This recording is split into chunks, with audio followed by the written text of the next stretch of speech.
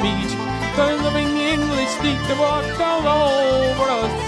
And every single night when me dad would come on tight, he'd invite the neighbours out with this chorus. Come on, shake like a tans, come on and fight me like a man. Show you white how you umbrellas down and landers. Tantura of the IRA, Major on like hell away. From the green and lovely lanes up here the Shandwell.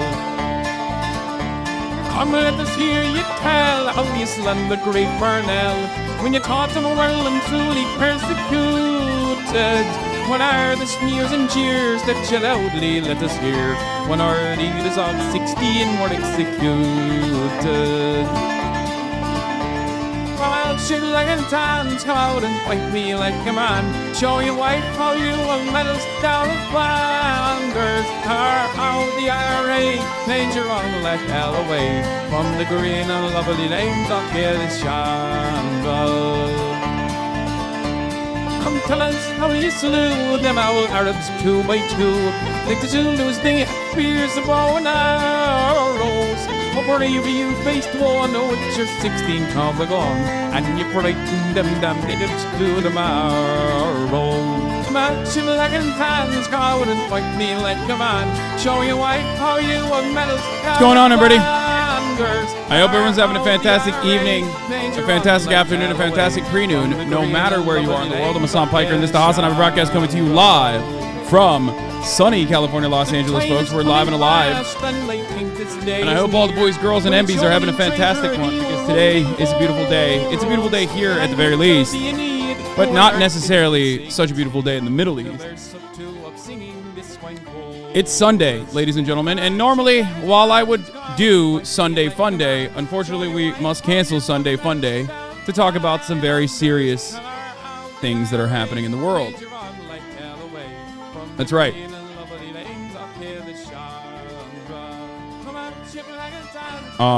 But I'm live and alive regardless. This is part of the broadcast where I tell you a little bit about my personal news, about what's going on in my life, about for all the parasocialists out there. Normally, this part of the broadcast features coverage from what I've done in between the time period where I pressed the stop streaming button and pressed the start streaming button. That was Come Out You Black and Tans, the HasanAbi AI cover by Comrade Lamb. And yeah, I'll get started on the run of show as I normally would, and then we'll get into the Israel-Palestine coverage, which I know a lot of you are looking for. As always, as is the oldest HasanAbi meme in the community, I took a day off. Why did I take a day off? Because my family's here, and I wanted to spend some time with them. One of my best buddies is visiting for a week. My mom is here again. She's back. So I wanted to spend some time with them. And, of course, the rule is I am not allowed to take time off, because when I take time off, the world fucking collapses. Now, obviously, that's a joke, but it does happen quite frequently. It happens so goddamn frequently that I feel like I just got to keep going at it. I just can't take a fucking day off. Because on Friday night after I ended the broadcast, I started seeing some stuff on my timeline. I started seeing some stuff on my timeline that was a little terrifying, a little scary, and it hasn't stopped since then. What I'm of course referencing is paragliders flying into southern Israel, specifically to Sderot, which is a town that during the Nakba became an Israeli town. And is like a southern border town. It's famous for Sderot night cinema. Look it up. I'll probably talk about that a little bit. Yep, that's true. You're the glue. You're the main character. You're the glue that keeps the world together. Yeah, of course, I'm joking about that. That's not. Please don't. Think that I'm actually being serious about that. However,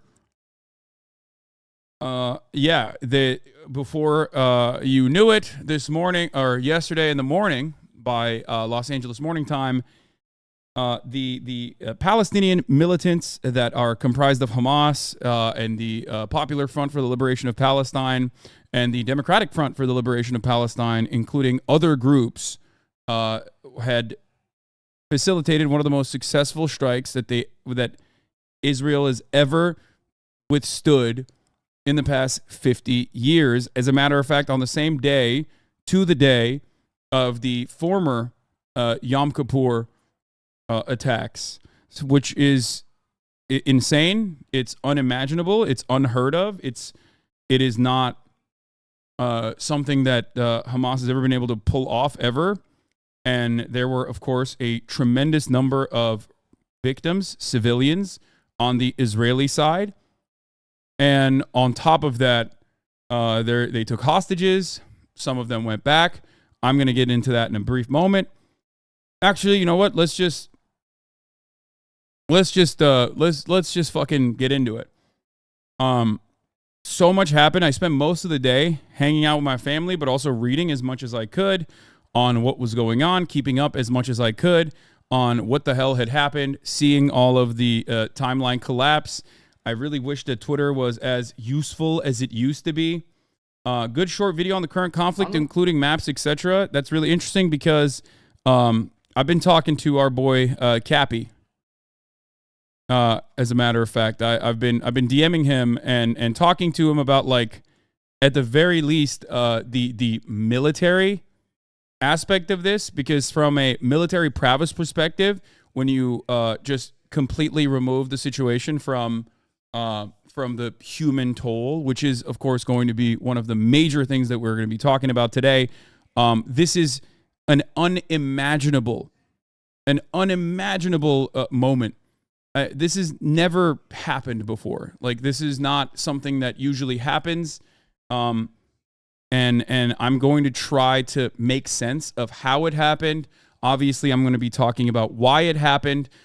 People say it's unprecedented, and that part is actually true.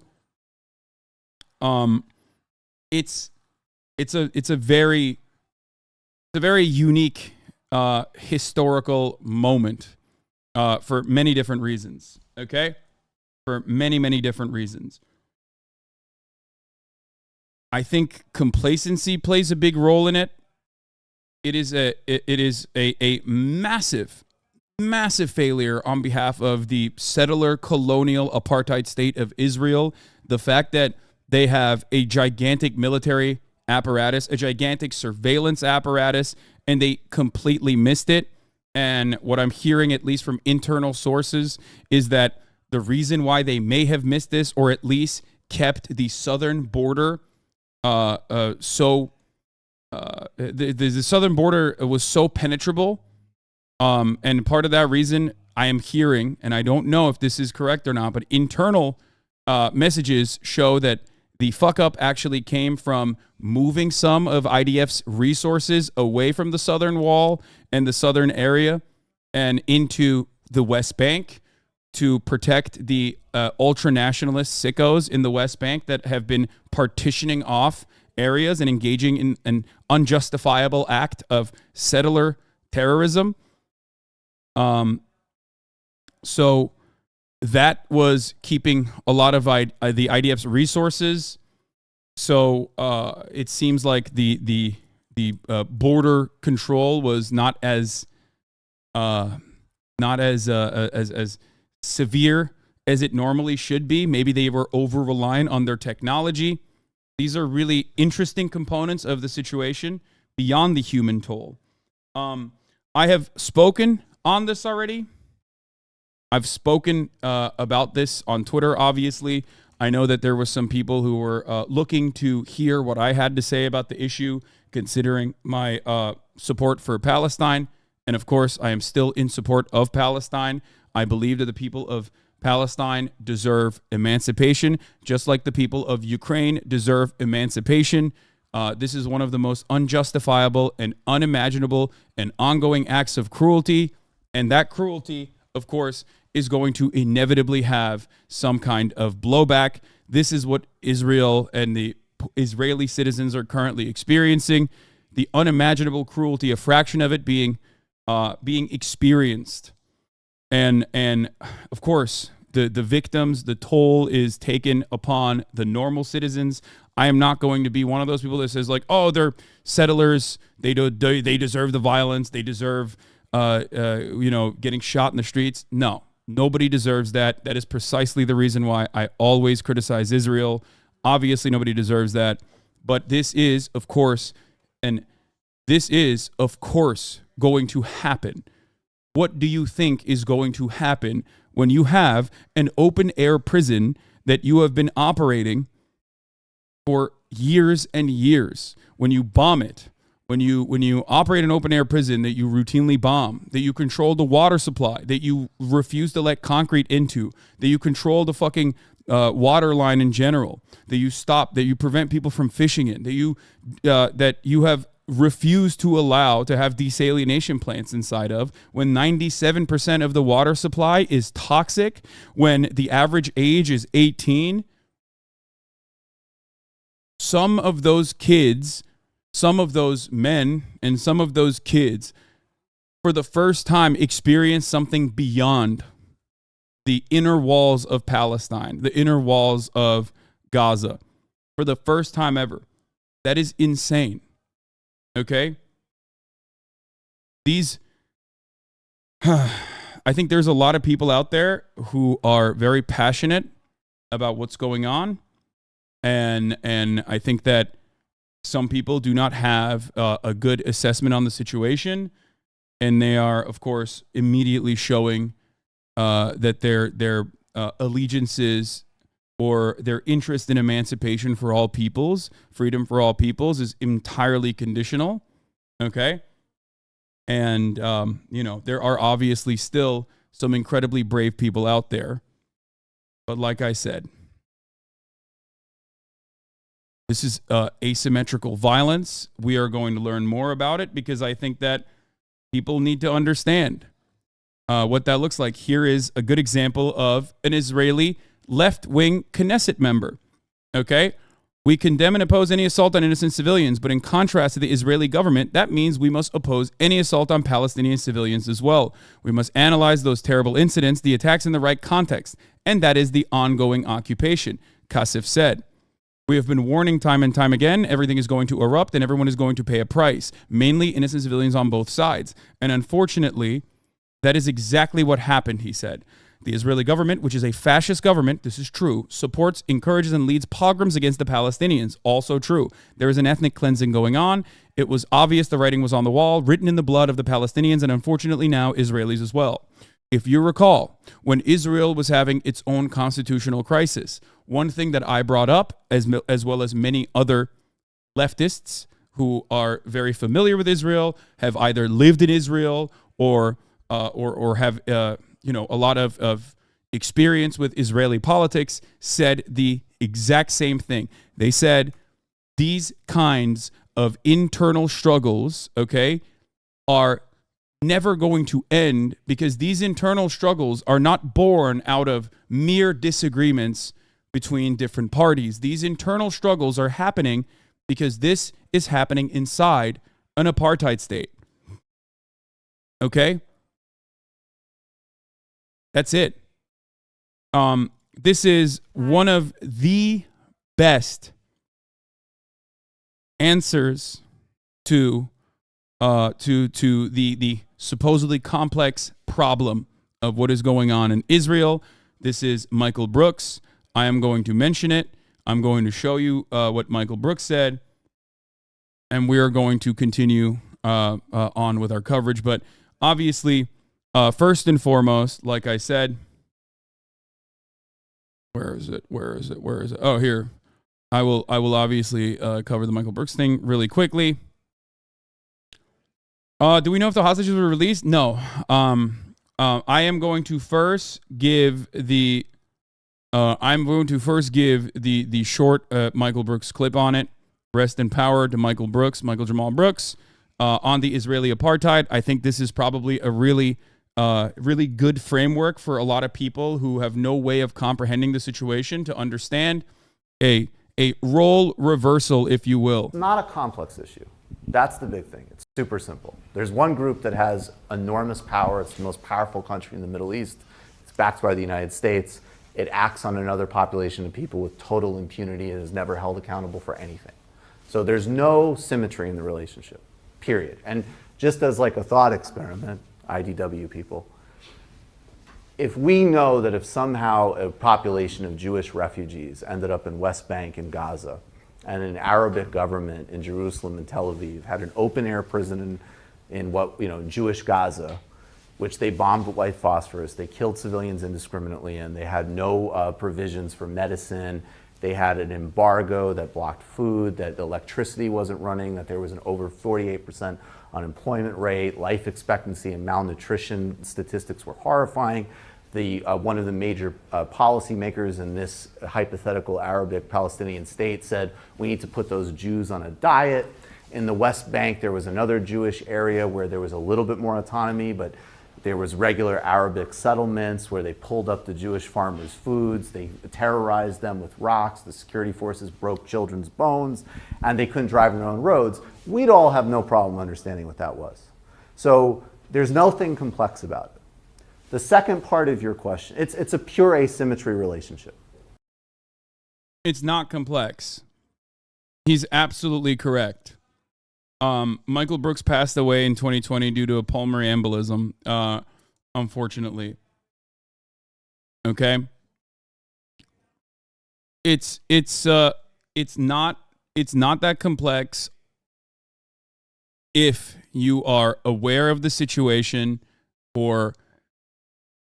since the inception of the Israeli state, but certainly if you are aware, even at the very least since like the past 20 years, I would say, Benjamin Netanyahu is perhaps one of the worst things that could have happened to a colonial state that only increased in its brutality over the course of Benjamin Netanyahu's tenure.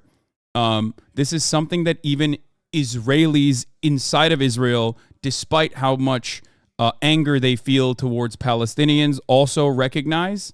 Benjamin Netanyahu has built a robust far-right network that he took advantage of and seized power once again. If you want to understand it from the perspective of like internal politics, that is your guy. He is bloodthirsty and violent and has made Israel somehow an even more bloodthirsty nation state.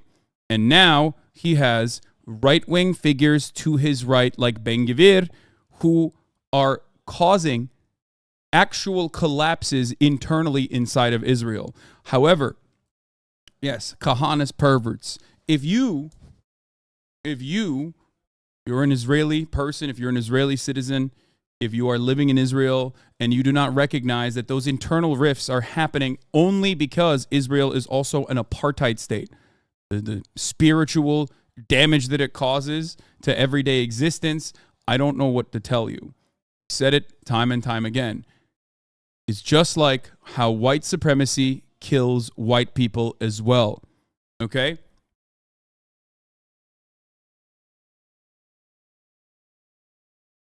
This is very important. I will talk about the longer clip. We'll go into the longer clip of Michael Brooks, but we are going to be watching the Abby Martin Gaza documentary as well. I think it's like very informative about why what's happening is happening. Okay.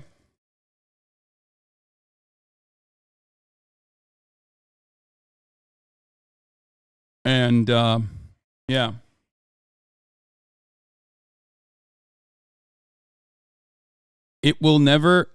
This violence will never end. I know this because I'm an American and I live in America, and I see it.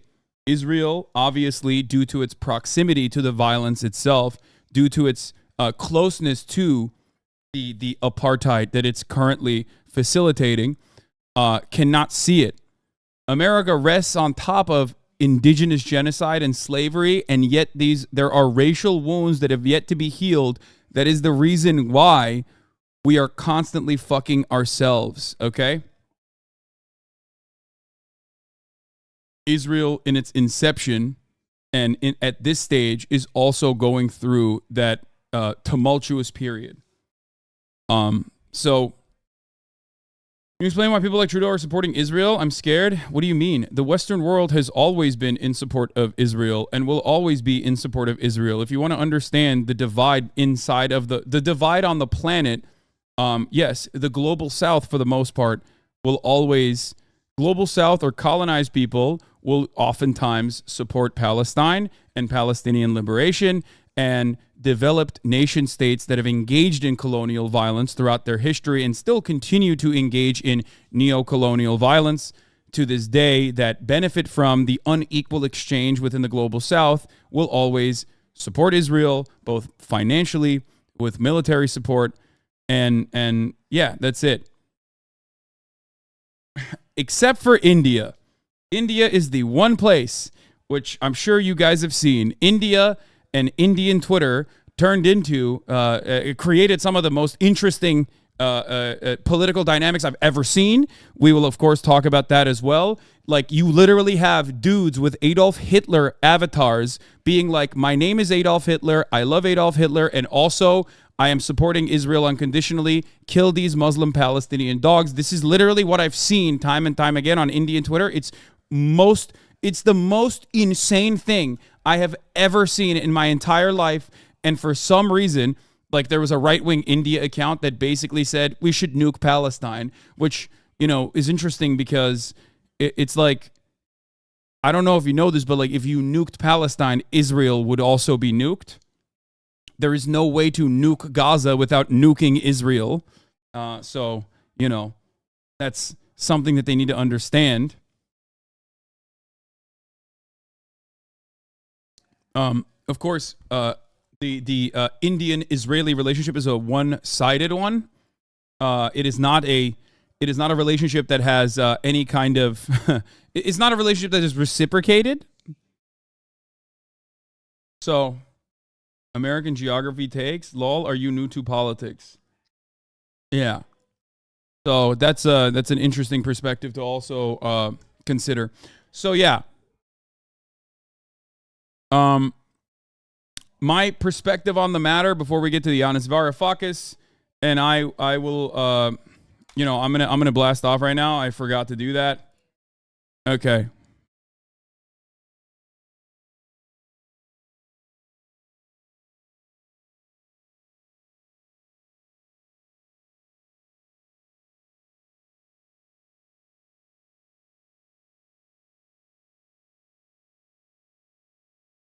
One second, sorry. I have so many opinions. It's hard. Okay, so here. This is what I said. Back launching off of what Israeli journalist Gideon Levi said on the BBC. First, I will show you what he said. This is immediately after when the Israeli government tried to retaliate against Gazans. Here is what he said, and then I'll tell you what my perspective is again, so you understand. Gaza is a cage, is the biggest prison in the world. Nobody spoke about lifting the siege. And you know, people who live now 17 years in a cage want to resist. And if they have the possibility, they do it. And I'm surprised that they had the possibility, because the barrier, I know the barrier around Gaza, billions of dollars were spent there to build this unbelievable barrier under the surface and above the surface with all kinds of electronic devices. And finally, you see that the spirit of resistance is many times stronger than anything else. And they broke it and penetrated into Israel, which is now shocked. Gaza. Yeah. This is not me saying it. It's an Israeli journalist in the BBC saying it in the immediate aftermath of a massive military operation inside of the borders of Israel that has never happened before, with many civilians dying. Okay? And a ton of hostages that they took. To which I responded with, and this was still my perspective, there is no perfect retaliation to apartheid. There are only victims everywhere. One party holds all the power to end the violence, however, and it's certainly not the Palestinians living under a colonial apartheid regime that has chained them in an open-air prison it bombs routinely. And there are plenty of people who refuse to see that and say, well, they really blew it. I saw a lot of people saying they really blew it. The Palestinians really blew it. The backlash is going to be so bad. They're going to end up killing a bunch of Palestinians. To them, I say, do you think this calculation is not in the minds of Palestinians? You can push humans only so far until they realize that this is their only method. They will go out on their own terms in this regard. You want to stop the violence, you want to stop the bloodshed, you have to pull back on your end. Because this violence and this bloodshed is disproportional. The violence is asymmetrical. Okay? People try to make this distinction between Hamas and Palestinians. You are completely oblivious to the reality.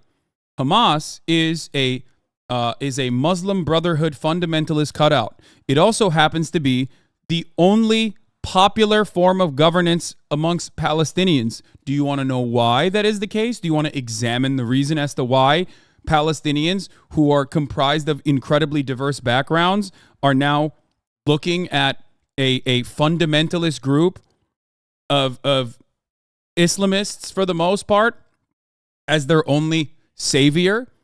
Do you think that it is important to analyze that situation? Or do you think it's easy to just say, let's separate Hamas from the Palestinian plight. Let's separate Hamas and their actions. They are different. This is the reason why people do this, is because they want to support Palestinian people, but they think the only support Palestinian people can get is if they are perfect victims. If they just sit back and die, except the media rarely ever covers it when that happens for year after year after year, when they march peacefully to that same border wall so they can peacefully return, which is their right, and they get sniped in the thousands. When it's like little kids, 14-year-olds, nurses, they get sniped and they get fucking killed. And nobody ever makes a peep, pregnant women dying because they peacefully marched. The greatest comparison to the circumstances here is either to Algeria and its violent struggle against colonial French occupation, or Nelson Mandela and the ANC fighting against apartheid.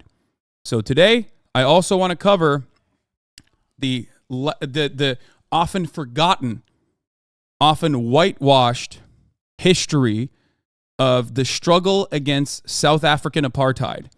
Because the ANC, the African National Congress, originally was a peaceful movement. Okay? It was a peaceful movement, and they were peacefully resisting against this unjustifiable apartheid state. And yet, it got to a point where 69 black people were butchered, mercilessly slaughtered, where even Nelson Mandela realized that it is not necessarily just a struggle. When all other opportunities are lost, when there is no other way to push back against a colonial state, an apartheid state that is unjustifiably treating you like a second-class citizen, then you must engage in violent struggle. Violence, as I've always said, is a constant in politics.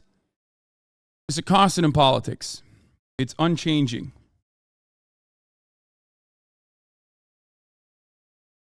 Nelson Mandela was on the U.S. FBI terrorist watch list until 2008, long after he had won and had actually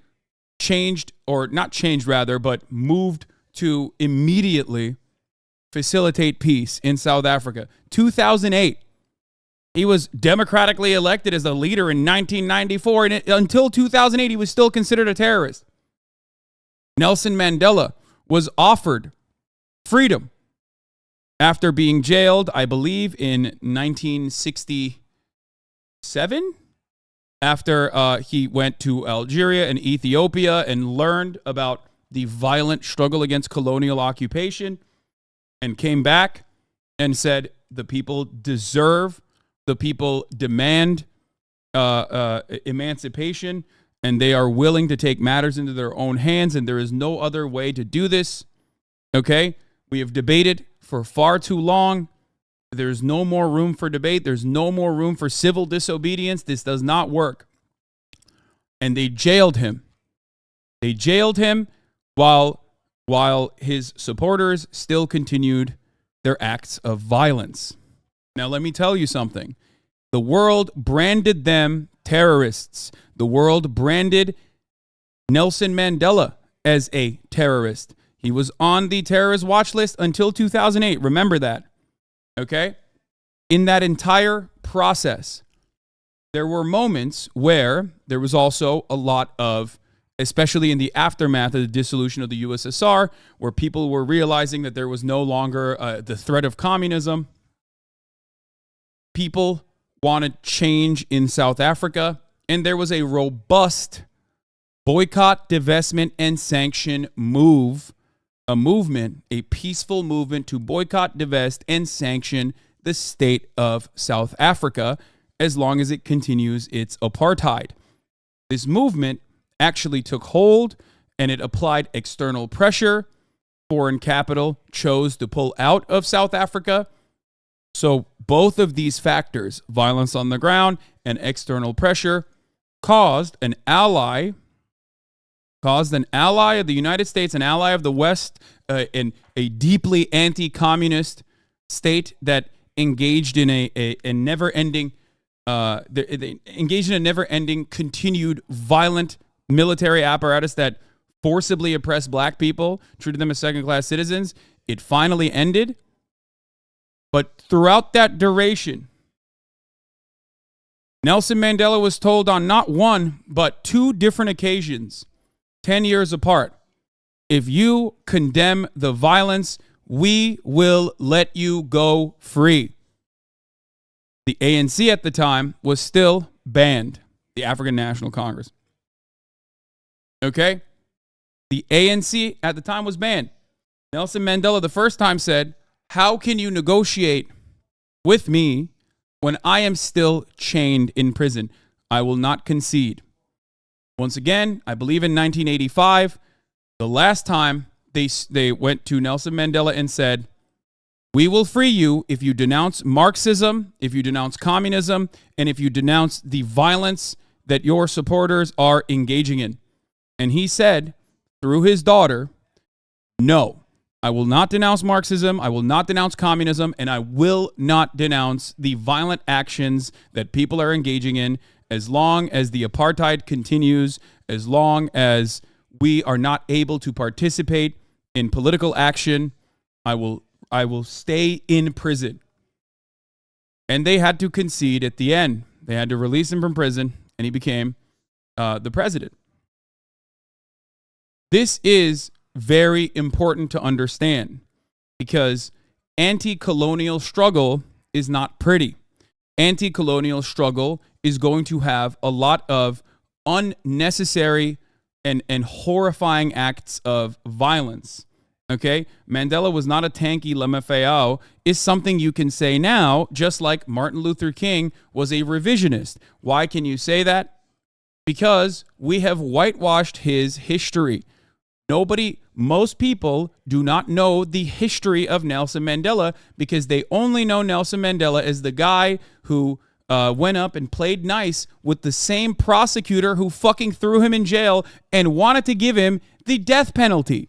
You know him as the leader of South Africa. You do not know him as the revolutionary figure of South Africa.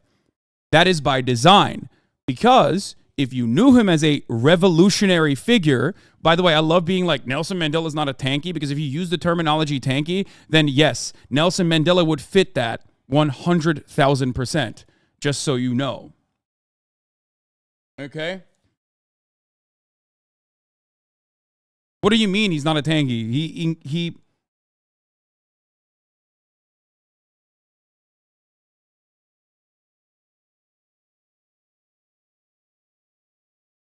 Yeah. Hey, Algerian here. The National Liberation Front had to literally move away from the countryside and the mountains of northern Algeria to the cities. The movie Battle of Algiers showcases the brutal reality of decolonialization by taking the fight to the settlers themselves. It's an unfortunate reality, but that's how it's been historically speaking. Absolutely.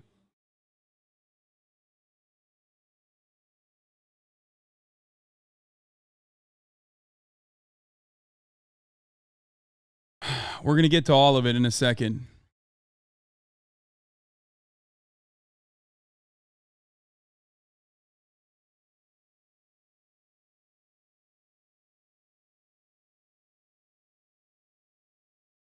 So, why am I talking about this? Because it's not that far. It's not that far off in history, and it's important to reframe this perspective because a lot of people see the violent reaction to an apartheid state, and if you are not aware of the endless violence of facilitating said apartheid state, you think, wow, this is unprovoked. I cannot believe how unprovoked this is. That is by design. Okay? This is not unprovoked. There is no unprovoked violence in this circumstance. It is absolutely unimaginably ahistorical to consider this a violent action that is completely unprovoked. Okay?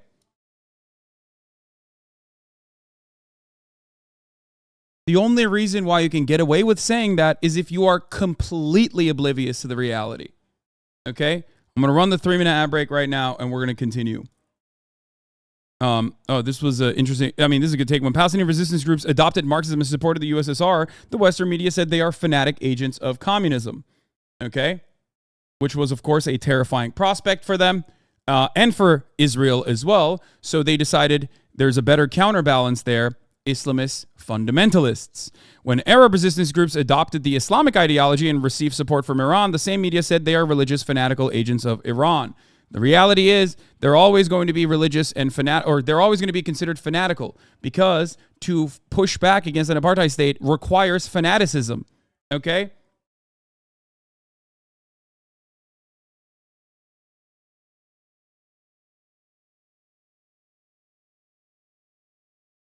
A lot of people have had a lot of takes on the matter, and none of which is tempered, none of which is reasonable.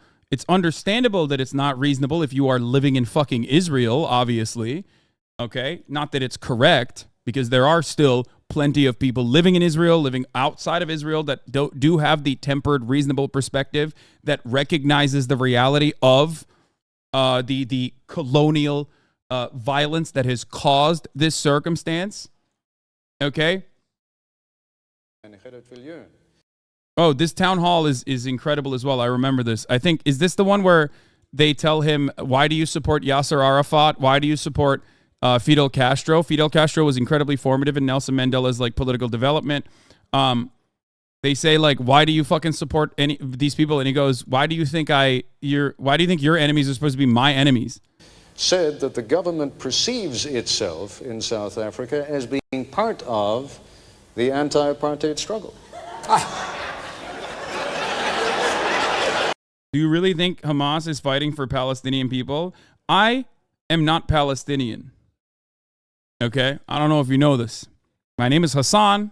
I am Muslim. I'm Turkish, so a lot of people might get that confused, especially right now, because you're like, oh, this guy is fucking, probably a Muslim guy. Who knows? I am not Palestinian. So, for me, the only assessment I can make is that, yes, Hamas is a fundamentalist group, okay? Palestine is an incredibly diverse area. It is historically was a very diverse area where Jews, Christians, and Muslims lived there under the Ottoman rule, okay? It is not me saying Hamas represents the interests of the Palestinian people. Hamas represents Palestinian vengeance according to the Palestinian people, because that violent retribution is the only way that they can see, is the only way they see out of this struggle. Palestinians consider Hamas to be the only government formation that is at least in some way, shape, or form protecting them. They are fully aware that every single time Hamas does something, that fucking Israel counters with violent retribution that is tenfold. Okay? Do not take their autonomy away by being like, oh, this is a separate moment. This is a separate instance. I make no mistake. The actions that happened yesterday are not simply Hamas. If you think that it's simply Hamas, and you are a leftist or you're a radical person who believes in radical politics, or at least aesthetically believes in radical politics, you are not seeing the entire. You're not seeing the entire picture. Were there brutal, unjustifiable acts of violence that civilians had to endure? Absolutely. Absolutely. I've seen the fucking videos. I know.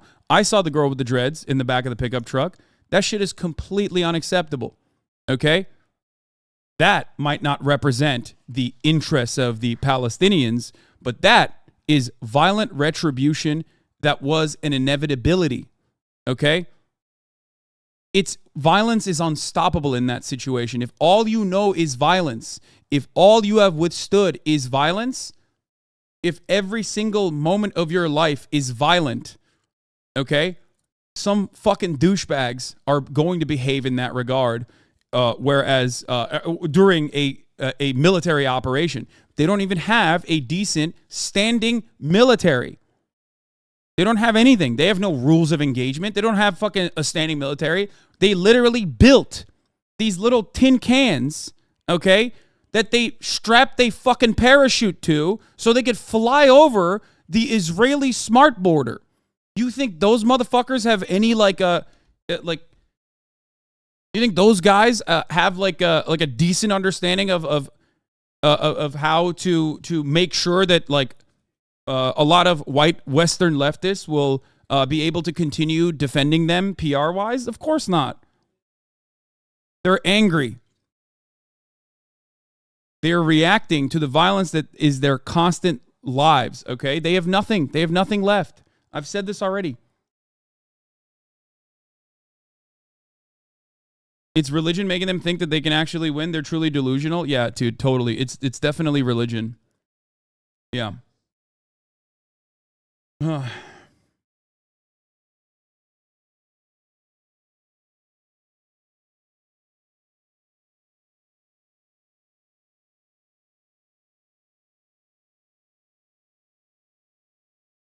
To them, they are retaliating for the first time directly inside of the border walls of their prisoners. They make no distinction, which is wrong because there is a distinction. Of course there is. Like, these are people born on the other side of a border wall that who knows what their fucking perspective is. You know what I mean? They could literally be anti-Zionists living inside of Israeli borders. That is, there are plenty of them out there, okay? You don't know.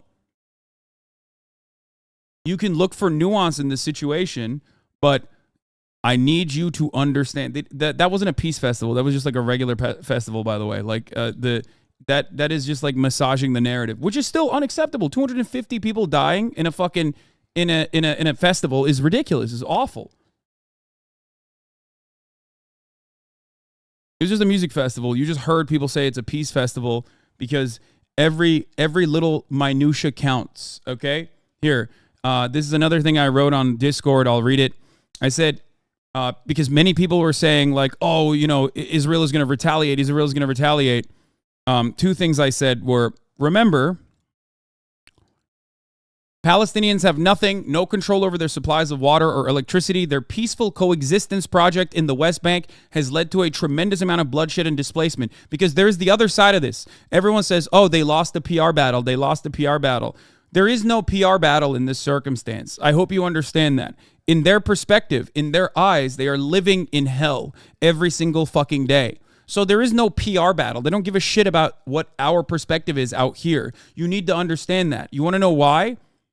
Because on the PR front in the West Bank, okay, for years and years and years, Israel has only taken, Israel has only partitioned, Israel has only bullied, Israel has only displaced hundreds of thousands of Palestinians, an act of settler colonial terrorism that even Israel, if you go back to the fucking 90s, would turn a blind eye to. Okay? Because they thought, oh, those are just the religious kooks that think that West Bank belongs to Israel too. And now that is the norm. Now they turned a blind eye when houses were getting bulldozed in the West Bank. None of those people fucking did anything, okay? The West Bank Palestinians weren't the ones who were violently pushing back against Israel. They were peacefully coexisting, okay? This is important to understand. They were peacefully coexisting under an apartheid regime, okay? They built illegal settlements. First they said, why are we giving money to these fucking religious kooks? That's what they said inside of Israel. They said, these guys are fucking weird. They're gross. They're going over to West Bank. They're freeloaders. Why are we giving them any money? But the state had different opinions. First, they said, we'll turn a blind eye to it. Then they brought in the bulldozers. Then they protected the bulldozers. Then they started building partitions on West Bank territory. They started cementing their fucking water wells. They started building partitions. They set up security checkpoints, and they became the military security apparatus in West Bank. So don't fucking tell me that when you're peacefully trying to coexist with Israel, they let you fucking peacefully coexist. Because what is going on in the West Bank is nothing but violence. Not to the same degree as Gaza, but certainly just as fucking violent. At the end of the day, if you live in West Bank and you're a Palestinian and you fucking leave West Bank, you can't get back in. You are not allowed. Your life is fucking ruined. You've watched your own cities, towns, villages turn into parking lots, Israeli parking lots, where motherfuckers from Brooklyn come in and live there for free because it's government sponsored. It's nice, free real estate. So don't tell me peaceful coexistence can happen. Okay? You can literally look to the West Bank to see what peaceful coexistence looks like. Those guys are leading the charge on PR. They didn't do anything. And yet they get bullied by settlers on a daily fucking basis. And now Ben Gvir and his fucking, that Kahanas dog is able to control and make the situation in West Bank even more insane. And that aggressive violence in the West Bank is what happened to lead to this incredibly unimaginable military action that took place in southern Israel and is still ongoing. They took over precincts. They killed a bunch of fucking commanders. How do you think that happened? This is one of the most well-guarded per capita, like per ounce of land areas on the fucking planet, because they got so horny on their endless conquest and violence of the West Bank that they did not look in their own fucking backyard. There's a reason why Palestinians look at the PLO and think that they're fucking Israel's own people, okay? They are unpopular. The West Bank leadership is completely unpopular. Do you want to know why? Because they see the leadership as just another cutout of the Israeli apparatus. They see that leadership as letting Palestinians in the West Bank get fucking slaughtered. They watch every day as dudes that don't live in fucking Israel or Palestine, that flew in from like Brooklyn or fucking Long Island or wherever the fuck, fly in and forcibly take their own fucking homes and tell them, sorry, this is mine now. Okay? And then you can't push back. You can't push back because the police force is an occupying military apparatus that comes in and fucking kills you. So tell me, how is peaceful coexistence going in the West Bank? It's not. This is why the people of Palestine have no one to turn to but Islamist fundamentalists like Hamas, which isn't simply a terror cell, but also the governing body that was democratically elected in fucking Gaza, okay? Not like those guys see the world eye to eye with someone like myself. I am not aligned with Hamas. But time and time again, I have said this exact same thing. Okay? You have to remember, when imperialist actions occur in your country, the most reactionary elements are seen as those who will fight back. They will be seen as the violent liberators. You will galvanize them. And inside of Palestine, this was by design. They neutered and executed all the fucking socialist revolutionaries. Every single one. Until all that remained was the Mossad-backed fundamentalists. And now that's what all of these people want. That all of these people want is liberation. And the only people that will give them that, or at least will fight back so they die on their own terms, is that government apparatus and its formation, its military formation.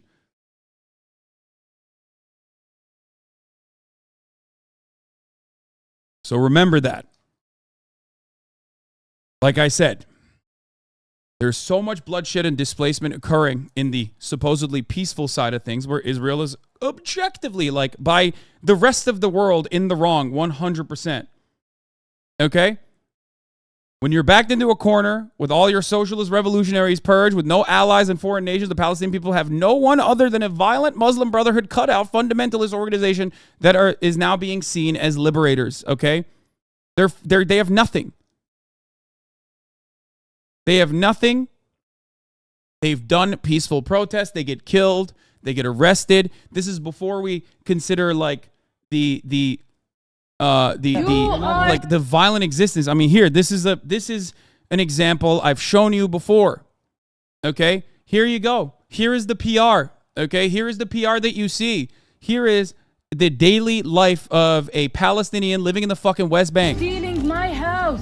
And if I don't steal it, someone else is gonna steal it. No one is allowed to steal it, ya ammi.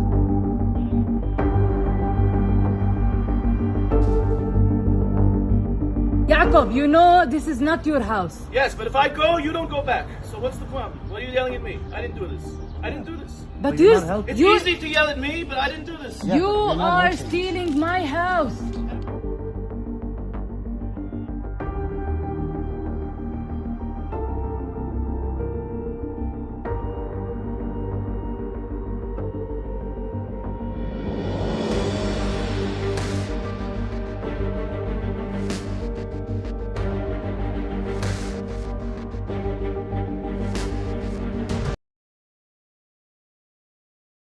There you go. I mean, remember, this is not Gaza. This is not Gaza. This is West Bank. Okay? This is fucking West Bank. This is the peaceful coexistence. This is Israel allowing Palestinians to exist in an area that they should have no business being inside of. Okay? So how does that work? Tell me how that works.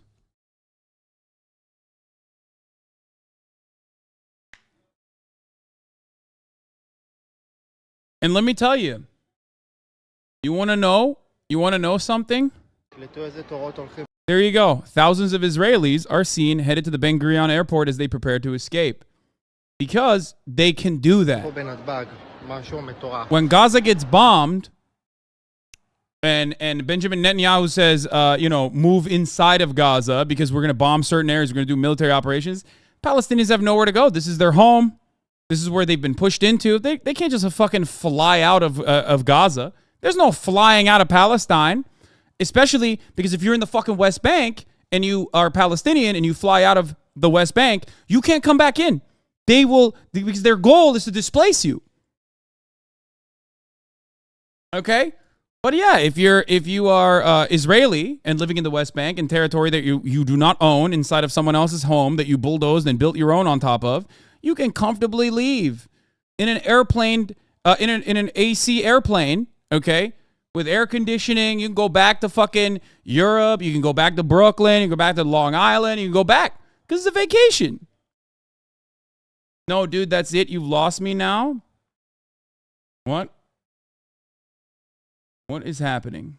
What? Oh, I shouldn't read chat today.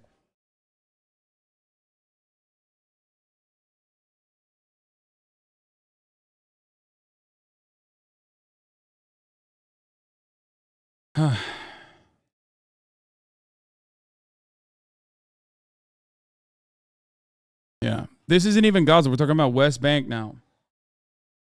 So there's a lot.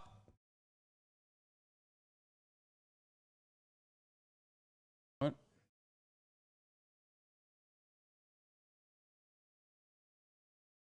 I am Palestinian. Fuck you. Freud pay law. Let me talk and fuck you. I am banned in your chat. Fuck you. Thanks for the ban. You have no fucking idea. This guy's just been giving me money nonstop. Actually getting banned, idiot. You have banned me, idiot. Stop banning me. Thanks for banning me. Holy fuck. Thanks for banning me and keeping your word? What happened with this guy? I have no idea who this guy is. Stop giving me money. Critical roleplay. Your moderators have banned me for having a different take than you. I will be asking for a refund for my 6 months of subs that just started last month. Here's $1 though. Defend murder by saying that the other side murdered first. Great mods. There is no defense of murder. And there's certainly not one happening here. Okay?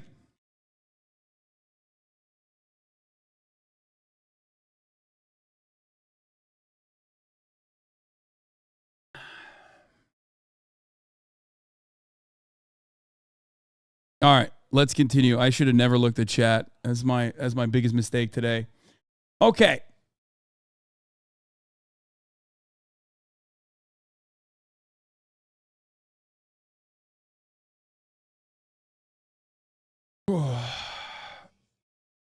I'm a Palestinian living in Bethlehem, West Bank, and you're completely correct on everything. Too base, don't listen to them. Why did the people in the settler stealing house video speak English? What do you mean? Why do you think? Why do you think this guy has a New York accent? The fuck? That motherfucker's from Brooklyn. We know who he is. Because he's an American. He's like, oh yeah, well, you know, it's expensive. Rent's expensive in New York, so I just want a summer home or whatever. So I'm gonna go to West Bank.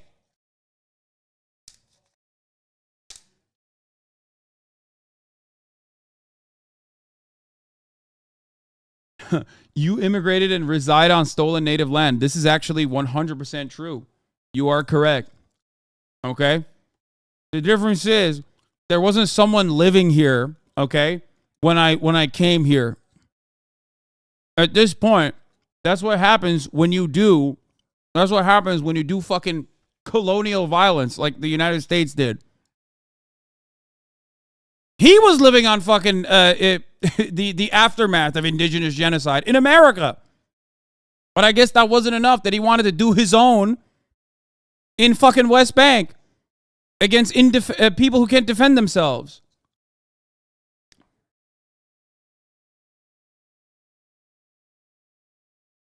I love people saying that.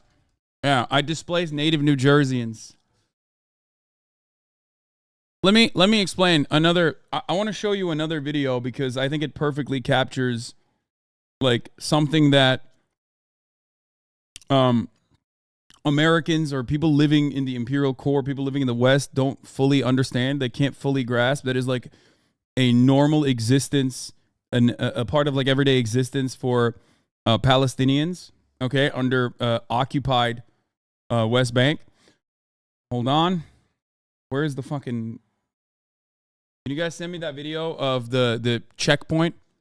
Like the settler checkpoint that they created?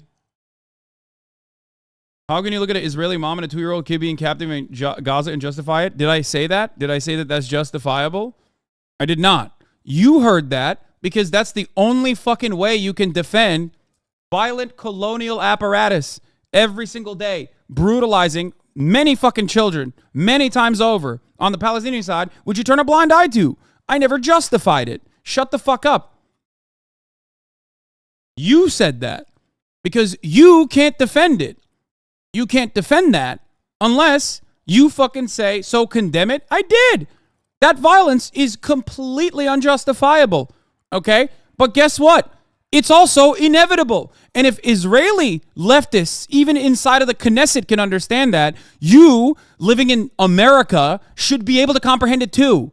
Okay, but you can't, because for you, it's just moving parts. And one side is always supposed to be the victim of asymmetrical violence, and the other side can be the purveyors of said violence and live in a constant state like that, and it's perfectly fine and dandy.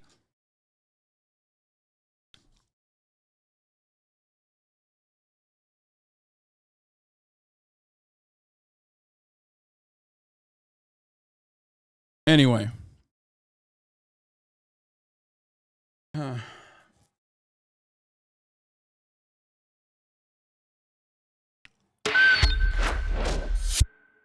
Wait, no, this isn't what I was talking about. This is the checkpoints, but that's not what I'm talking about. But yeah, this is West Bank.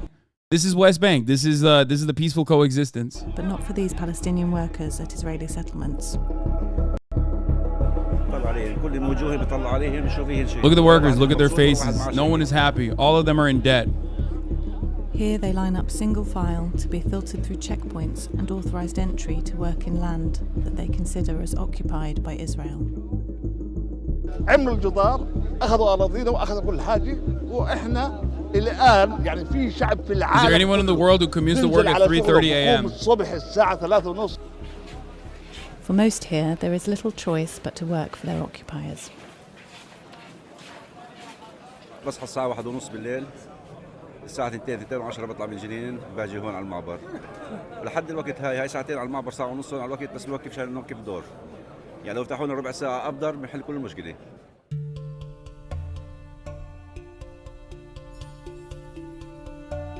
Here in the West Bank, the Real News Network spoke to workers on the ground. والوضع يعني صعب على الجميع وخاصة كبار السن لأنه في ضغوطات وعمال كثيرة ووضع المعبر معقد. التسهيلات ما في تسهيلات على. This is what I wanted to show you, okay? Before, like, that checkpoint is just like a part of daily existence, but there's more. Because that is the violent military apparatus forcing partitions upon land that you previously thought were yours, right? As the entire world looks on. So that part is a part of daily existence, but it goes further than that. This is B'Tselem. Here is a video that B'Tselem posted on Twitter, which I think is very informative for you to understand that it goes beyond the violent military apparatus as well. Here it is. Israeli settlers who invaded Palestinian farmland and were stopped by his owner, bully and attack him in front of soldiers in Bani Naim in the Hebron district on the 10th of August, 2023. I remember watching this when it first came out. Okay? Here. He says, hey, why are you coming to me? These guys are not the military.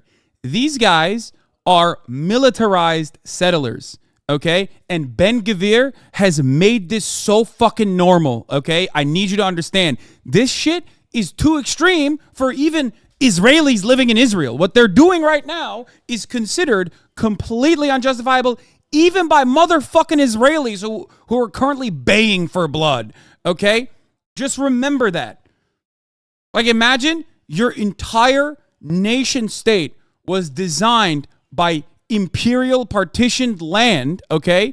So you technically have like lived an existence of settler colonialism, and you look at these guys and you go, nah, dog, these guys are out of fucking control. Why the fuck are we giving them money? These guys are the most passionate psychopaths, okay? Look at this guy. He's got a fucking, look at him. He's just kitted out, talking to a Palestinian who he fucking stopped and is operating like he's a part of the military or some shit. He's not. He says, get away. Do you want to shoot me? Shoot me. You see it. You hear it. He says, shoot me. What are you going to do? Kill me? Just fucking kill me.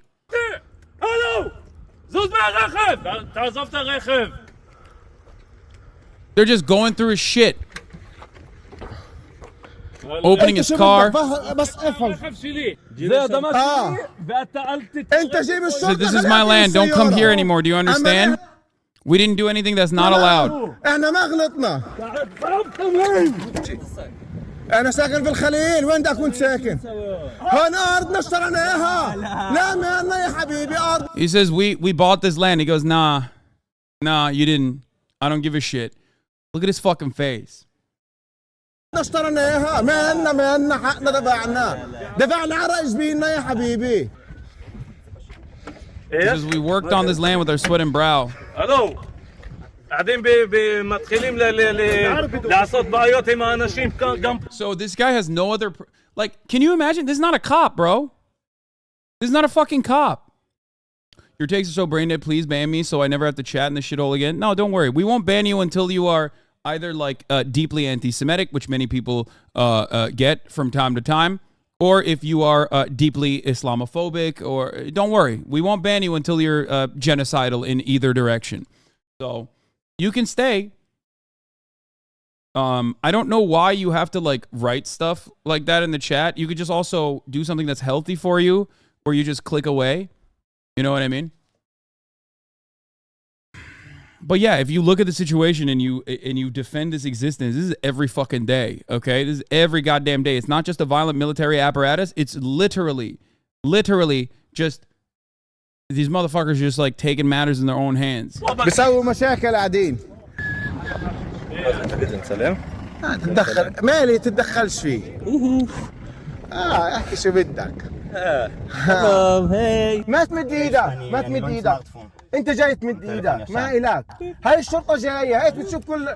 Like, understand that. The reason why I like this video, the reason why it's so maddening is because this personalizes the everyday existence of living in a fucking partitioned land by a violent colonial apartheid state that defends these kinds of actions. He's fucking booping his face, got the New York Yankees hat on.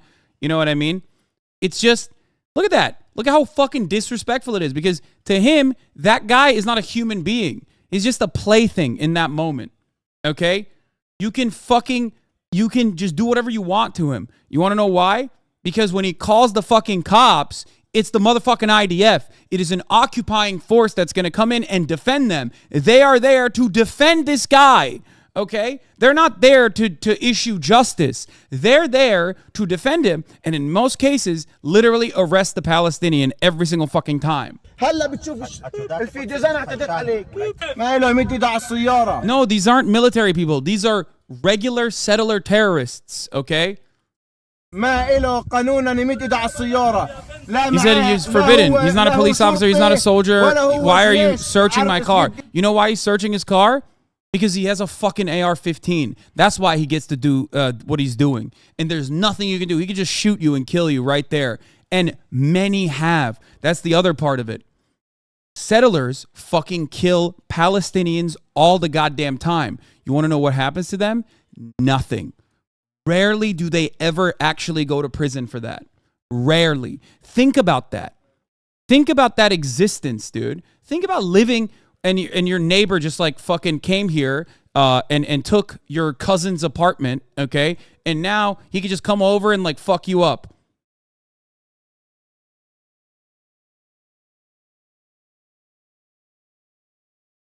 Same as Hamas is a fucking ridiculous equivalence, okay?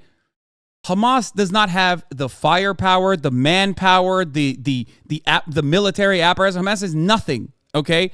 That's why when they fucking flew into Israel, they didn't use F-16s, okay?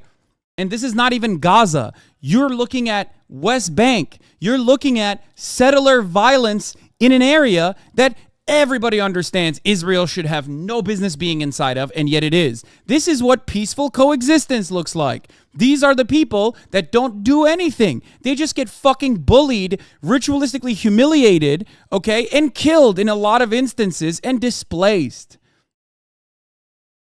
You are desperate to say, look at Hamas, look at Hamas. Hamas does the same shit. There is no Hamas here, okay? There's no Hamas here. I'm showing you this so you understand. I'm showing you this so you fucking understand. Yeah, Israel conditionally releases Palestinians detained over deadly Israeli settler raid. 19-year-old Palestinian killed last week by a Jewish settler. Incident was condemned by the U.S. as a terrorist attack. Settlers say they acted in self-defense after rocks were thrown. Expansion of settlements has seen rising violence. This is everyday existence, man. That chatter was the same person calling Native American savages brain dead? Yeah.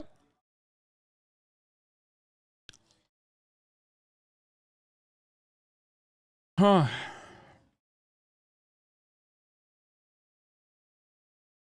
This is the peaceful coexistence.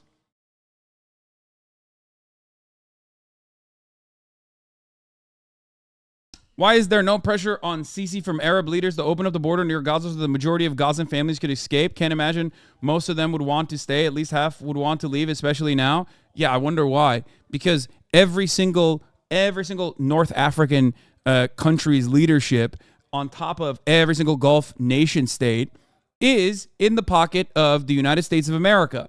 Their people might actually want some change. Their people might want emancipation for the Palestinian people, but it doesn't fucking matter.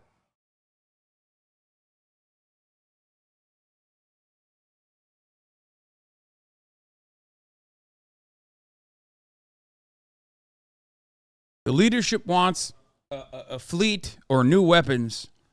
The people want emancipation, but it doesn't matter. They're not going to get it. Anyway.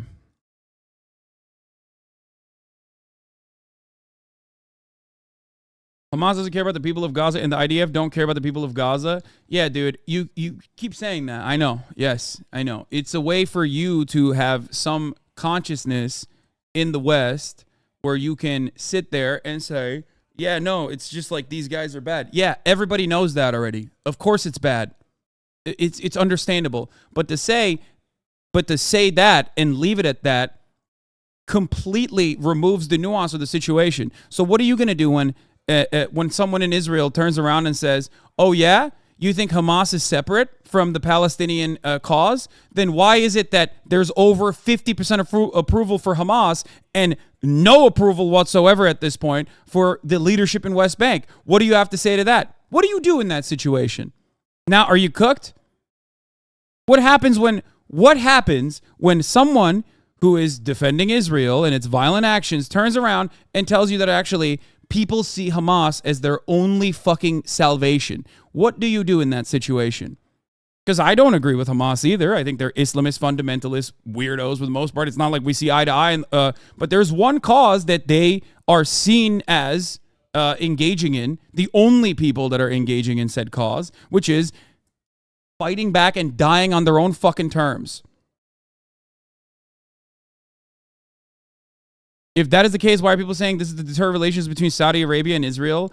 I mean, that's because of the timing of it.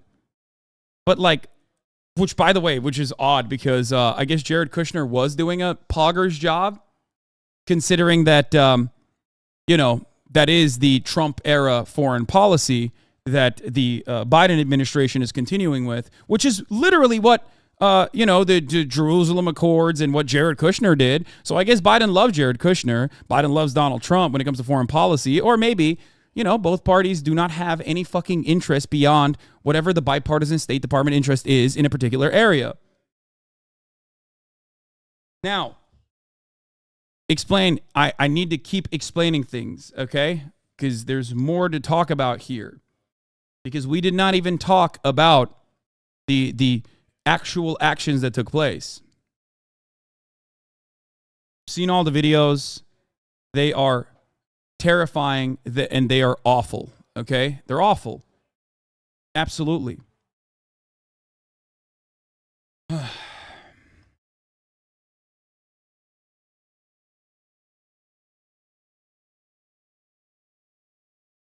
On the other side, the military actions are unimaginable.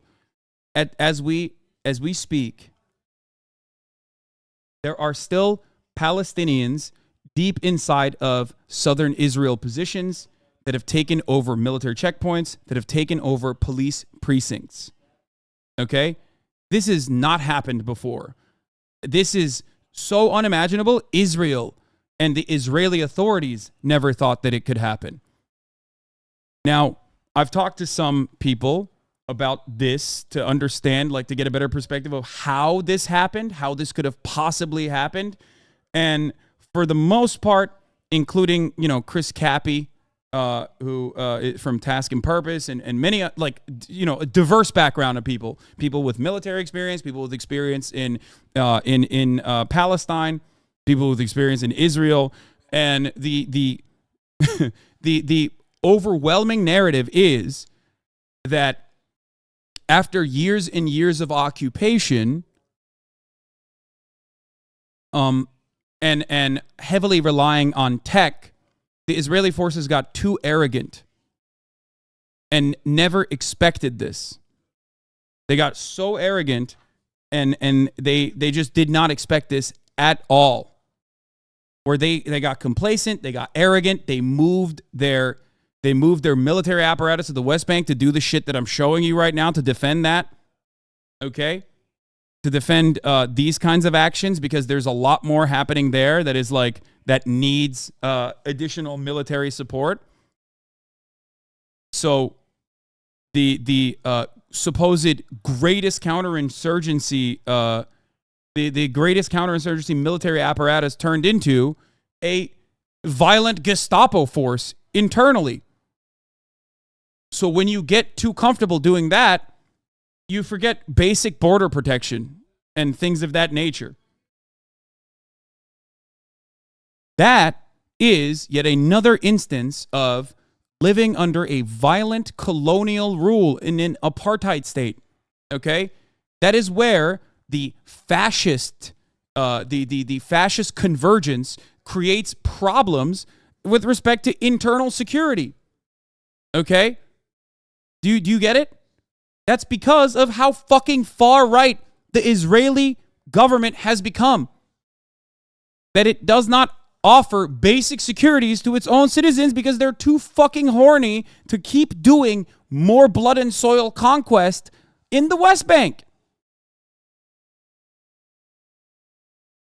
No, I do not think that Netanyahu and Mossad knew this was going to happen and let it happen. Do you want to know why? You want to know why I don't think so? Because currently, first of all, this is a massive fuck up for them. There's already so much internal rift inside of Israel. And yes, military operations oftentimes galvanize Israelis who will say, all right, we have a security problem here and we have to do something about it. We have to go kill some Palestinians. However, this moment is a legitimate, it demonstrates the fragility of Israeli security. Okay? So many commanders died. So many special forces people died. There are hundreds of hostages now inside of Gaza. And the official leadership in Palestine said, we have these hostages specifically because whatever violence you dish out to us, they will experience. They wanted to minimize, as far as I understand, the damage that Israel could cause to Gaza. Okay? That's why they did it. That's why they took these fucking hostages and they said they placed them all around Gaza, where they said, look, you think an Israeli's life is more important than a Palestinian's life? We all know that. So go ahead. Bomb us if you will, but you will be killing your own people. Now, for those of you who don't understand what this means, last time one singular Israeli military person was kidnapped by Hamas, Israel released 1,000 prisoners in that prisoner exchange. 1,000. He was one military person. Because in their eyes, it's worth it. 1,000 Palestinians is worth the life of one Israeli. So now they have hundreds. And not just Israelis, but even, from what I understand, foreign nationals as well from the festival that they raided on.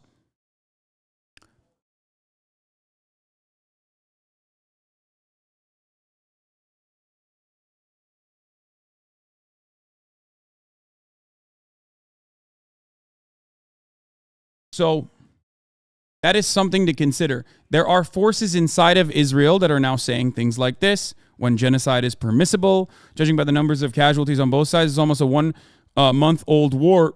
I mean, this is from 2014. This is back from 2014. This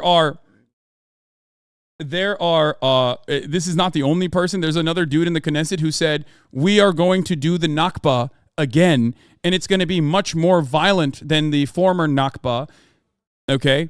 It's going to be much worse than that. There are people internally that are baying for blood. There have been closed door meetings inside of Israel. People are calling this sort of good military overview, but I can't say for sure. Okay, hold on. We'll look at the military overview in a second. But there have been closed door meetings where the most far right elements are literally saying we'll kill our own hostages. It doesn't matter. Okay, we'll kill our own hostages if we have to. It doesn't fucking matter. Now, if you do that, it's over for Israel. If you kill Israeli citizens that were taken hostage inside of Gaza with Israeli bombs, Israel as a nation state will collapse. 1,000,000%. Right now, there are way too many far-right forces inside of the Israeli government, and plenty of people fucking despise them for understandable reasons. Okay? This is my speculation. If the ultra-nationalist forces are able to literally fucking, wipe out the entirety of Gaza and kill hundreds of Israeli hostages in that situation, Israel internally already is a powder keg. There will be mass protests. There will be mass protests internally inside of Israel. I know that most people think, no, they will probably get more violent and they'll be more angry, and certainly there will be some radicalization. Okay? Do you think the protests will do anything? It won't just be regular ass protests. There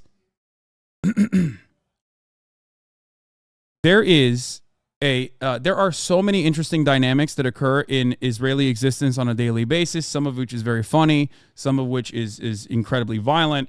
One aspect of this also, you're underestimating the right-wing votership that this sort of event will breed. This will flip side of Israel's action, breeding terrorism. I mean, it already exists. The violence is constant. The violence is everyday existence for a Palestinian. Okay? Remember, they did a prisoner swap for one prisoner, and they released 1,000 Palestinians from prison for one Israeli military person. Okay? Now they have hundreds. Why haven't they immediately wiped out the entirety of Gaza? They're bombing Gaza. The bombing campaign has been more ruthless and more brutal. Okay?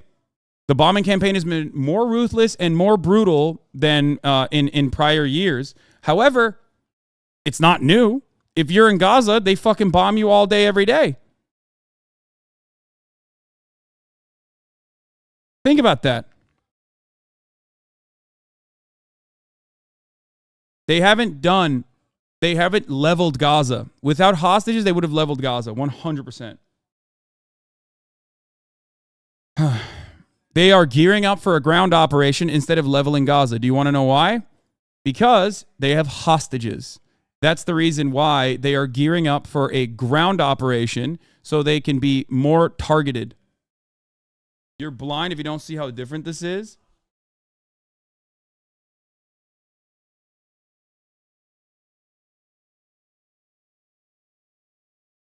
Even a ground invasion risks killing a bunch of hostages, by the way. So we'll see.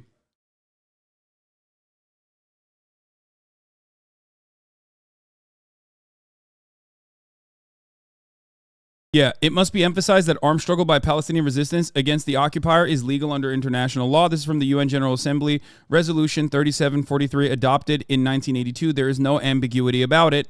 It reaffirms the legitimacy of the struggle of peoples for independence, territorial integrity, national unity, and liberation from colonial and foreign domination and foreign occupation by all available means, including armed struggle.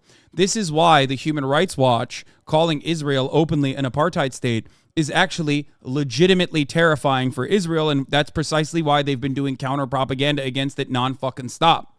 Okay? Because once the NGOs start openly stating the situation, okay? Start openly fucking addressing what is going on with a shred of honesty, all of a sudden there is more legitimacy to the counter struggle.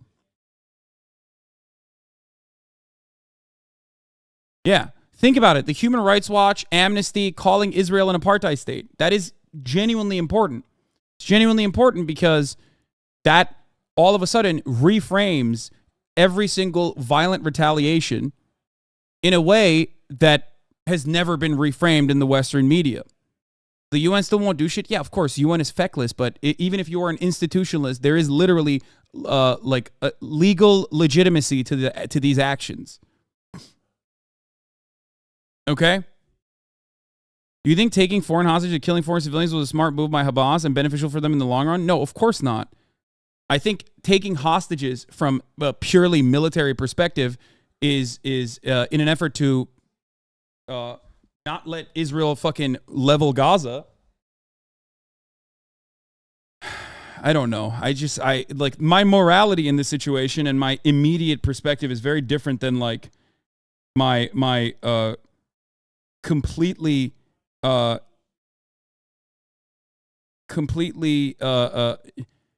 if I'm not looking at it from the perspective of morality and like individual harm being conducted to civilians, then it is an act of desperation, but it is one that is thus far relatively successful if your interests are to ensure that you're not leveled immediately after engaging in violent retaliation against an apartheid state.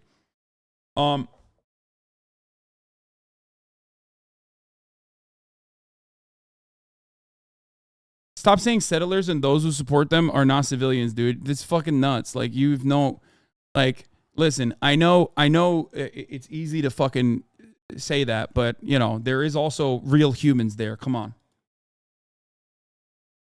Also, bro, you're a fucking settler. What do you mean? Like, we live in America. As a country with forced conscription, does Israel really not have that much support from its citizens? I mean, I don't know. There is one other aspect of this that I find to be particularly interesting. Let me explain something to you. And this is something I say all the time when I'm talking about Turkey, with respect to Kurds, with respect to the Greeks, with respect to the fucking, with respect to the Armenians, right? Every single person looks exactly the fucking same. So there is no distinction between who is Israeli and who is Palestinian, with the exception of like someone speaking Arabic, I guess, but Israelis speak Arabic and Palestinians can speak Hebrew. So the reality is everyone looks the fucking same. So if you are now inside of the Israeli borders, okay, where there are Arab Israeli citizens as well, all of a sudden you are in a very unique predicament that Israel has never had to deal with because of its massive internal surveillance apparatus, okay? How do you know who the bad guys are? How do you fucking know? This presents a gigantic security flaw for Israel, okay? There have been circumstances where special units have killed one another, thinking that they were fighting Palestinians. Think about that. How are you going to know who's doing what? Especially if they take off, if they're Hamas, the green headband, or if they're a part of the Popular Front, they take off the red headband, or the Democratic Front, they take off the red headband. How do you fucking know who's who? You don't know. You have no fucking clue. Anyone that fucking tells you, you can tell the difference is lying, okay? Yeah, they literally, 2 Israeli squads killed each other last night. It happened already in the last 24 hours. Why? Because they've never had to deal with this. And it's not like the violent struggle against apartheid in South Africa, because then at least like they knew, okay, this guy is black. You know what I mean? In this situation, That guy could be Israeli. You have no fucking idea. He could literally be an Israeli Jew, and you have no clue. That in and of itself is also a very unique is also a very unique predicament.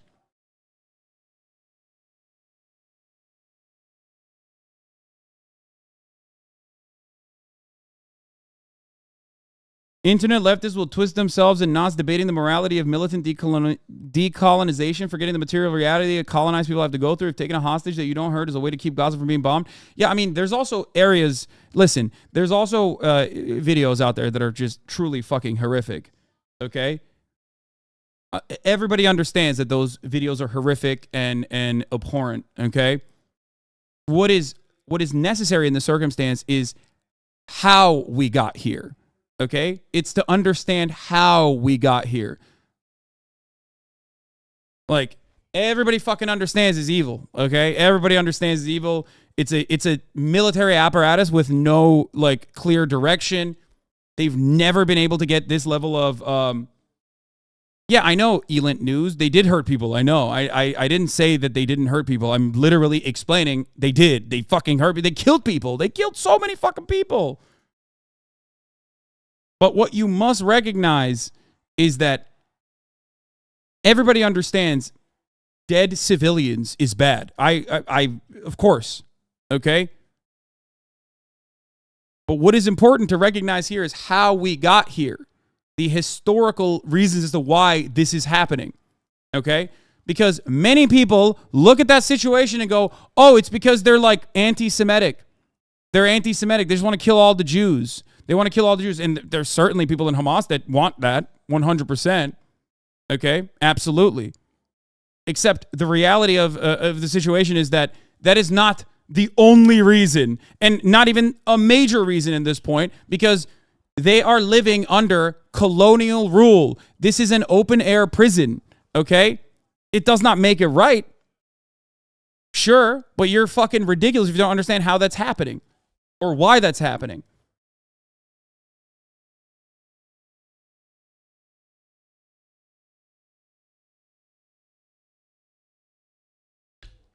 Might be my worst take yet. Yeah. Well, you must be new here if you think that my you must be new here if you think that like me talking about Palestine is you know, a bad take that's new.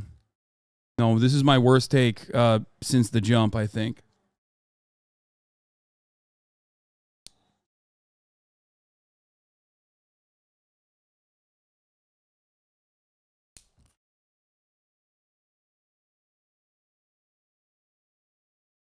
Anyway.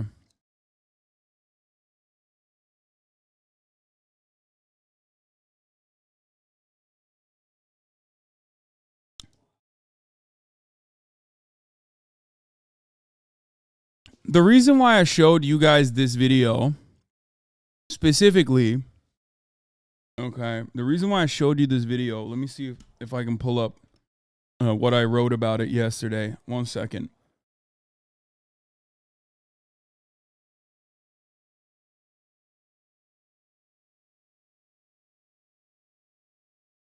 I said, this is the settlers bullying this guy right here. Watch. رخ الاوراق مالك في الوراق هدول يا زلمه محمد قول له رخ الاوراق تعزفتني يا لوط تعزف رخ الاوراق ما تلعب في القرآن ما تلعب في القرآن ما تلعب في القرآن ما تلعب في القرآن انت قاعدين بيسوي فيها ازعر قاعد ما تقعد تمد ايدك عليه مد ايدك عليه. Look at that. Bro, look at the bravery. Could you do that? I couldn't. Would you be able to stand up to your neighbor who's like fucking is your neighbor now because he just took over your aunt's house and now he has weapons and the defense of an occupying force? This is in the West Bank. This is not Gaza. This is in the West Bank. This is the supposed tolerant, peaceful coexistence that Western leftists are always asking Palestinians to die for, right? And their situation certainly has not improved over the course of the past 20 years. So would you be able to fucking grab a person with a gun that stole your fucking neighbor's house who is now bullying you, knowing full well that when the army comes in, they're going to defend him. I wouldn't be able to do that. You only can do that. Yeah, by the way, look at the people in that video. Can't tell if they're Palestinian or Israeli. That's the point. But anyway, you are only able to do that when you have nothing left. You have nothing left. It's not even bravery at that point. It's just suicide. That person in the beginning, the other guy, literally said, kill me. Kill me. Just kill me. Just fucking kill me then. You know why? Because he has nothing left to live for at that point. He's just like, I can't do anything about this. Just fucking kill me. My existence every fucking day is horror and pain. All I know is just fucking... All I know is ritualistic humiliation. These guys are not cops, chatters. That's important to understand. When you have nothing left, that's what you fucking say. Yeah. And Ben-Gvir has made this situation much worse because he made purchasing firearms easier for settlers. This is entirely state sanctioned. I just want to point that one more time. These guys are not the IDF. The IDF is about to come in now. Okay? The adjudicators that are going to deal justice now are about to come in. Okay? But the state is allowing them to do this. Why am I showing you this? Because I think it's the perfect video to instantly understand the plight of the Palestinian from a Westerner's perspective. Okay? We look at horrifying deaths on a daily basis, even at this fucking broadcast, right? But you look at an apartment block that's being leveled by Israeli munitions, and that's far too alien of a concept for you to understand living in the imperial core. There's no equivalence there. You can never comprehend what that looks like or what that feels like. This, on the other hand, you can understand. Okay? You can understand this. It's a person just like you who is abusing the violent apartheid military apparatus to his own benefit to just behave in this like incredibly dehumanizing fashion to another fucking human being. Okay? It's hard to empathize with the plight of Palestinians because it's just, you see city blocks lit up with munitions and you can never comprehend it. You can never comprehend what it's like living with that fear every day. Those guys are not from there. They just came. They took your aunt's house. She's not allowed back into the West Bank because she had to flee. And now they're acting like they're the police. And when the police come, they're not on your side either. They're the ones who protect the bulldozers, knocking down your home to make a new house for some dude from Long Island. Okay? That video is in the West Bank. That's not in Gaza. That video is a demonstration of what peaceful coexistence looks like with the Israeli state.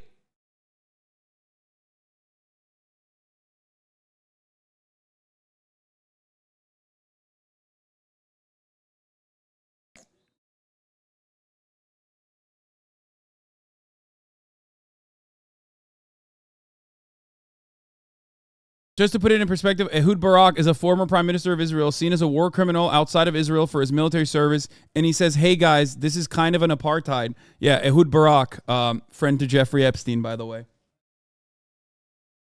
So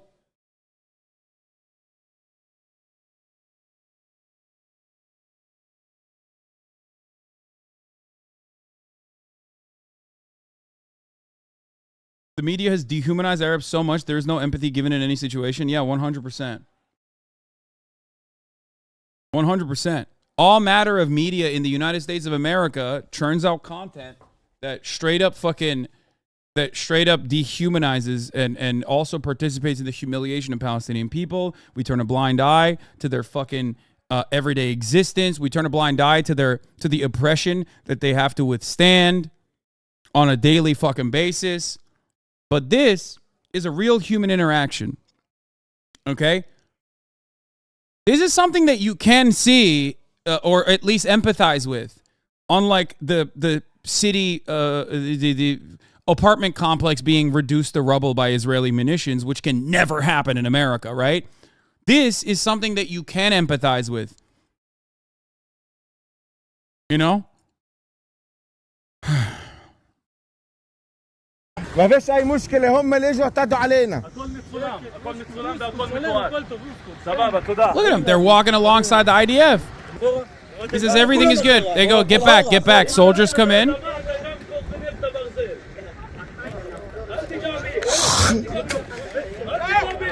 ما تأسف يا أزعار.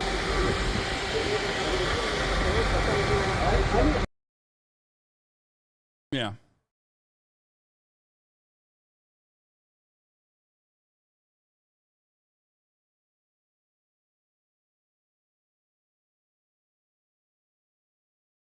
The current minister of national security, by the way, extreme right, is convicted of supporting terror group. Yes, right winger Itamar Ben-Gvir, okay, is literally branded as a terrorist by Israel. I've covered this a lot. I talked about Ben-Gvir quite a bit. Dude, just Google Palestine or search Palestine on my fucking YouTube, and you will see 1,000 videos that I've done on the situation in Palestine, the situation in Israel. He is just a psychopath. He is literally so extreme that the Israeli military was like, you can't be a part of the Israeli military. Like, think about the violence that the Israeli military engages with on a daily fucking basis. This guy was too extreme. And now he's a Kahanist who is a straight up terrorist, okay? Now he is inside of the government.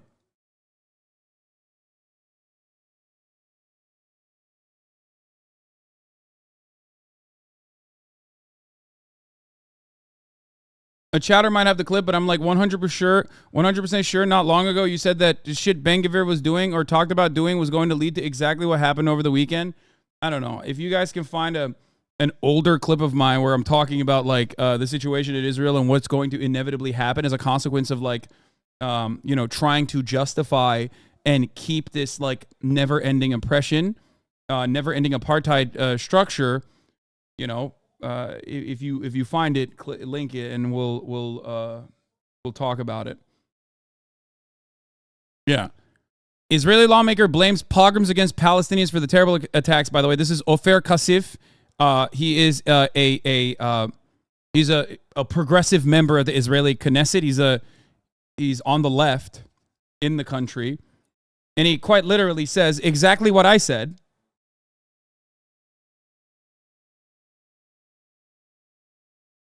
Even ex-Mossad leader Tamir Pardo said this is apartheid, lol. Yeah.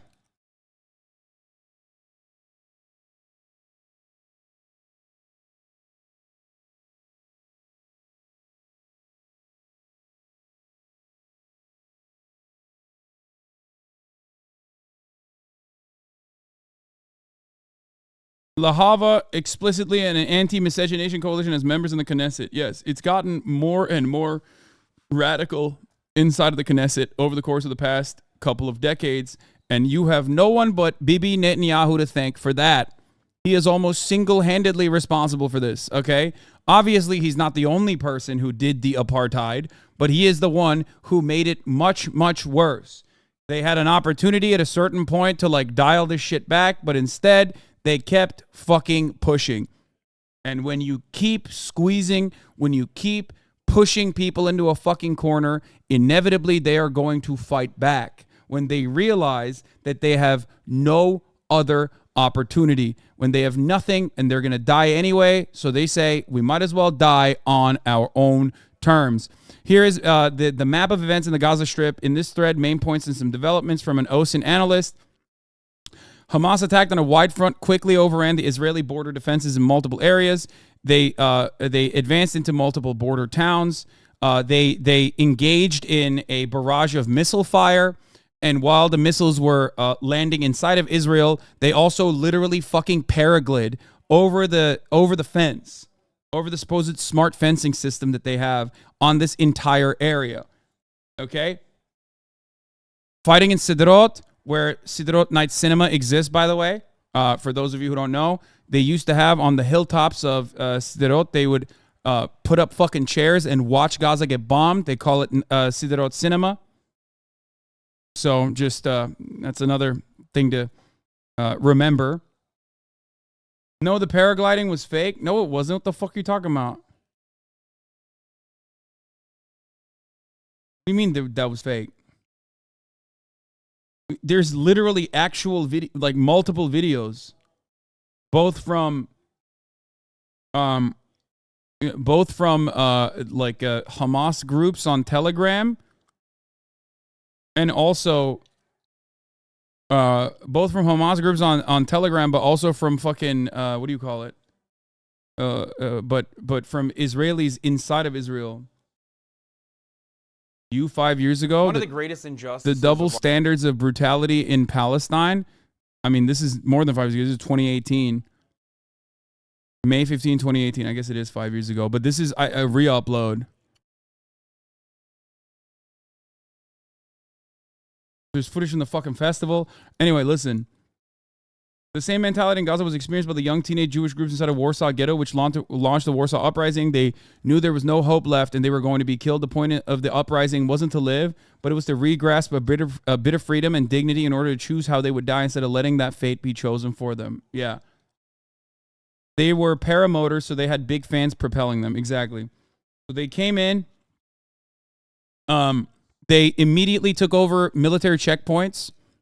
They took over the major checkpoint that they went into the military bases. They started taking prisoners. They started killing all of the fucking IDF. There's like footage of them trying to put their gear on and getting slaughtered. Like they literally got caught with their pants down, pretty much. It was a massacre. It was brutal. And that part is also military on militant action. So that's a little bit different than fighting against civilians and like ripping them to shreds. Okay? Chatters are talking about dumbass blue checks who are retweeting fake paraglide videos when there are real ones. Oh, okay. So, in addition to the map above, Hamas conducted sea operations and reportedly landed their smaller units in the direction of the city of Ashkelon. Also, claims of Hamas forces crossing the border in the southern Gaza area surfaced, but I haven't been able to confirm those yet. Israeli forces at the border were surprised and in some occasions had almost no time to react. The likely reason for this is the immense failure of the Israeli intelligence or failure of politicians and officials to react to intel reports. Deception by Hamas played a role too. Remember, Israel's surveillance apparatus is so good, supposedly, that they sell it to the rest of the world. Okay?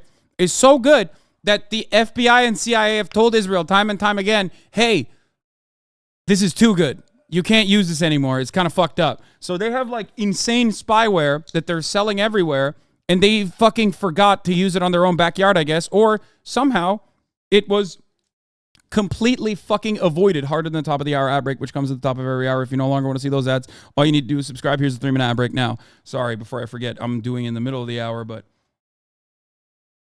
oh, fuck. Okay.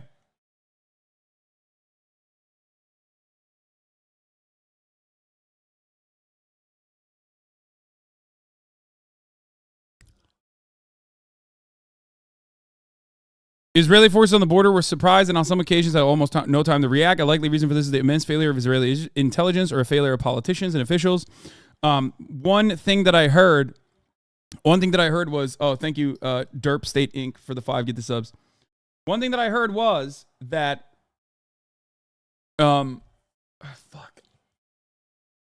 Like I mentioned this earlier. One thing that I heard, at least according to internal reports, is that they had moved a lot of their units away from the Gaza border, hyper reliant on technology, and were caught off guard for that reason because they were too busy moving some of their units into the West Bank.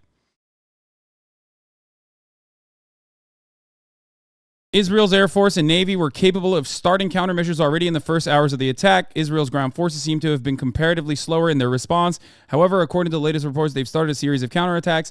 Hamas does not have the capabilities for prolonged offensives. A long-term military success is unlikely, especially outside the Gaza Strip. Most likely, Hamas will not be able to defend and hold conquered territories against the Israeli Defense Forces for so long. Except, this was 21 hours ago, and as far as I understand, they still have certain military checkpoints and certain police precincts right now as we speak, which is fucking insane. I need you to understand something.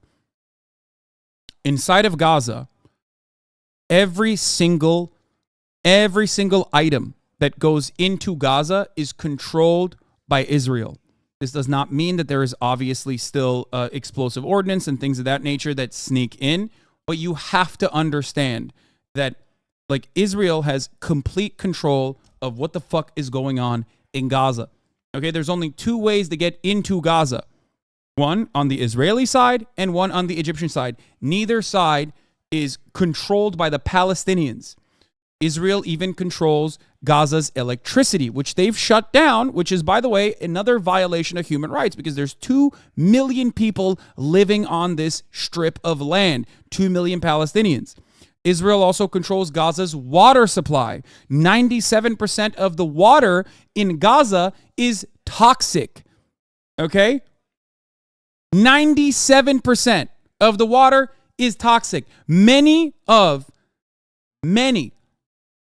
the issues that people experience in Gaza is due to the fact that they do not have access to clean water.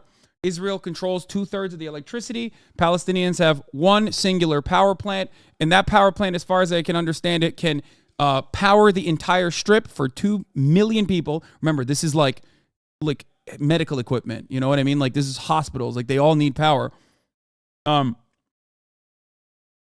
They can only go on for 4 hours without the Israeli power. Okay. Yes. Also, UN says Gaza could become uninhabitable by 2020. Already 3 years ago. Yes, they said Gaza could have become uninhabitable by 2020, which it is. It is not habitable. Huh. Where are they getting their arms and funds from? Hezbollah on the Lebanon side and Iran. Iran-backed. Iran is giving them weapons and training, and most likely Hezbollah, which is also, Iran-backed.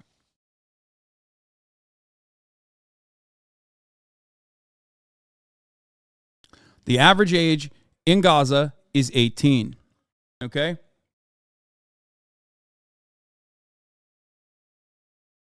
Not Hezbollah, Hezbollah. Hezbollah in Lebanon. But you want to know what they also do? They also fucking literally repurpose munitions that have been deployed into Gaza. They don't have any fucking access to a lot of these weapons. So they have to make shit up. They have to literally repurpose the fucking the munitions that are being dumped on them.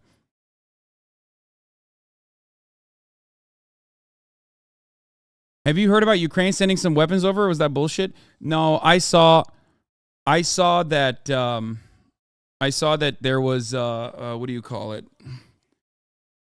There was suspicion that like some of the Ukrainian weapons have made their way. Everyone is fucking using this for propaganda. Some people are saying that Ukrainian weapons have made their way through the black market into the hands of Palestinians. Okay, some people are saying that it's actually the Taliban and the M4A1s that we left behind in Afghanistan that made its way into Gaza. You mean terror groups? What's happening here?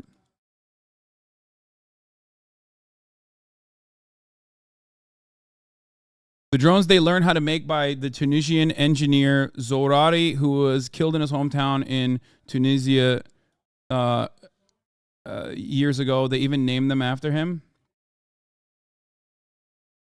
Don't want to be that chatter, but it's pronounced Hezbollah. Okay.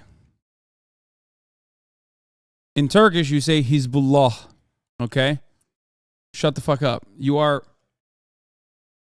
that chatter now. New York Times published that Iran organized the attack. Very interesting that you say that. Now, many people speculate that it is actually Iranian-backed. However, at least as far as I saw, last night, the official State Department line on this was that there was no connection, which made this even crazier. There was no connection between Iran and this line of attack. Normally, it is it's usually the point is that, yes, it is not even last night, this morning, Blinken said that on CNN. I don't know why they're doing that. I don't know why they're saying that it wasn't Iran. I don't know why the State Department is saying that. I think maybe they're saying that because they gave $6 billion of Iranian money that was frozen in Korea. Recently, they signed off on that $6 billion going back into Iran, which hasn't even reached Iranian hands yet, by the way. So there's some propaganda on that front as well. But probably maybe to cover their own bases, they're saying that. Anyway, here's now that we covered the military situation, okay? Now that we covered the military situation, there's also another aspect of this that I want to mention. Here is a Palestinian viewpoint from the West Bank. This is Mustafa Barghouti, who is not connected to Hamas, about the terrorist group's offensive in the southern Israel. Let's take a look.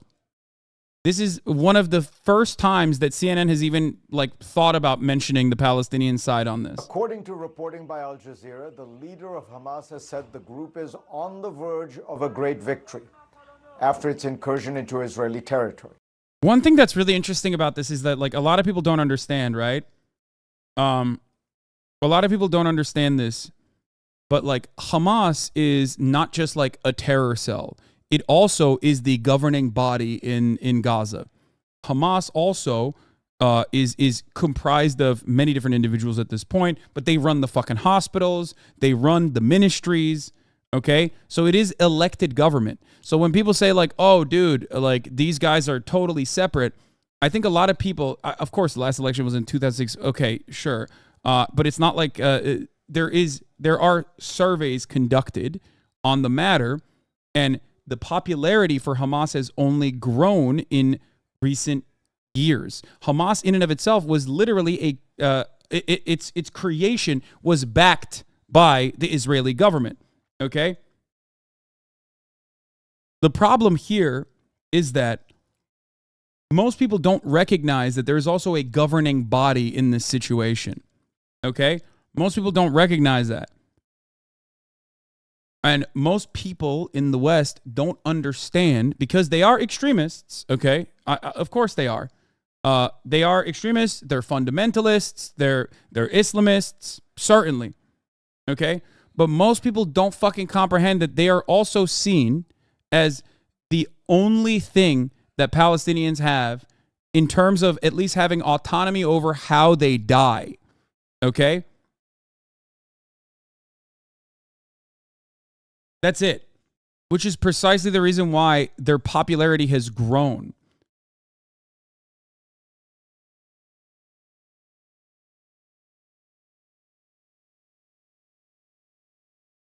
So immediately saying Hamas terror is yeah, sure. I mean, they're bad. I agree. But you have to understand where, or you have to understand the opinion on the ground. And if you ask plenty of Palestinians, maybe not those living in the Western world, but Palestinians that you can still have communications with, that live in Palestine, that live in the West Bank, that live in Gaza, their opinion is that while they might not agree with Hamas, they have nothing else to rely on because the West Bank leadership is seen as a part of the Israeli state apparatus. Okay?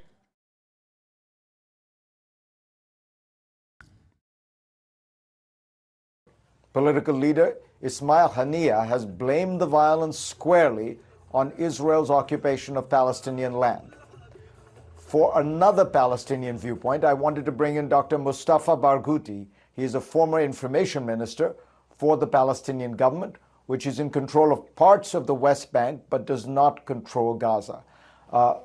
Welcome, Minister. I again want to just make sure that viewers understand that the Palestinian Authority has been an opponent of Hamas, so you are not in any way affiliated with Hamas. You represent the Palestinian Authority, which has control over parts of the West Bank. All that said, what is your reaction to...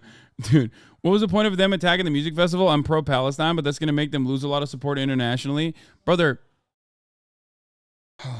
I can't begin to explain this to you, okay? They don't give a fuck, okay? They don't care. They have nothing. They don't care. I hope you understand. They care about getting hostages so that they can have leverage. That's all they care about. They care about fighting back. It's like, I don't know. I don't know how to explain this to you because, like, what support do they get from the West anyway? What international support do they get? Those who will support Palestinian liberation will support Palestinian liberation and will be called anti-Semites, will be called fucking terrorist supporters, as you are seeing in the chat already. And those who do not, or those who at least like aesthetically claim that they want Palestinians to like live and they're human beings who deserve a life of dignity, but then turn heel immediately when they say, well, this time is too far. I think Gaza is going to get wiped out and it's actually Hamas's fault. Well, then those guys weren't fully invested in this anyway. And another thing that I need you to understand is this, okay? Another thing that you need to understand is this. BDS, boycott, divestments, and sanctions on the state of Israel is a peaceful movement, a peaceful act of resistance. This movement started in apartheid South Africa, against apartheid South Africa. Do you understand? And it was actually very instrumental in at least pushing the American government to, and other Western governments, to stop supporting apartheid South African businesses. BDS against Israel is illegal in 35 states. Okay? 35 states. It is fucking illegal. Nice finger gesture. This is how I fingered your mother's pussy last night. What finger gesture? God, I gotta stop. I gotta stop reading chat. Motherfuckers are gonna do like symbolism now. They're gonna be like, oh, dude, he's I'm doing numerology to figure out that Hasan is secretly an agent. Sanctions do not work against enemies. Sanctions do not work against governments that have already designed their entire existence against sanctions that are inevitable. Sanctions, however, do work for your allies. Something I've said time and time again. Okay? Sanctions would work on Israel.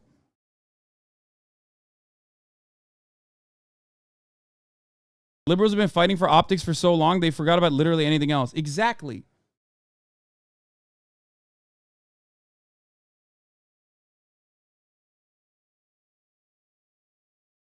Israelis were having a rave near where the apartheid regime has created the world's largest open-air prison, torturing and killing its population with 1 million children. They were partying, getting high, dancing the techno without a care in the world near to a concentration camp. By the way, this is not considered depraved and inhuman. It's considered normal Western civilized behavior to go to the fence of a concentration camp and have a party. Who cares? Palestinians like Iraqis, Afghans, Yemenis, Syrians, Libyans are subhuman anyway. Is a different way to frame what is going on there. I didn't show it to you because I'm scared that there's going to be TOS shit. Okay? That doesn't justify those people dying. I'm not saying that at all. I hope you understand that. But you should comprehend what is going on. Liberal left response has been fucking disgusting. Ukraine supporters completely giving up on the image of actually giving a fuck about liberation. Come on, dog. Come on. I know. What was the expectation? Comparing Ukraine to Palestine for many people was simply just a way to win arguments online. There are more people right now that are more interested in like clipping something I say out of context or saying that I'm like a supporter of terrorism and want people to be fucking butchered mercilessly or whatever the fuck than actually trying to have an honest discussion about what's going on. You can't take these people seriously. They are just more so interested in causing chaos in their own little bubbles. That's it. Okay? I don't know why many people legitimately thought that there was like a... I don't know why many people thought that there was a legitimate interest in emancipation for all peoples. And that's the reason why they were supporting Ukraine. No, they don't give a shit. And Ukraine itself doesn't give a shit either. Immediately, Ukrainian authorities were just fucking in unison collectively being like, dude, it's just like, you know, what happened to Israel today is just like what Russia is doing to us. Like they compared what a violent state apparatus and its brutal invasion into their fucking lands was actually similar to a militant group finally fucking pushing back in some ways after years and years of colonial suppression by a much more powerful state, with a much more powerful military. That's crazy.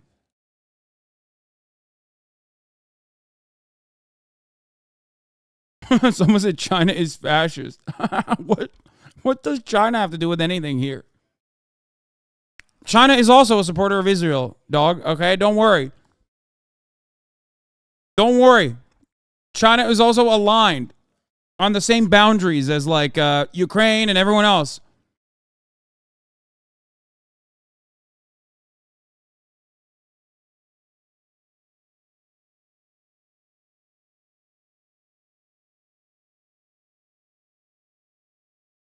I did some surface level research into the Nakba and displacement of Palestinians. Wasn't shortly after Jews displaced by Arab countries. I guess the point I'm trying to make is that don't both sides have blood on their hands? Wait, what? Brother, that's insane. What the fuck did the Palestinian people do? It's not their fault. Yeah, maybe you should do a little bit more research into the Nakba if you want to understand.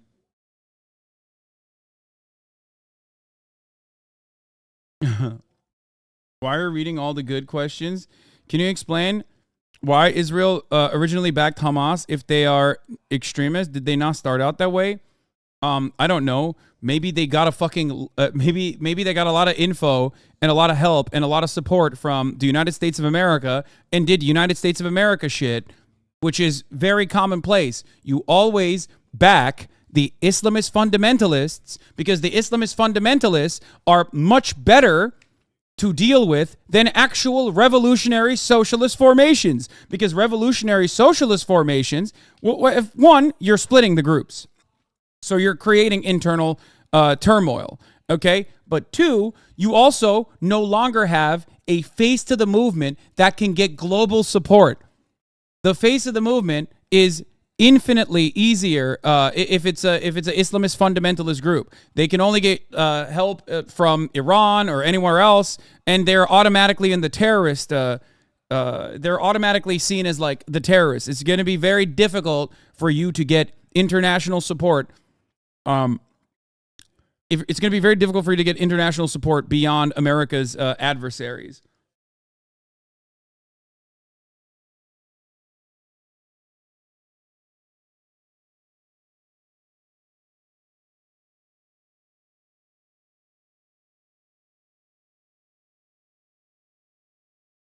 Genuine curiosity, what is the pro-Israel line that defends classic disappearing Palestine map timeline picture? You want to know?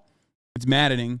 They say Palestinians never actually controlled that territory ever. It was originally controlled by the Ottomans, then controlled by, which by the way, they glance over because like the Ottoman control also handed off autonomy to the Palestinians living there, both, Jews, Christians, and Muslims alike, because that is a important historic area for religious and has religious purpose. But the Israeli the Israeli line is Palestinians have never, the Arab Muslims have never controlled that area. It was either controlled by the British or it was controlled by Egypt. Parts of it were partitioned off by Egypt and England, and they gave us that land. The British gave us that land. Palestinians never actually controlled it, which is why it was totally fine to expel all of the Palestinians living in that land. And not only that, but the only time that Palestinians have ever controlled that land was after 2004. Palestinians have never actually controlled that land before 2004. That's what their argument is. It's fucking bullshit. And even if it was real, even if that was like genuinely the real thing that happened, that is still a completely psychopathic justification for the apartheid state to exist.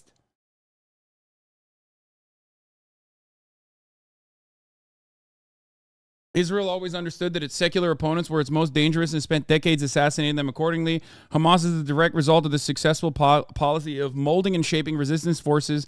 Now they're crying because they got what they wanted, but 2 decades in an open-air prison will make people fight for freedom in the same way, no matter what banner they're under. Exactly.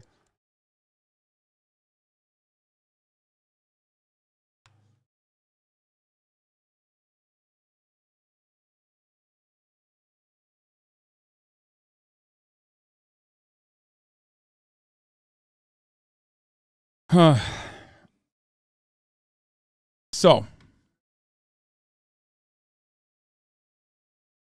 what is this? Vox did a great mini doc about how it got started. I know there's stuff you'd need to skip from being shown, I think around 2 minutes and 15 minutes.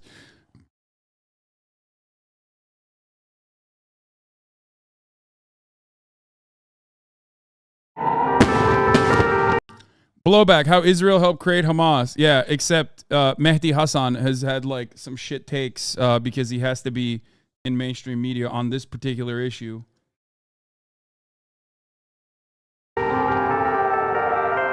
The Palestinian militant group Hamas has carried out brutal acts of terror against Israeli civilians, and Israeli and American leaders are always keen to tell us how dangerous and evil Hamas is. The inhumanity of Hamas. I have no sympathy for. Remember, biggest L for Israel across the board is letting a dude from Philadelphia run the country and run the show for as long as he did. And he is continuing to. That's right. Benjamin motherfucking Netanyahu is from Philadelphia. Something to remember, something to consider. He is a Philadelphia native, okay? That's right. Think about that. For Hamas. That keep shelling Israel. Two things that always fucking confuse Americans that have only started paying attention to what's going on, as though this is like not an ongoing situation that is developing all the fucking time. Okay, Chad wants Palestinians to unalive themselves so they can tweet about them supporting a violent team amount. Yes, it is always going to be when you are living in the lap of luxury, as I am, as many others are here in the United States of America, where we are far removed from this kind of fucking violence. It makes no sense. We cannot comprehend the material conditions on the ground. We cannot comprehend the realities that these people exist under. So it's very difficult for us to come to terms with any kind of support to a group of people that push back that we do not even align with politically or ideologically, but we still want emancipation for. That's why all the arguments, all the back and forth about like Palestinians, all the fucking calculations that like Western liberals and Western leftists are engaging in is nonsensical. You think the fucking Palestinians don't know that they're going to get ripped to shreds by Israel? Hey, guess what? That's been happening non-fucking stop. Okay? You and I saying Hamas is bad doesn't change that reality, okay? Everybody fucking knows. Yeah, Hamas is bad, okay? How do you make sure your sources are credible when even America is so biased in this conflict? I mean, I just rely on journalists that I agree with and believe, and I know they're doing a good job. And I also actually rely on a lot of journalists I don't agree with. I look to every fucking piece of, every resource. Israel with thousands of rockets and mortar shells. But what if I told you that Israel helped create Hamas?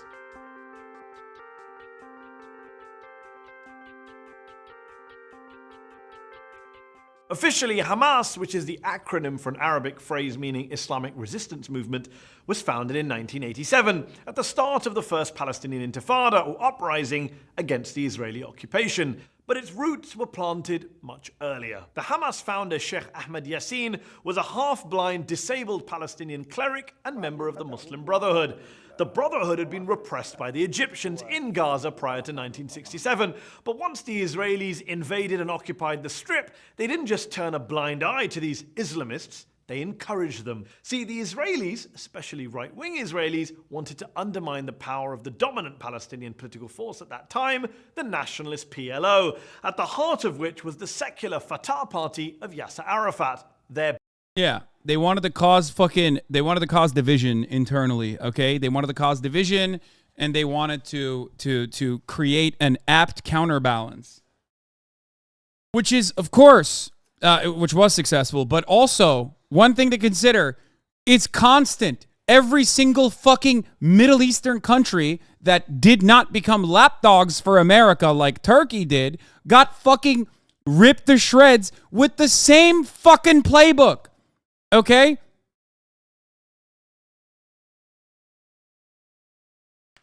Every single time. Every single time, dude. Every fucking time. It's ironic because, like, the guys that ended up winning power, the reactionary fundamentalist forces that ended up winning power, then also were very anti-America. They won power because they were like anti-West. Iran is the perfect example of this.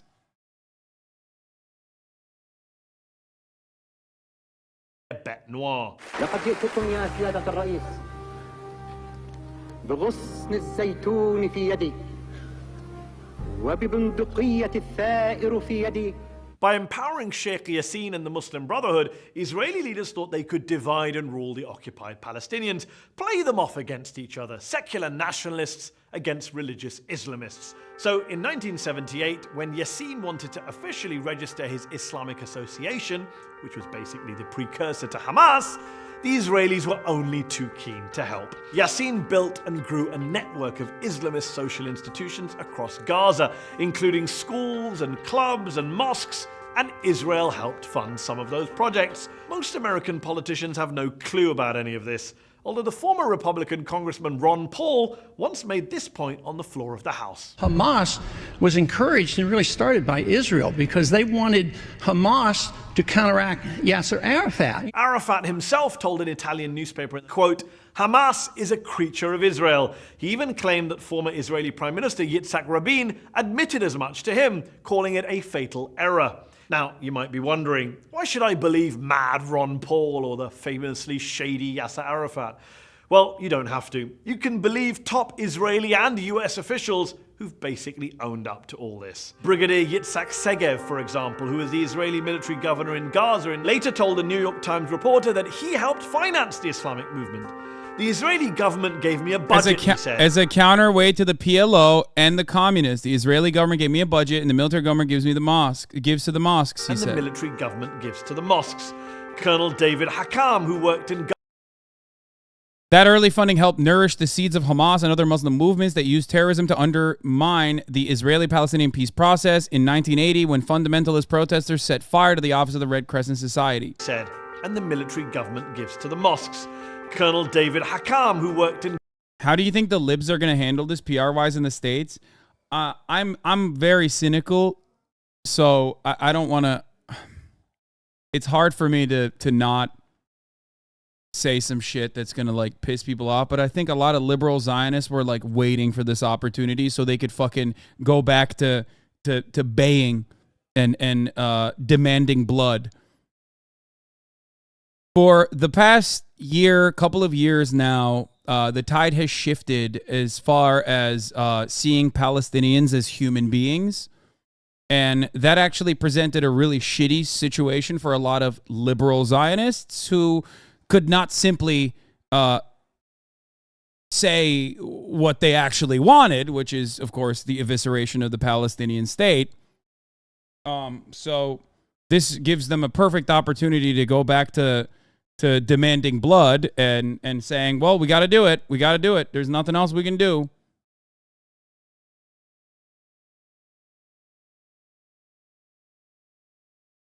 I feel more people are sympathizing with Palestine than they used to. I mean, it doesn't... Palestinians have nothing. They've never had any international support with, like, I guess, especially in the Western world, with, I guess, like, the exception of Ireland, okay? It's just, it doesn't matter what people see in the Western world when we're giving billions of dollars of weapons and aid to the state of Israel to continue doing an apartheid. Like, this is not even comparable to South Africa. Actually, wait. Okay, maybe it is comparable to South Africa. Wait, how much? Was it South Africa that we offered, like... No, I don't think it was South Africa that we gave like 70% of... Oh, no, it was France. It was France and Vietnam. That southern Vietnam was like 70 to 80% controlled by American funds. That I was mistaking different kinds of colonial action. We didn't actually. I don't know how much we supported the South African military. I'm sure that there was a lot of support there as well, but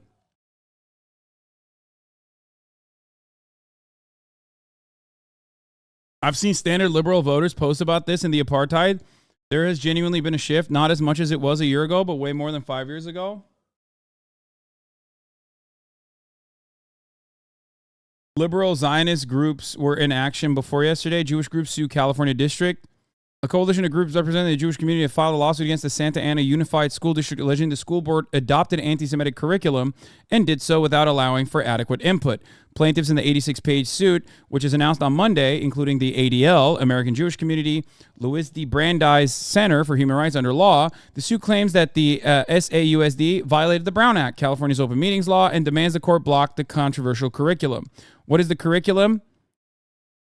Among their claims is that SAUSD has allowed ethnic studies courses to include teachings that equate Israel with settler colonialism and calls Zionism a nationalist colonial ideology, which is true. Both of these things are true. The United States had even supported the South African Defense Force efforts in Angola in the 1980s. Hardline anti-communists in Washington continued to promote relations with the apartheid government despite economic sanctions levied by U.S. Congress. Yeah, the ADL almost entirely exists as an anti-Palestinian institution. I mean, that's why I always fucking criticize them all the goddamn time. They are leaders in the anti-Zionism is anti-Semitism charge, which is completely ridiculous, okay? ADL is going to be on your ass after the stream. You guys must be new here. If there's a group of people that hate me the most because of my dedicated efforts to combat anti-Semitism, it's Nazis. It's not the ADL. The motherfuckers who hate me the most are Nazis, always and forever. Okay, so there is a reason, because I am very careful about the language that I utilize. I'm very, like, anyone that says I'm fucking anti-Semitic is a delusional coward. Okay, I don't give a fuck.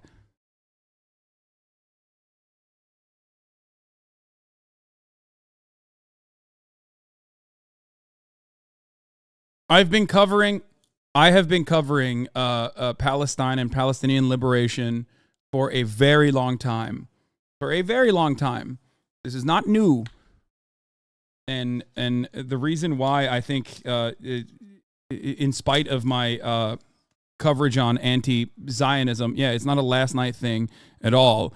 I don't think anyone would get away with calling me an anti-Semite, because I am not one. Anti-Semitism is different than anti-Zionism. Do anti-Semites utilize anti-Zionist language specifically? Are they critical of Israel in an effort to, like, launder anti-Semitic talking points? Abso-fucking-lutely. That part is true. Okay? But Israel and its interests do not represent the interests of Jewish people all around the planet. Okay? There are plenty of Jews who are on this broadcast, who come into this community, who are also literally incredibly important sources of information that regularly criticize Israel's violent, colonial, apartheid state existence. Okay? Jews historically are anti-fascist.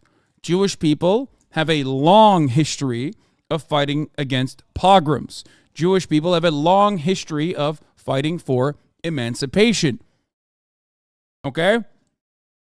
The idea that Israel in and of itself simply represents the interests of all Jews all around the world is literally an anti-Semitic take.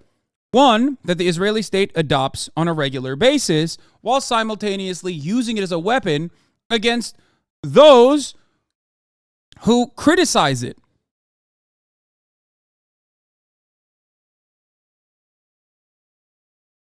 Michael Brooks said, "My Jewish values teach me to oppose apartheid." Sorry if I butchered that. Yeah.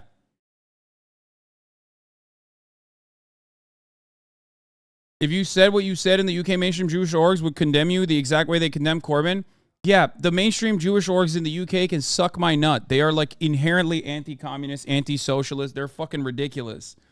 Okay? It's bullshit. All right. Hi.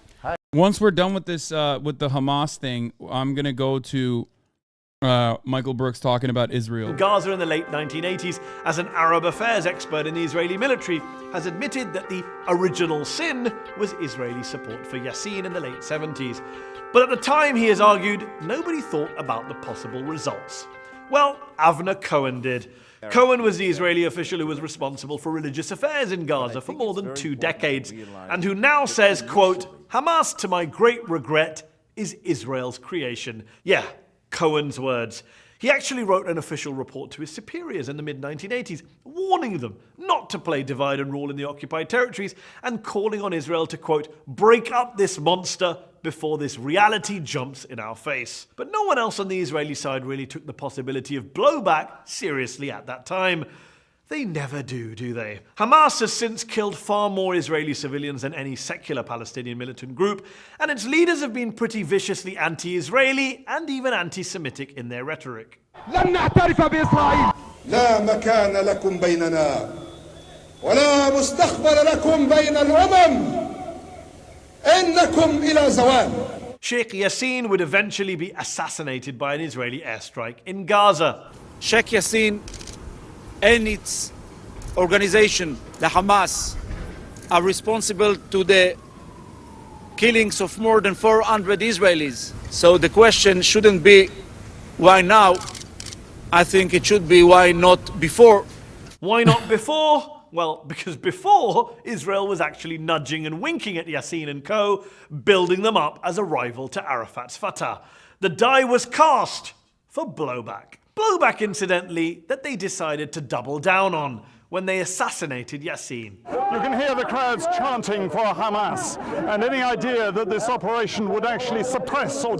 And by the way, not only did they fund and facilitate and use as a counterbalance of the PLO, okay, and other communist formations, but they also continued to kill Palestinians.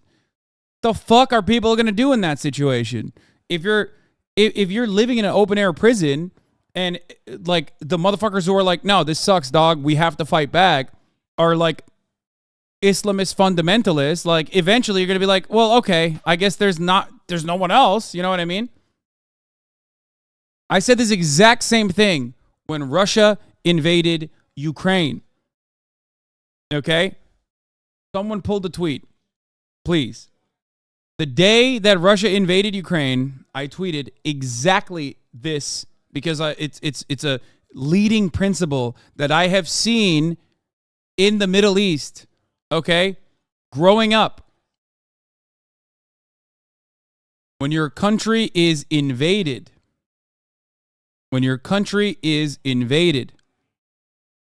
the most reactionary forces, ultranationalist forces,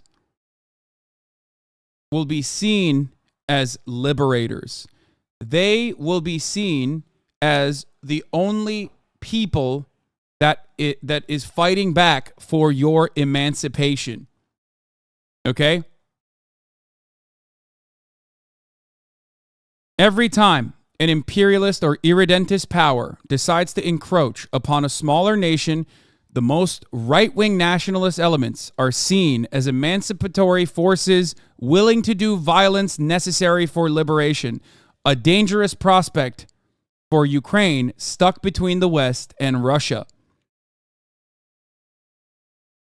It's also laughable to think Russia has any valid liberating claims here. Bombing Western Ukrainian military positions to defend LPR and DPR is just USA-style bullshit propaganda, almost as bad as claiming Ukraine started shelling more in Donbass when there's 200,000 troops at the border.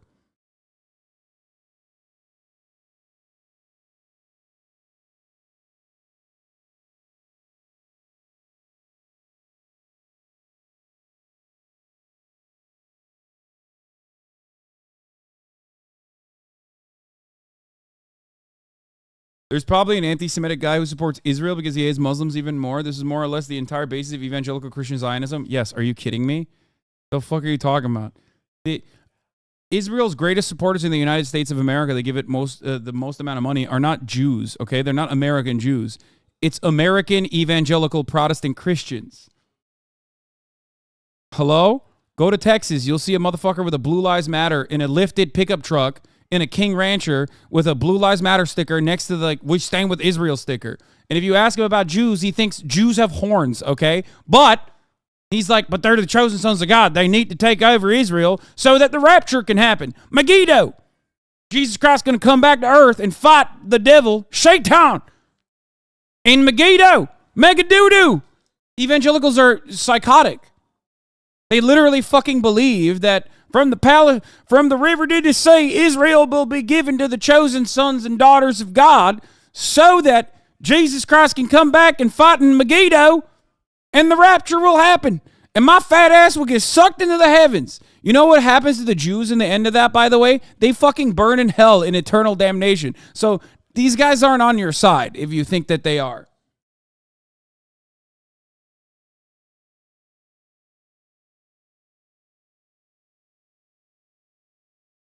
It is in Revelations basically exactly like that. Exactly.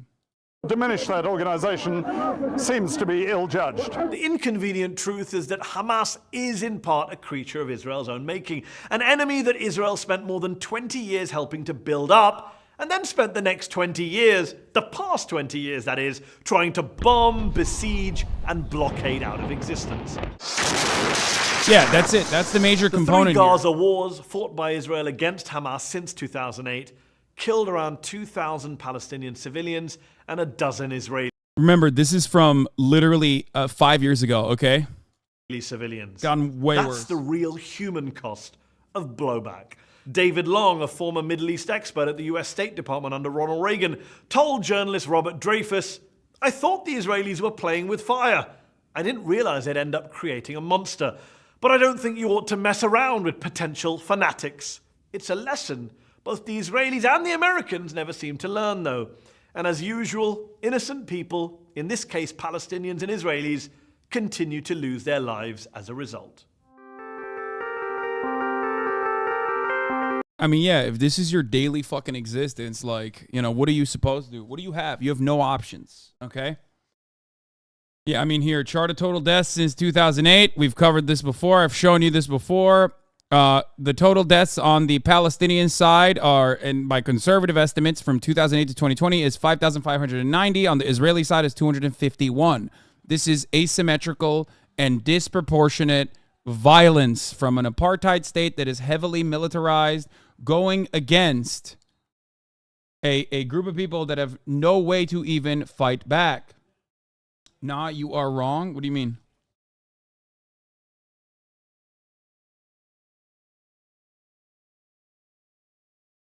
Thank you for the counter to the things that I just showed.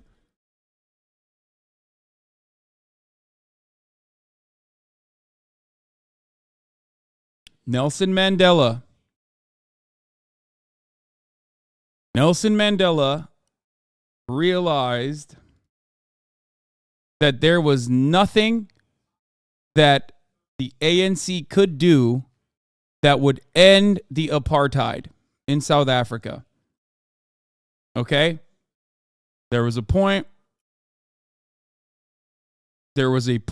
where the African National Congress tried for years, for decades, peaceful resistance against the apartheid in South Africa. Okay?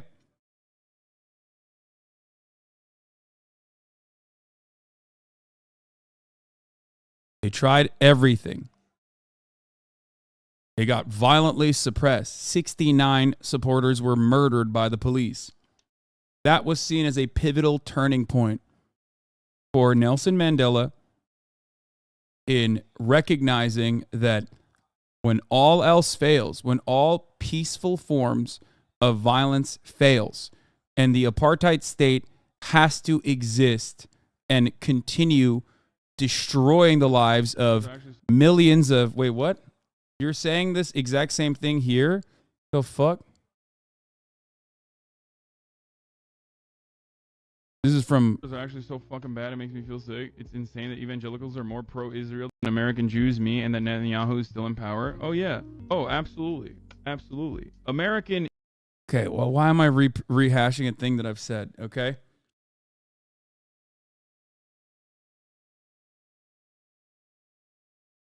Why are you comparing apartheid in South Africa to the apartheid in Palestine? It isn't a strong argument in this case.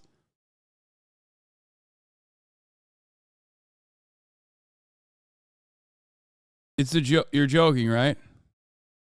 This has to be one of those like debates to be like at the top of the hour. There's a 3-minute ad break, and it actually partitions like those who can see the broadcast for 3 minutes and those who cannot because they are unsubscribed, right? Like that's what's going on. It's like one of those moments, right? All right, let's get into Michael Brooks.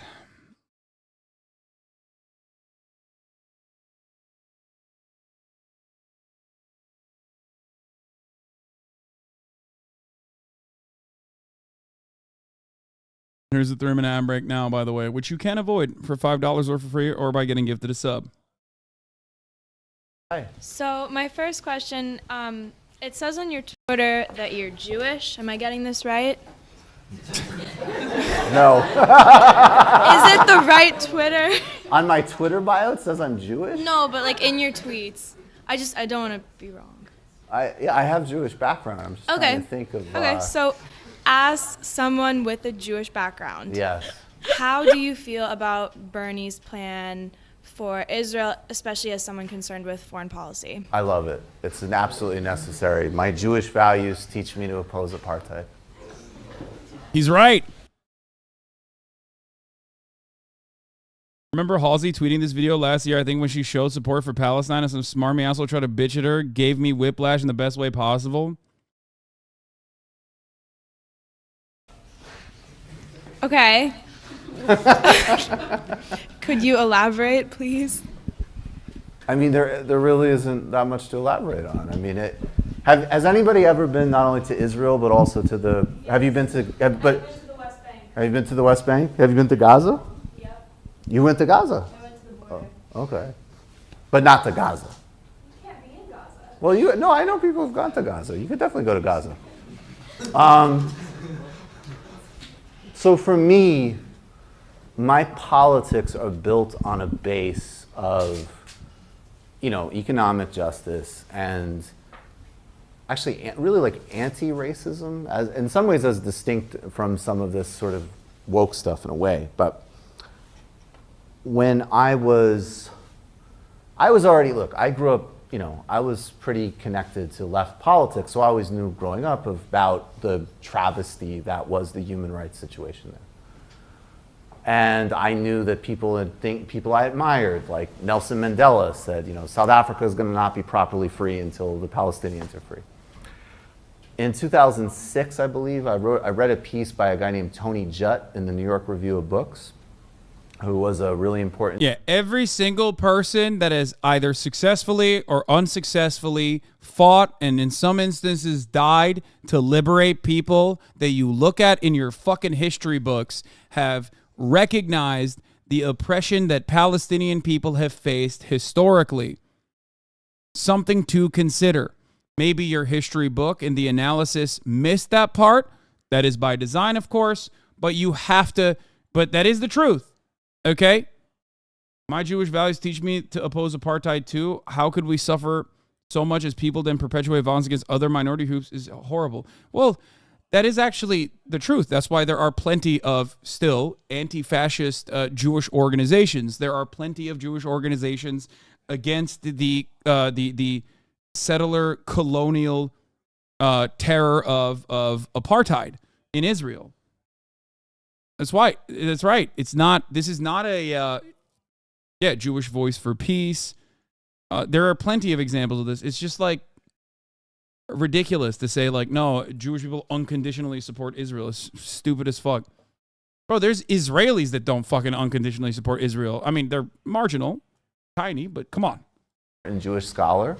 I gotta pee. I'll be back. And he just said, like, the argument was that like literally this is childish. Like the idea that you have an ethno-state or a religious state, if you're committed to any type of broad-based social, economic equity and civil society, it doesn't work. No matter how justified, right?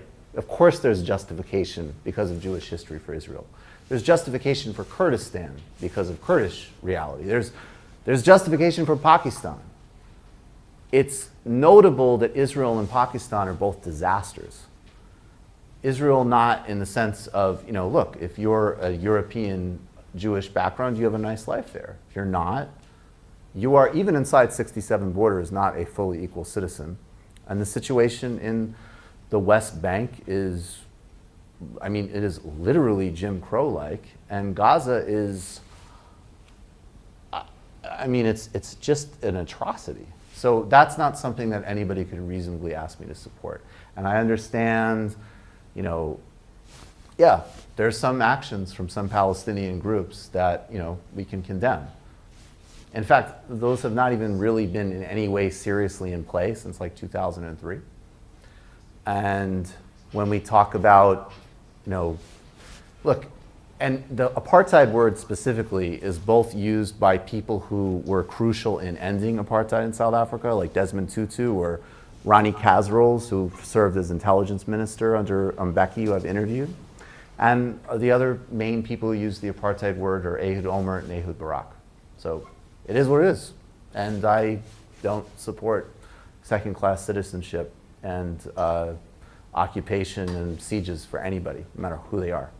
Are you not concerned about the binary between either condemning Israel entirely, being like also a stance that a lot of like very strong and notorious anti-Semitic people agree with, versus like, seeing this as more of a complex issue where it is wrong what's going on, and that there's also a way to do this, that Israel still exists and is supported? So it's not a complex issue. That's the big thing. It's super simple. There's one group that has enormous power. Bro, you hear the same arguments all the time, brother. Nothing has changed. The situation hasn't changed. Yes, I will get to Noam Chomsky talking about how he believes that the situation in Israel is even worse than apartheid South Africa, because in apartheid South Africa, this is a really, really hyper-realistic and like very pessimistic way of looking at it, because the reality is that in apartheid South Africa, 90% of the population is black and is a necessary resource for manufacturing, whereas Israel's opinion on Palestinians is they just don't want them there. They don't want them there at all. They don't see any need for Palestinian coexistence. Power, it's the most powerful country. So their goal is eradication, slowly but surely, slowly turning the dial up a little bit, you know what I mean? In an effort to not be as offensive as possible. And it's fucking worked, for the record. It's worked. That's why there are so many, that's why there are so many liberals who are well-intentioned liberals who just like don't understand what is going on. The United States, it acts on another population of people with total impunity and is never held accountable for anything. So there's no symmetry in the relationship, period. And just as like a thought experiment, IDW people, if we know that if somehow a population of Jewish refugees... Listen to this. Listen to this. Listen to what he is saying here. This is a very important role reversal that I think contextualizes the violence under perfect terms, okay? What? Are you insane? No one wants that apart from handful extremists? Brother, what you want if you are Israeli, or what you want if you are a Jewish American liberal who cares about Israel, is completely insignificant, because what we are looking at now is what the government is doing and what the government has done, okay? So if you can't see that this is like forcible expulsion and mass eradication, even in aspects of the West Bank, where that's supposed to be, again, the peaceful coexistence project, I don't know what to tell you. That is what has happened. That is what has happened since the inception of the state. That's what the state was designed around. The Nakba in 1948 was literally forcible expulsion of Palestinians living in Palestine, living in historic Palestine, so that they could, do Lebensraum, living space for people that were sent in to Israel from European nations, European imperialists who did not want to live with Jewish people. That's the other thing. Like, there is plenty of anti-Semitism happening there as well in Europe. So they were like, oh, perfect. We'll just send them. We'll just ship Jewish people to fucking Israel. That's why so many fucking anti-Semites, so many Nazis, so many fascists actually like the political project. Okay? Why do you think Israel wasn't built in Germany?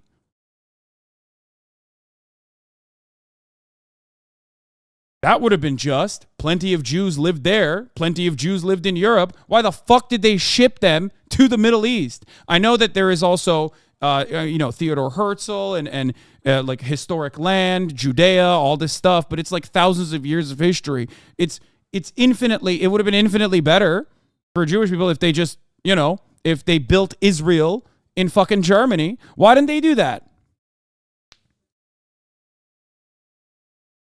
Why didn't they do that?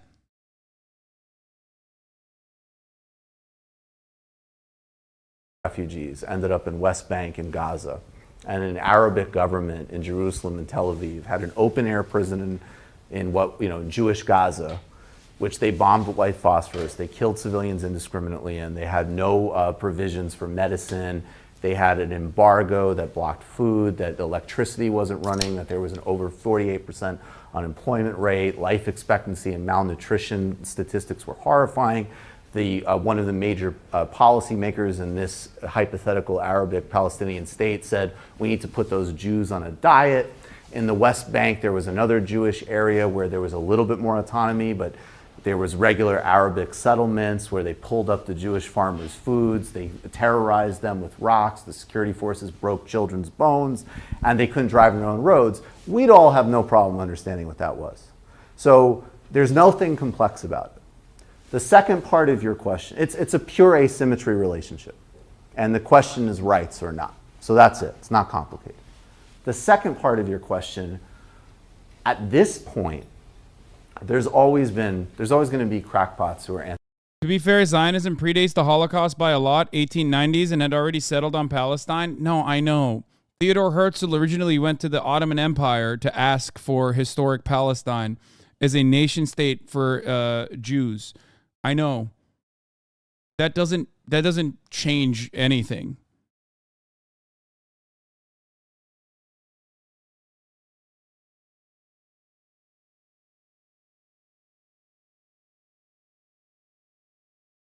Anti-Semitic who condemn Israel. That's not what drives the movement, particularly in the United States. If you work around most people who are concerned with this issue, it's actually populated with a lot of Jewish people. The real question we have to ask is, why is it that AIPAC is hosting an information minister for Slobodan Milosevic? Why is it that there's relationships between the Israeli government and far-right parties in Europe?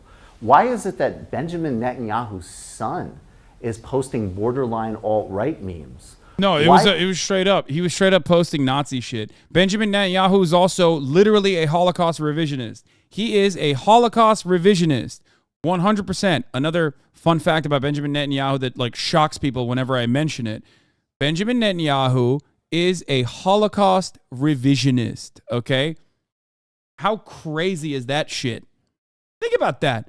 He literally implied that Hitler only fucking wanted to kill the Jews because of the fucking Palestinian Grand Mufti, who was literally put into that position of power by the fucking British.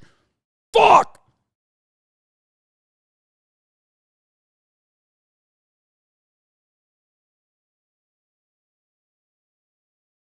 Here it is. This was also, of course, roundly criticized by every Jewish thinker on the fucking planet, because that's an insane thing to say, because it's Holocaust revisionism. Hitler didn't want to exterminate the Jews at the time. Which is fucking nuts. He literally wrote a book on it. What are you talking about? He definitely did. He definitely did, dude. That's nuts to say. That's literally that's like Nazi shit. You know what I mean? Yeah, dude. Yeah, Hitler, totally. He didn't mean it when he was saying he wants to exterminate the fucking Jews. He didn't really mean it. He learned that from the English-backed Palestinian Grand Mufti, because it's somehow the Holocaust is also the fucking Muslims' fault. Nuts. Under no circumstances do you try to fucking shift the blame of the Holocaust away from Hitler. Not even Hitler defenders do that.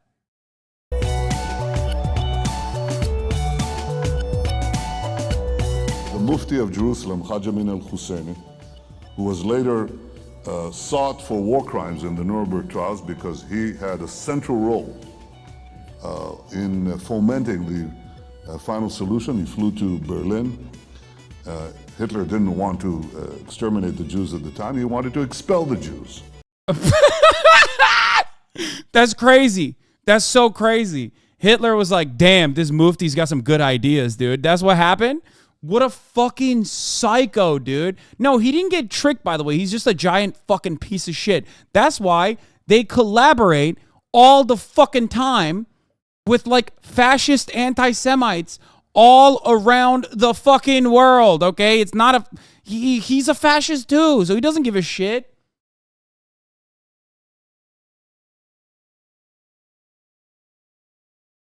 Like, what is the argument here? That Hitler was a Zionist? Like, is that what he's trying to say here? That he just wanted, like, a land for Jews to live on their own with? Like, why do you think that's a good thing to say anyway, right?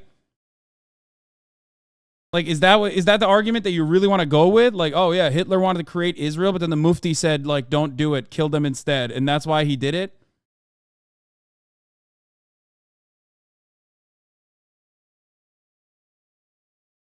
Fuck, man. This shit is so stupid. And Hajj Amin... Yeah, Netanyahu's like also, you know, under indictment, but that's besides the point, you know. Husseini went to Hitler and said, if you expel them, they'll all come here. So what should I do with them? He asked. You said, burn them. This is too cheery of music from Al Jazeera at this point to describe such a horrifying Holocaust revisionism. Philadelphia's finest. Yeah, to be fair to Israel, okay, that is American public education, probably. You probably learned that in a fucking Philadelphia school. You know what I'm saying? Oh, Jesus Christ, dude. The biggest L of all time. Okay. It's all the Mufti's fault. Oh, God, what are they doing? Netanyahu, Palestinian National Movement is responsible for exterminating his famous animals, the dinosaurs. Okay. But yeah, so this was, of course, roundly criticized by every single scholar, every single Jewish scholar.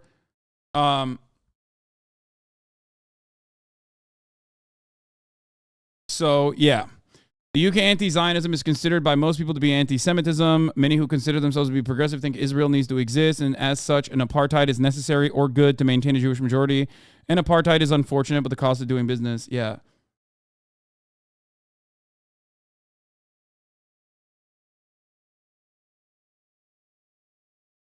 Netanyahu literally has a positive relationship with openly fascist Viktor Orban, who wants all Jews out of Hungary. Yeah, guess what, dude? Because when the Jews get out of Hungary, when they're expelled, where do they go? They go to Israel. So Netanyahu loves that shit too.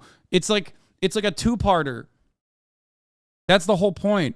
He doesn't give a shit. That's why he can do business with like openly anti-Semitic fascists. Because guess what? What are those guys going to do? Ship all of the Jewish people that live there eventually to Israel. You know what I mean? Ha ha ha ha, people dying and you laughing. Supporting Hamas? Bro, what? Dude, a lot of you fucking drones are hilarious. You literally come in here, and I'm not even addressing anything that you have said. You just come in here and you just respond to something that is not happening. You respond to something in the periphery. You respond to something that is just not even like a real thing that you're doing. You're just responding to your shadow boxing with what you have cultivated in your fucking mind. Delusional. How is spamming the genocidal Zionist flag not bannable? What do you mean? Stop being fucking ridiculous.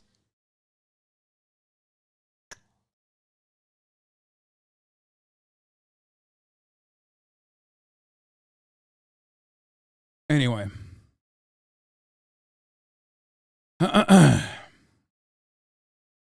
Okay. Chomsky has been arguing for decades that nothing endangers Israel's security more than its policy of occupation, and those who call themselves supporters of Israel are in fact putting the whole population at risk by preferring expansion to peace.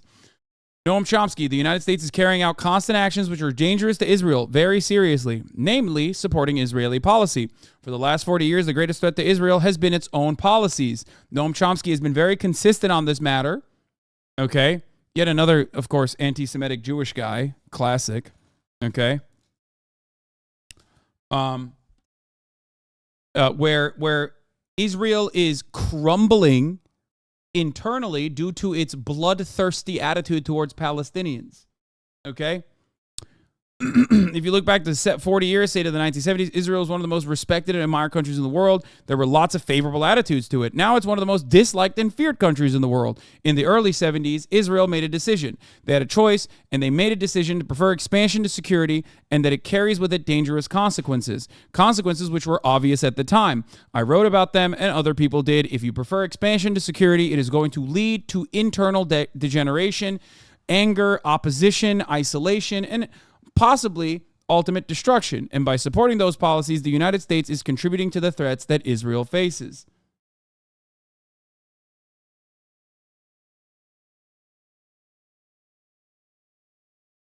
I mean, this is also the other reason. Mahmoud Abbas has been the most moderate Palestinian leader in history. This is why Palestinians don't like him. His narrative focused on how Palestinians should focus on diplomacy, not war. America and Israel have thwarted every Palestinian diplomatic move. Abbas has not been able to present the people with any wins. He focused on internal institutions, diplomacy, security, coordination with Israelis, and literally the Palestinians, not because they're fucking anti-Semitic and think that Abbas is like working with Israel, which means he's like, a part of the shadow government or whatever, saw that despite his greatest efforts of coordinating with Israeli authorities, they lost the land. Their people were displaced. They had to go through more checkpoints. They had to fucking withstand more armed and more violent settlers. They had to withstand more violence every single time they wanted to demonstrate. Okay?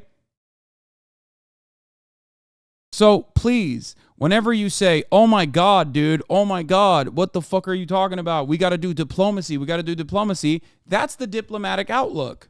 Okay? You are not representing the interests of Palestinians, nor are you even analyzing it with any kind of seriousness. You are looking at it from a perfectly idealistic perspective that does not happen in the real world. Okay? Obviously, no person is like, oh man, it's perfectly valid to kill civilians, okay? It's not. But if you want the violence to end, which I do, okay, you have to end the apartheid. Do you get it?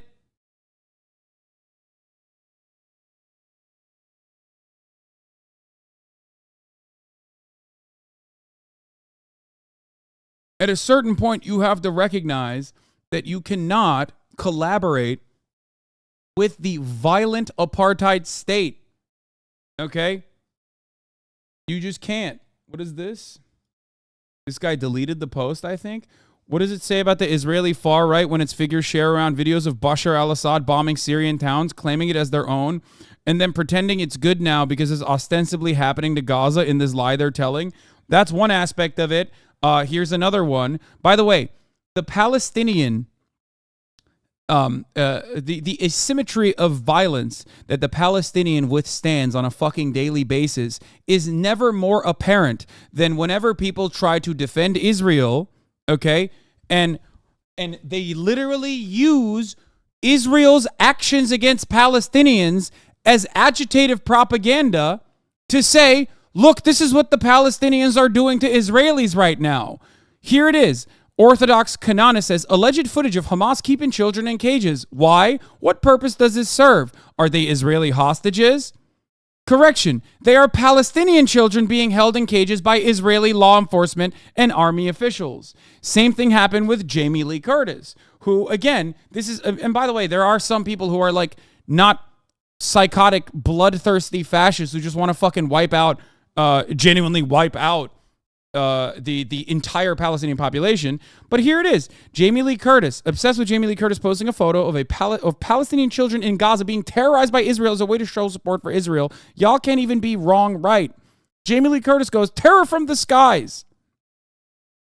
Yeah, terror from the skies is right. It is the Israeli military bombing Gaza in that situation.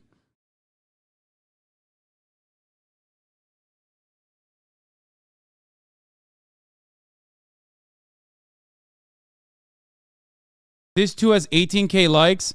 Yeah, Joel Polak says, who is a senior editor at large, host of Breitbart News, okay? He says, I have broken the Sabbath and Jewish holiday to deliver this message. Israel should wipe out Gaza, allow 48 hours to evacuate women, children, and the elderly, destroying everything that remains, plow it under, and annex it to Israel. This is the end for Hamas and Palestinian terror.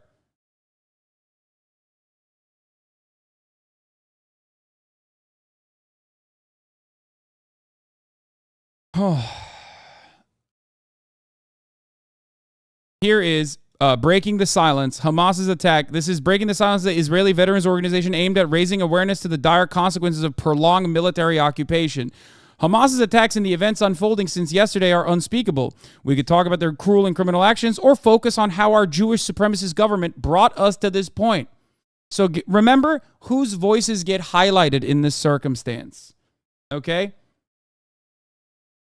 Remember whose voices are highlighted in this situation. You will not hear from progressive, leftist, Israeli opposition to the occupation. You only hear from the bloodthirsty psychopaths that are baying for blood. They're like, literally, we have to fucking level entire cities, like as though Israel hasn't been doing that already. That's how you arrived at this fucking problem. Okay? No, it's not because the media is mostly Jewish owned, you fucking dog. You anti-Semitic piece of shit.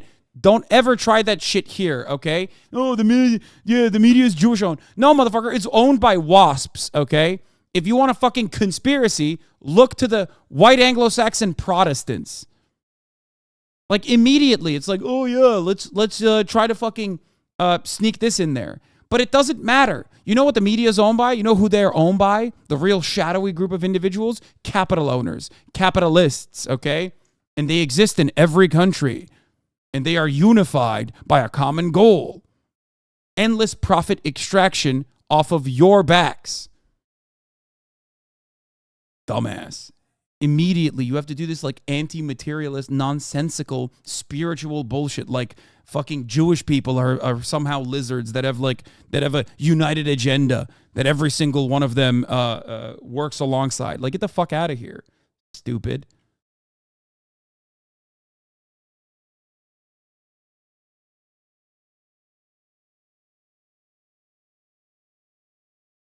Israel's security policy for decades now has been to manage the conflict. Successive Israeli governments insist on round after round of violence as if any of that will make a difference. They talk about security, deterrence, changing the equation. All of these are code words for bombing the Gaza Strip to a pulp, always justified as targeting terrorists, yet always with heavy civilian casualties. In between these rounds of violence, we make life impossible for Gazans and then act surprised when it all boils over. Okay? Why do most American Jews support Israeli crimes? That's also fucking bullshit. Okay? That's also bullshit. There are plenty of American Jewish people that work inside of institutions that literally fucking criticize Israel. Okay? That's bullshit, especially when you look at younger generations. Get the fuck out of here.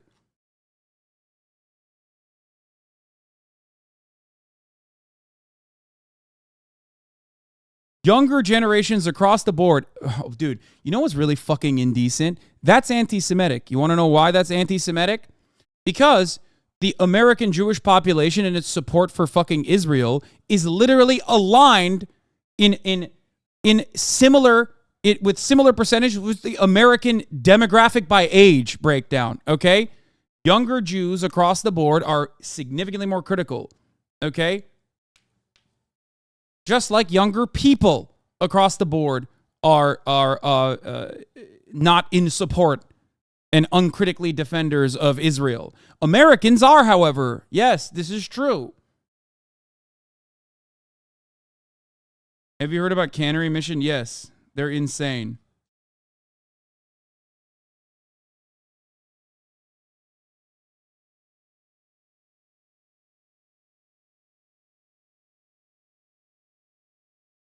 Huh. We talk about normalization with the UAE and now Saudi Arabia while hoping the world will turn a blind eye to the open-air prison we built in our backyard. Apart from the unfathomable... Wait, what the fuck? This is the Palestinian ambassador Riyad Mansour, who will now speak at the UN to discuss the latest conflict. This is from 3 hours ago. Do you know the position the Orthodox Jews are? I know little about them. It depends. Some are entirely anti-Zionist, like the ones in the UK, but they're like also kind of crazy. Some are both pro-Zionist, like some Orthodox Jews support the full-blown occupation and want to make it worse than it even is, while they also get a religious exemption. This actually, within the supposedly secular IDF, is a major point of contention. Some some Orthodox Jews, however, inside of Israel are also very expressly anti-Zionist as well. It's a very, it's significantly more complicated than you would think. It's also kind of funny, like I said, especially the hyper-Zionists that want settler colonialism to continue, but simultaneously get a religious exemption from the military. Yeah.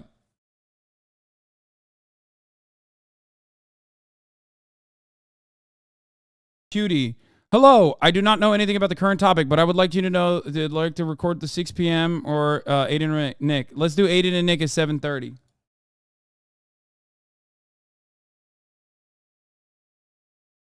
The state of Palestine, an emergency meeting. Okay, before I get to this, let me finish this fucking thread. Jesus Christ, I can never finish a goddamn thought up in here. Jesus and Lord mercy.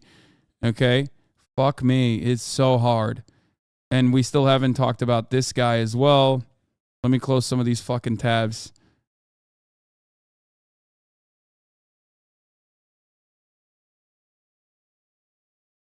Okay.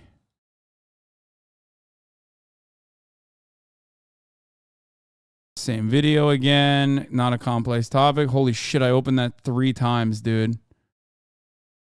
Okay, we'll get to that in a second. We have so much. I didn't even touch the fucking... I didn't even touch that.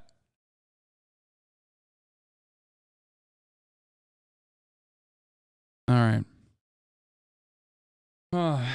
You really got to stop taking days off. Yeah. Chat, thank you for being nice to us, but you're making it hard for us to moderate by pinging us. Please only ping us. Yeah. Don't ping the mods. They're already working overtime right now. They're going crazy. There's a lot. There's a lot to cover here. The question Israelis are all asking is, where were the soldiers yesterday? Why was the IDF seemingly absent while hundreds of Israelis were slaughtered in their homes and on the street? The unfortunate truth is that they were preoccupied, something I mentioned as well. They were preoccupied in the West Bank. We sent soldiers to secure settler incursions into the Palestinian city of Nablus, to chase Palestinian children in Hebron, to protect settlers as they carry out pogroms. Settlers demand that Palestinian flags are removed from the streets of Hawara. Soldiers are sent to do it. Okay? Our country decided decades ago that it is willing to forfeit the security of its own citizens in our towns and cities in favor of maintaining control over an occupied civilian population of millions, all for the sake of settler messianic agenda. The idea that we can manage the conflict without ever having to solve it is once again collapsing before our eyes. Bro, that is so cap. What are you talking about? Yeah, I'm capping. I'm capping, brother. No, they just simply didn't have enough military on the fucking southern border, even though it's like a permanent occupation, because they wanted Hamas to fucking be able to take over all the precincts and kill like a ton of fucking high-ranking Israeli security force people. Is that the counter you have?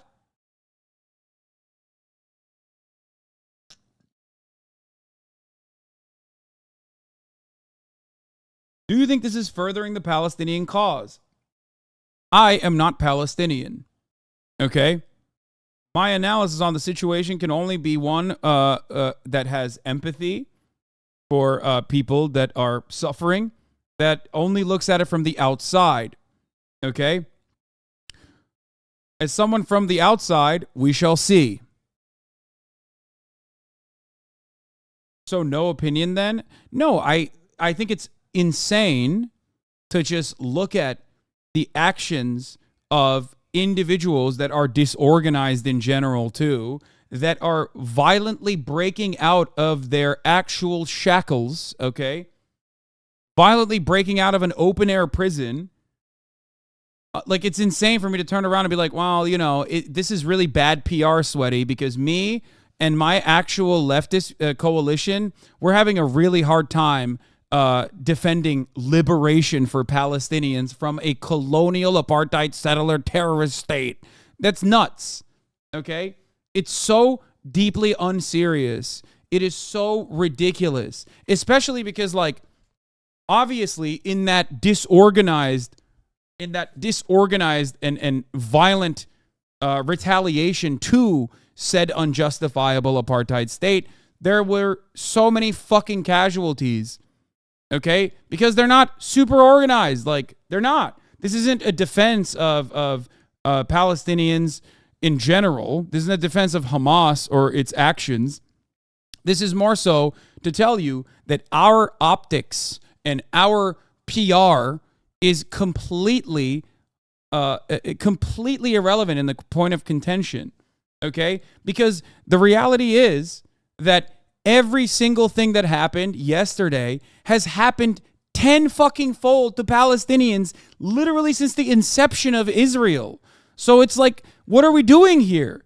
We also are operating under the same fucking perspective that Palestinians also recognize, which is that the life of 1,000 Palestinians is only worth the life of one Israeli person, okay? Because Israelis are real people, Palestinians are not.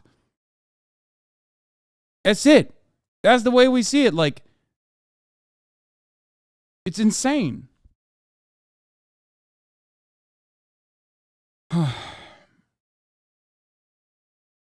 I said it yesterday, but if you put a lion in a small cage and tell it and the rest of the world that it's not even a lion, don't be shocked when it breaks out and goes for your throat. Yes.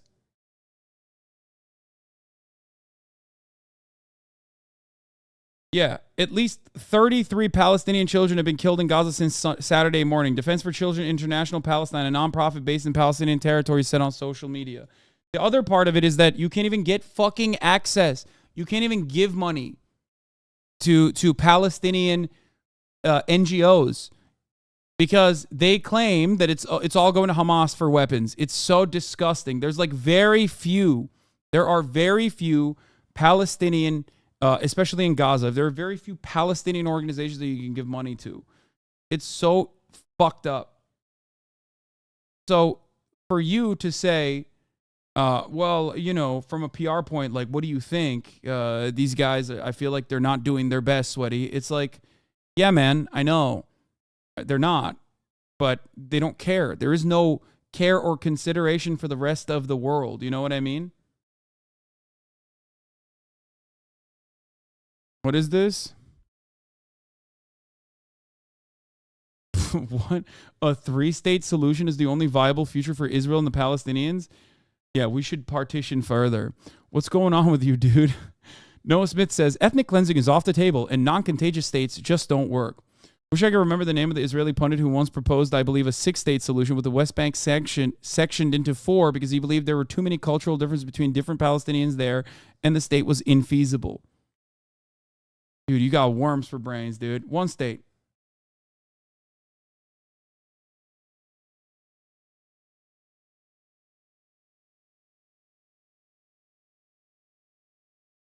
Palestinian forces just 10 kilometers from West Bank. Yeah.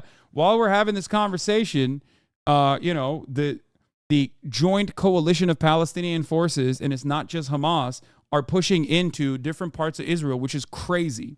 Okay?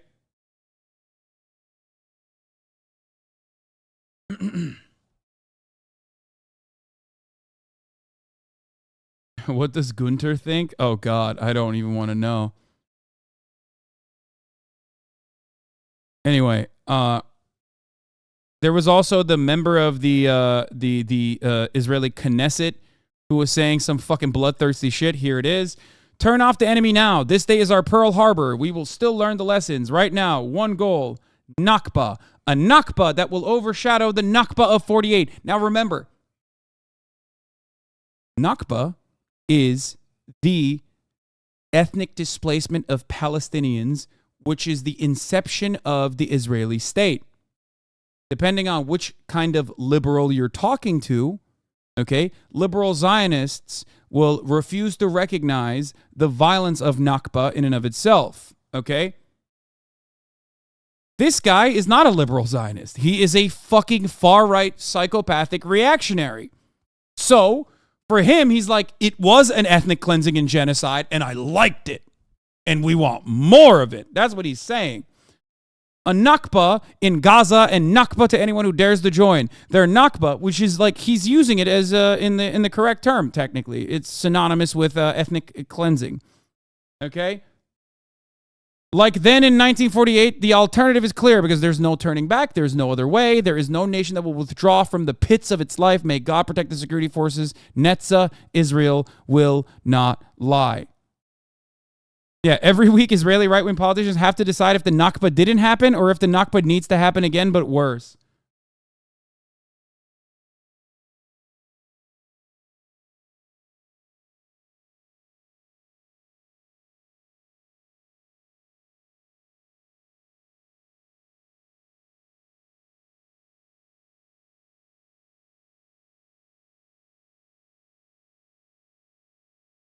You have to see Gunther's take.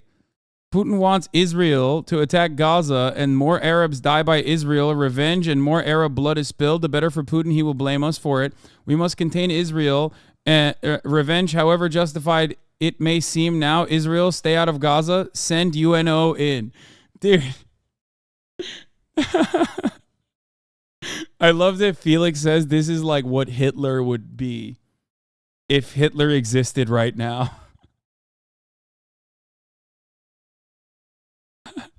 Gunther is going crazy, dude. Send Gunther in, dude. He'll fix it. He's got it under control. He said NATO membership for Palestine. What is this? Kobe breaking Hamas has launched 150 missiles at Tel Aviv.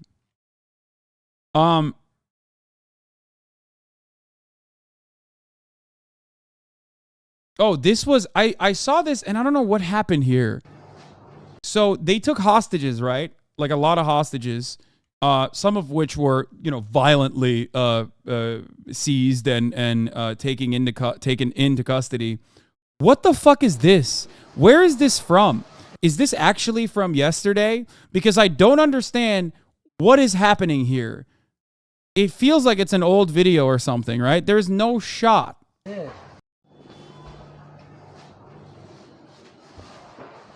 Yeah. There was another old lady. There was another old lady who was, yes, demented old lady taken captive. There was another old lady who was in a car with like a bunch of Arab dudes and she was having a great time. Like, I don't know what the fuck was happening.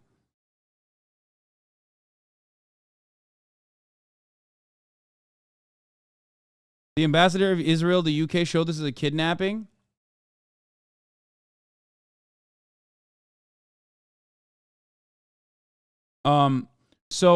U.S. air carrier is situation is the absolute key dilemma. MSNBC, powerful U.S. naval and air power moving into Eastern Mediterranean, purpose to deter Syrian, Iranian, and Hezbollah intervention in the north. So I think they're trying to go. Hold on. I think they're trying to stop Hezbollah from intervening in the north entirely.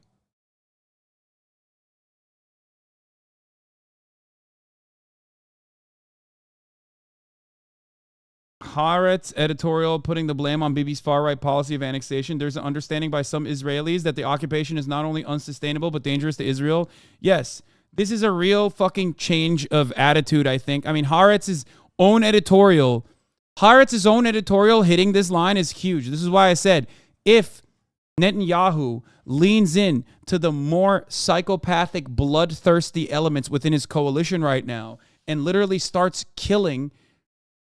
fucking killing Israelis that are captive, Israel will collapse from the inside. Okay? There is already way too much counter protest happening against the current existing Israeli state due to the hyper nationalist elements. Think about that. This is why I'm saying if they were to lean into that, and then like actually fucking bomb parts of Gaza that end up killing the 200 plus Israeli hostages that the Palestinian forces have taken over, they will lose control of the country, I think.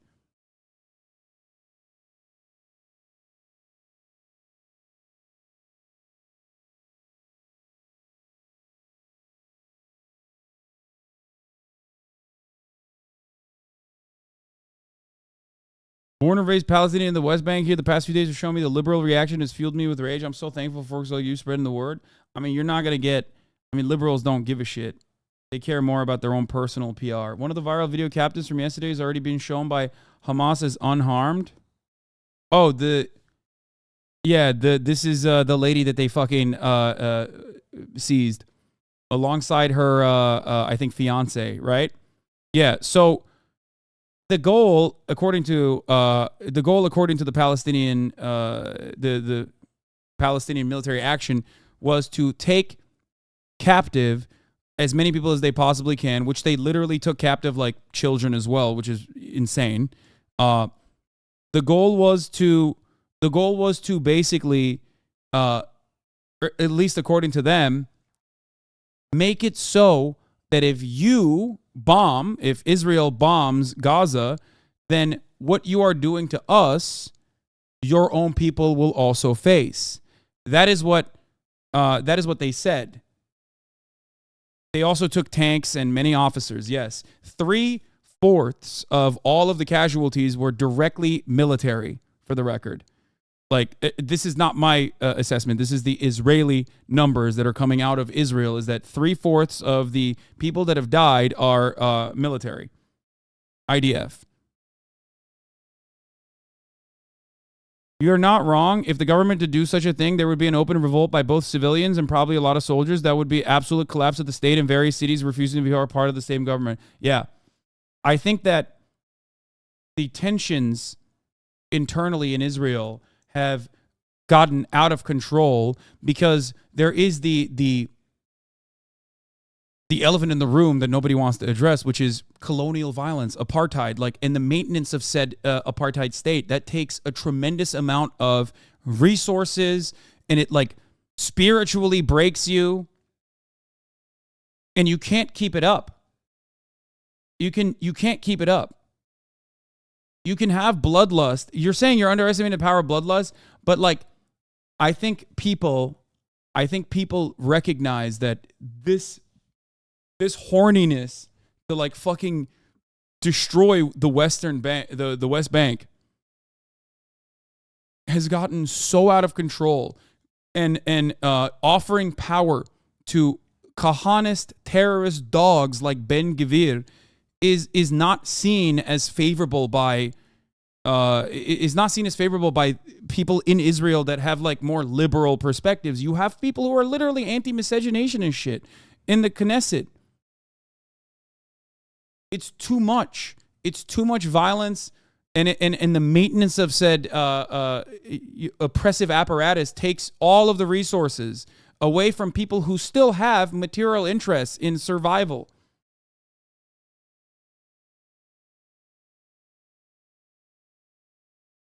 When you sign off, King, you need an opening state that you will wait for more info, get everyone to clip it, and draft your opinion in the next few days, King? What?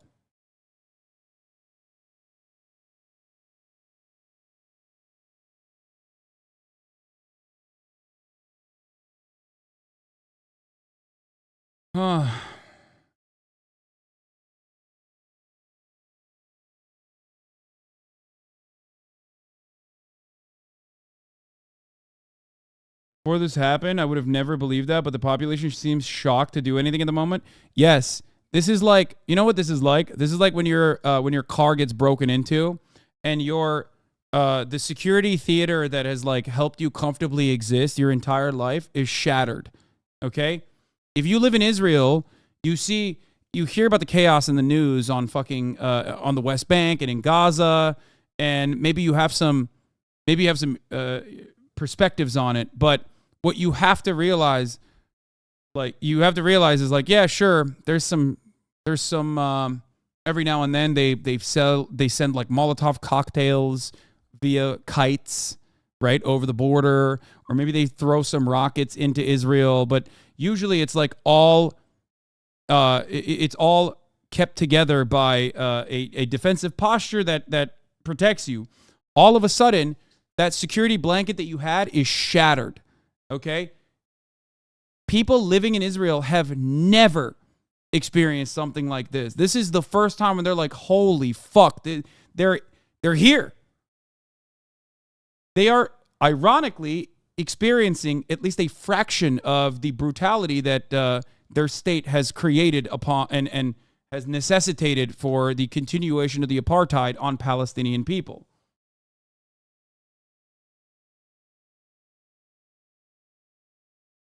Do you really think Mossad was not aware of the surprise attack? Fuck no.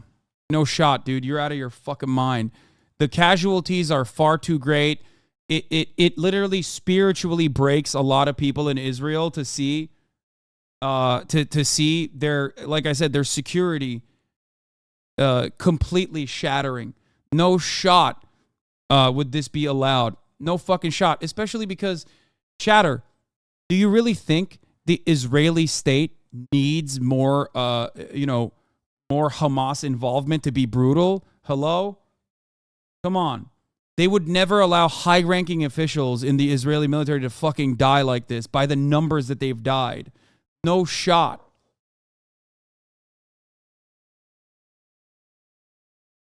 What do you mean this is their 9/11? Brother, 9/11 didn't kill 3,000 or 3/4 military members. 9/11 killed 3,000 civilians, okay? And first responders.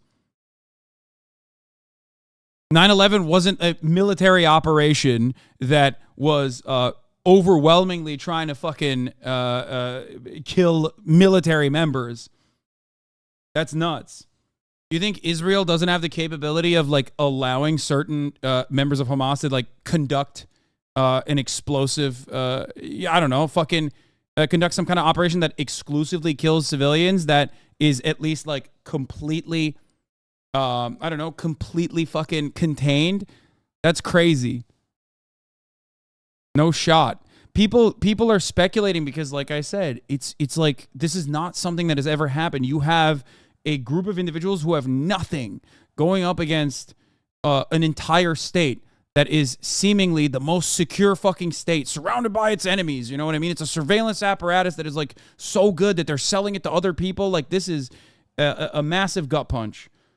No shot.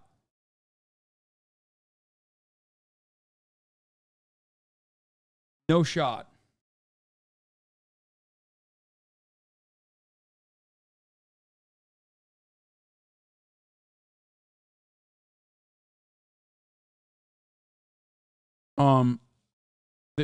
What is this? Just like Nazi death squads, is the Israeli UN ambassador Gilad Erdan details Hamas's war crimes.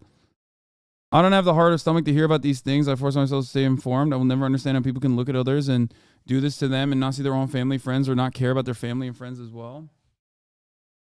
Yanis speculates the Israeli reaction would be like the U.S. reaction to 9/11. Says the shock and fury in Israel are reminiscent of the emotions of the U.S. after 9/11. I mean, that part is true. That provoked a display of American unity and power. It also led to a misconceived and self-destructive war on terror. Israel may be heading down the same dangerous path. Israel has been on that path, so I don't agree with Yanis Varoufakis there. But one other thing to consider here is that Israel is not America. Here, let's finish this.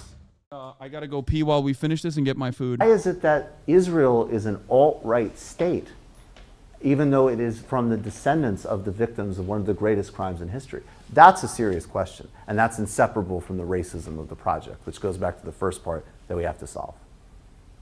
But thank you. Shalom. And I am serious about it coming from Jewish values. Like Tony Judd, my reading to the extent I do, which I actually do have some connection to that in a religious sense, it's unacceptable for me. But yeah, no, I know. We'll but it's not complicated.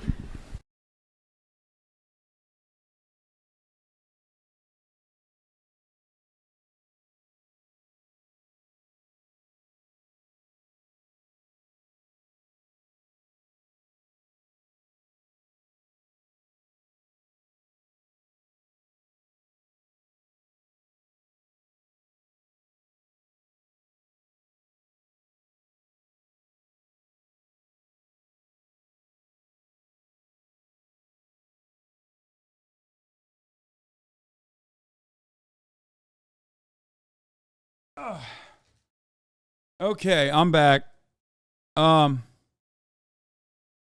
Rest in power, Michael Brooks. Okay, let's hear the Palestinian ambassador. We'll get in. We'll dive further into the history of how this happened and how Palestinians were expelled from their homes, because a lot of people don't know what the Nakba is. I already ran the top of the hour ad break while I was peeing, by the way, so don't try to debate me on that. Sorry, I had to do a sneaky one because I was peeing.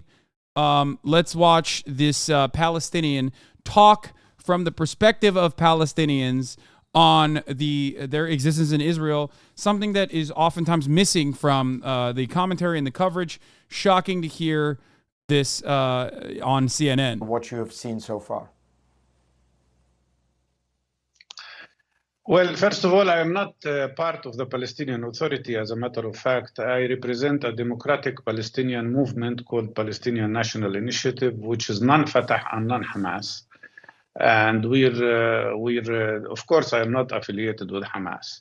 But I think this situation that has evolved is a direct result of the continuation of the longest occupation in modern history. Israeli occupation of Palestinian land since 1967. This is 56 years of occupation that has transformed into a system of apartheid, a much worse apartheid than what prevailed in South Africa. Yes, maybe True. Hamas did not recognize Israel, but the PLO did, and the Palestinian Authority did.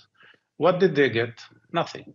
Since 2014, the Israeli governments would not even meet with Palestinians. And what you see today is a reaction to several things. First of all, settlers' terrorist attacks on Palestinians in the West Bank that has evicted already 20 communities in an act of ethnic cleansing. 248 Palestinians who were killed by the Israeli army and settlers in the West Bank, including 40 children. Attacks on the holy sites, the Muslim and Christian holy sites by Israeli extremists, as well as declaration of Netanyahu that he will liquidate the Palestinian rights and the Palestinian cause by normalization with Arab countries. And he dared even to go to the United Nations and carried in the United Nations a map of Israel, which included the whole of the West Bank, all of Gaza, all of Jerusalem, as well as the Golan Heights. The Ottomans were an imperial force too. That's not a good argument, brother. Ask anyone from historical Palestine whether they prefer Ottoman rule over British rule, and I think the answer is going to be very different than what you suspect.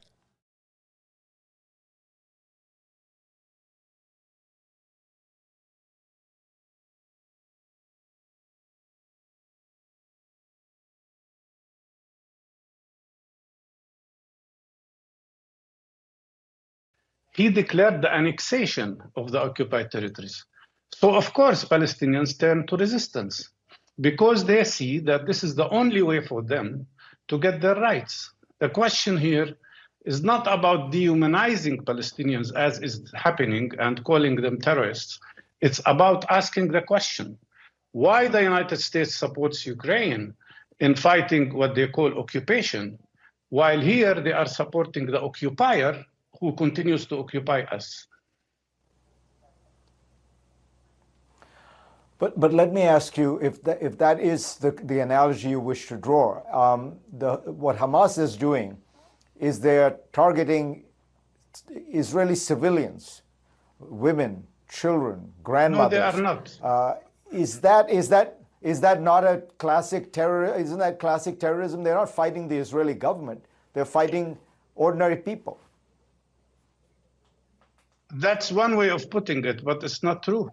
I think Hamas mainly attacked military establishments, military installations. And most of the people they have arrested. It's true. But it doesn't matter because there are still, don't say no, don't fucking go against this. This is 100% true. But it doesn't matter because they're not a fucking real military. They're disorganized. And of course there were people who did some fucked up ass shit and civilians died as a consequence of that too. But the overwhelming goal there wasn't simply to kill as many people as possible. The overwhelming goal there was to overwhelm the military. That's why they went and they fucking took over. That's why they went and they took over police precincts. They attacked the music festival as well, which is like, dude, guys, I'm not saying they didn't kill fucking like actual civilians. They did. Of course they did. Hasan, you're a fucking clown. They went into cities and killed innocents. Oh my God, you're missing what I'm trying to say. Of course they did that. And that is completely fucked up. The goal, however, once again, like, what do you think 3/4 is? What do you think 3/4 is? Numerically, what do you think 3/4 means? 3/4 of the people, the targets that they fucking killed were still, like, they're military. Fuck! That's according to the Israeli numbers. That means 25% of their targets were civilians, okay?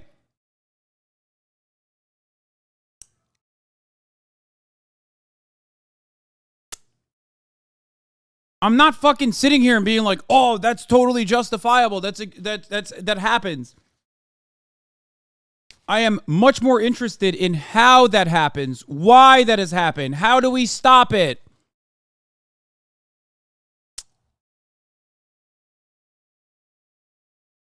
They are breaking out of prison.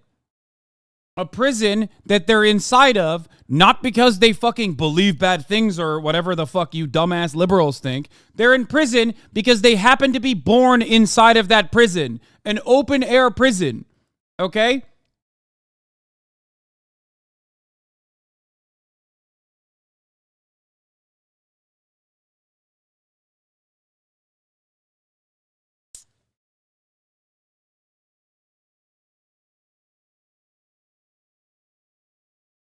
Hasan really loving terrorism? Oh, God. The amount of... people love to talk about decolonialization until they see it in real life, but then you turn around and you say, Hasan really loving terrorism. It's fucking nuts, dude. There are so many people that just don't want to hear anything I've said. I've covered this for 4 fucking hours, and people literally turn around and clip one opportunity and go, dog, there you do it. There you go. I got him. Now I can fucking run with my idiotic fucking propaganda. Okay. It doesn't matter what I say. It doesn't matter what you say. None of what we are saying matters, okay? It doesn't. Doesn't matter. And taken as war prisoners are military people. I do not accept attacking any civilian. I do not accept that Israelis attack our civilians. But look at what Israeli planes are doing now in Gaza. They are bombarding houses. They're bringing down to earth, and you've shown that on your screen. Whole apartments, whole buildings, high-rise buildings are brought down to the ground, and we already are receiving reports about families who are killed. 9 people in one family, 10 people in another family, including children. I do not want any civilian to be hurt, neither by Palestinians or by Israelis. But the question is how to end that. Will it end by attacking Gaza Strip another time? Israel has already conducted 5 wars on Gaza. One of them lasted 51 days. They destroyed everything. This did not stop Hamas, did not stop resistance. There is one way to stop. Dude, this is so stupid. True, but the Palestinian civilians were informed and evacuated. Totally, Mom. That's so sick. Yeah, if you say, hey, I'm going to bomb your fucking house, literally 15 minutes before I bomb your fucking house, then it's fine.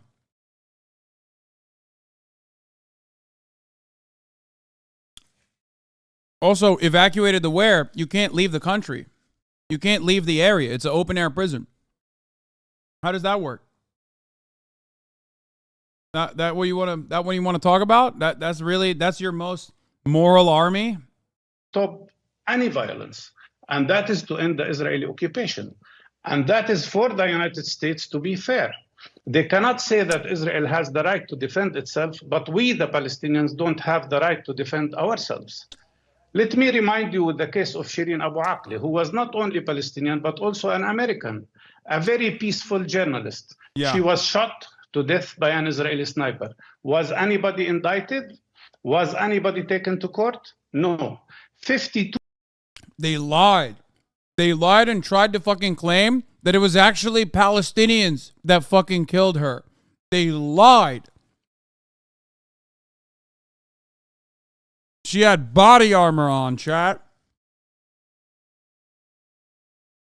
She had fucking body armor and a helmet on. They sniped her in the fucking neck. It said press across her chest. They knew what they were fucking doing. Not a single ounce of fucking, not a single fraction of punishment. Immediately they lied and said Palestinians did this. Monsters, dude. And then they didn't stop there.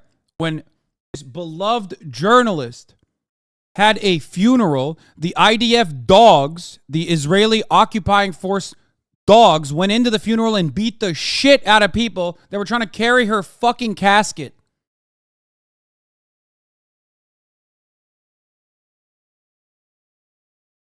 There is no equivalence. That's why Michael Brooks is absolutely correct when he says, role reversal, everybody knows what's going on.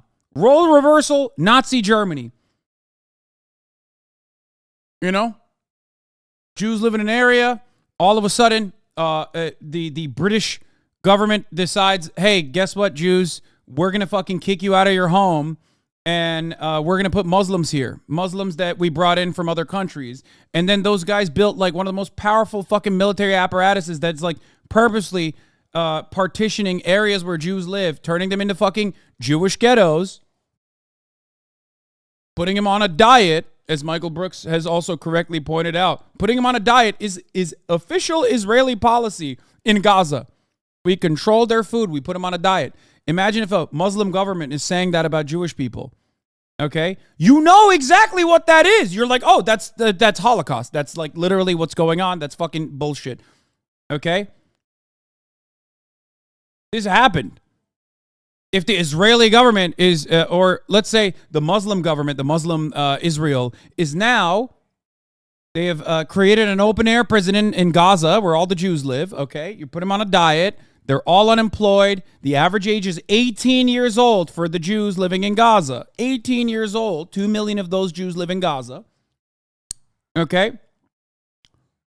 And then you bomb them all the time, and you call it mowing the lawn. Okay? You call the hunger and starvation that you enact upon them, keeping them on a diet so they're servile and can't push back, and you bomb them and you call it mowing the lawn. Those are your two policies. Immediately, everybody knows what's going on there. Immediately. No reason to look any further.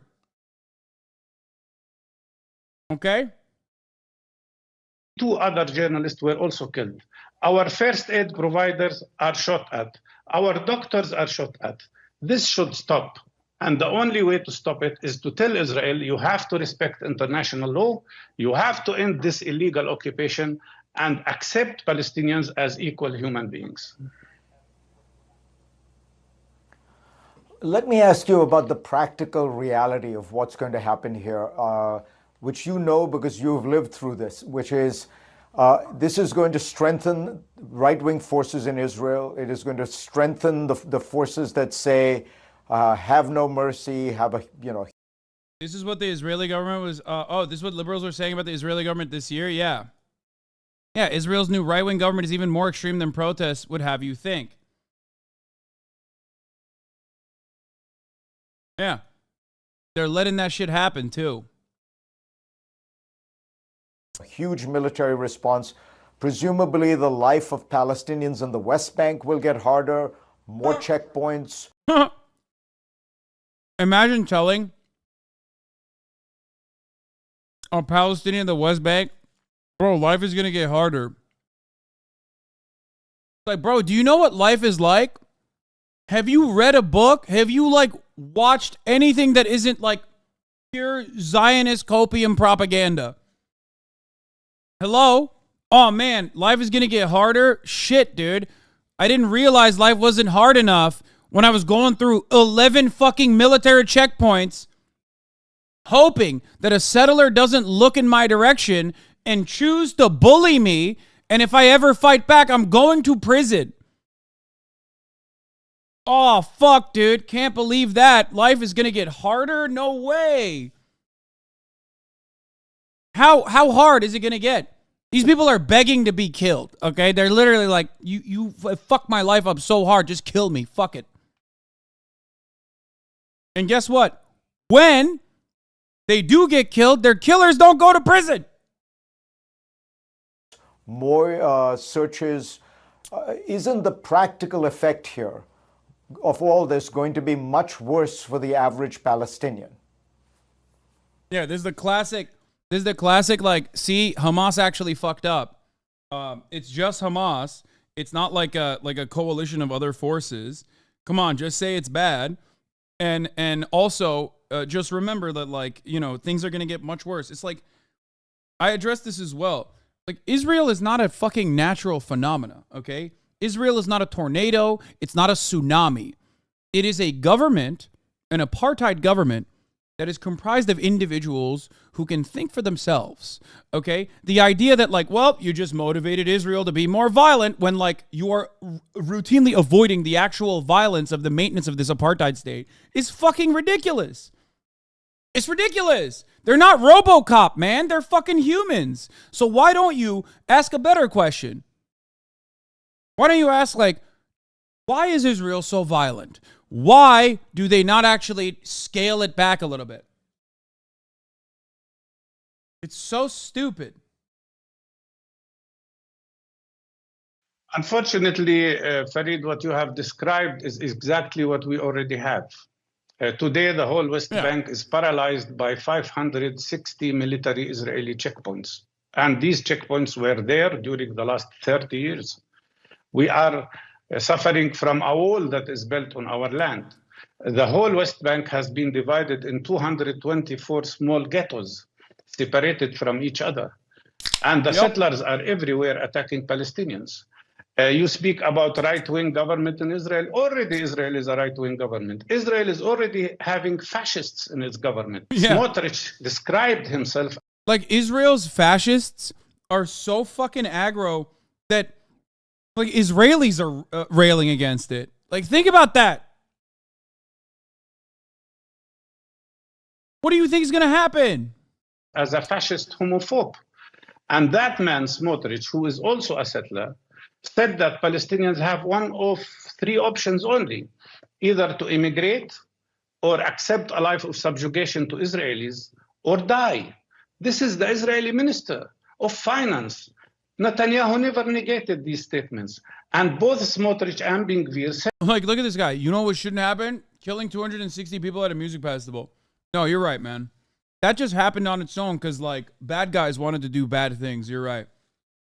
Dude, if they fucking subjugated you to a open-air prison your whole fucking life, you're going to break out eventually when you realize that there's no other way to get out of it. Like, do you think that this happened out of nowhere? Do you think this happened out of thin air? Are you fucking stupid? Do you think the Israeli state was just, like, peacefully coexisting and then these guys came in with fucking gliders out of nowhere? Don't say fuck off, dude. They didn't deserve it, you fucking idiot. My goal is solutions. Your goal is the continuation of violence. You want way more than 260 people dying. You want every single Palestinian to be fucking executed ruthlessly in the streets so that you can build another fucking theme park in Gaza. You fucking baying pig. You fucking bloodthirsty, violent pig dog. Suck my dick. think this happens? You think it happens out of nowhere? You think these people are just like, oh, we were violent because we want to be violent? You think that's where violence culminates from? Or do you think it's because you have entrapped them, you have bullied them, you have subjugated them, you have humiliated these fucking people? 2 million people live inside of Gaza. They're not even fucking people in the eyes of Israelis. 2 million. The average age is 18 years old. 57% unemployment. They can't even get fucking concrete inside of Gaza so they can build fucking water salination plants because 97% of their water is toxic. They're dying of mass starvation. You cannot push people into a fucking corner their whole lives and not expect them to fight back at a certain point. Suck my dick. You fucking piece of shit. You and others like you who turn a blind eye to apartheid, genocide, and ethnic cleansing are the reasons as to why these people fucking fight back. So much so that you fucking cackling hyenas sit around and think, oh yeah, we're doing this in the West Bank too. That's the peaceful coexistence project. Look at the West Bank. You're doing it in the West Bank so fucking hard now that you left your ass out in the open in the southern fucking border of Israel. Inevitably, the contradictions become more apparent and the state will collapse. There is no way to have a fascist coalition because endless militant conquest always ends up failing. So if you care about your fellow Israelis, if you care about Jewish people living in Israel, if you care about humanity, even if you do not have a moral position against apartheid, which you should because you're a human, right? You're a human, and it's disgusting to not have a moral anger and moral outrage, not demonstrate moral outrage at the sheer thought of a fucking apartheid state. Think about it from a more pessimistic, more cynical, but self-interested perspective then. Fucking dog.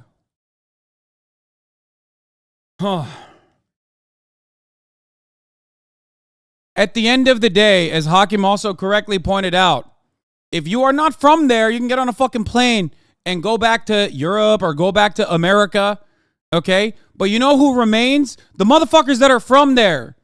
You cannot defeat with endless subjugation an insurgent movement that demands emancipation. You have to literally ethnically cleanse them, which is what Israel is doing slowly. But ultimately, people are going to fight back no matter what happens.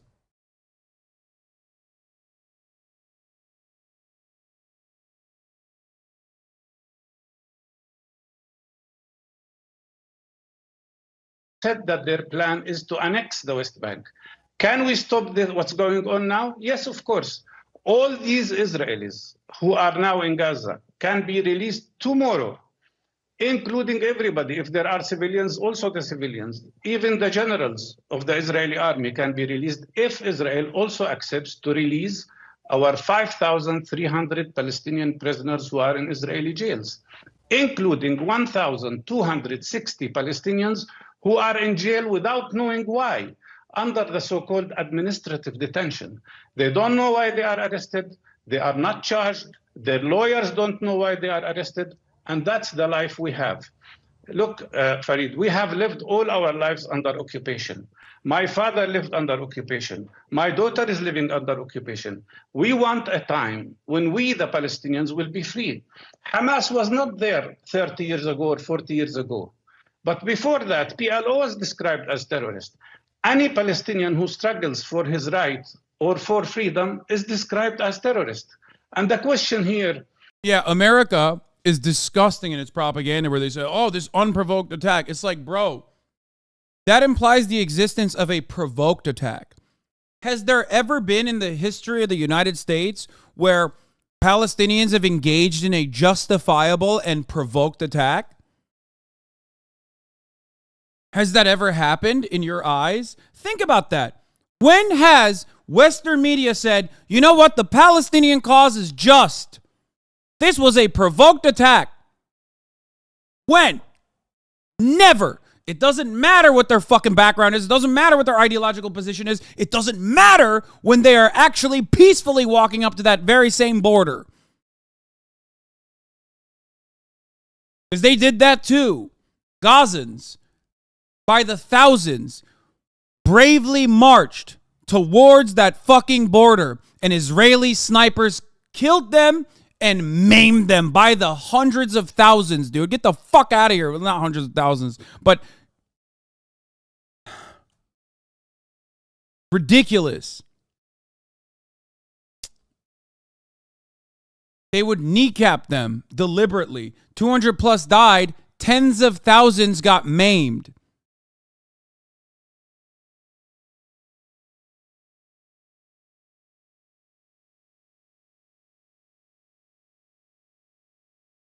And we're not talking about like fucking Hamas in that situation. We're talking about women, children, like people that were dressed as medics, like openly stating that they're medics. Press, civilians across the board, pregnant women. Fucking nuts. It's nuts. 42 knees in one day. Israeli snipers open up about shooting Gaza protesters. And then they fucking cry afterwards too. That's the other side of it. Because then they also have the secondary aspect of it where they're like, oh, I have such PTSD from fucking shooting 42 knees in one day. They do a YouTube apology. The cry and shoot is what it's called. Americans do it as well.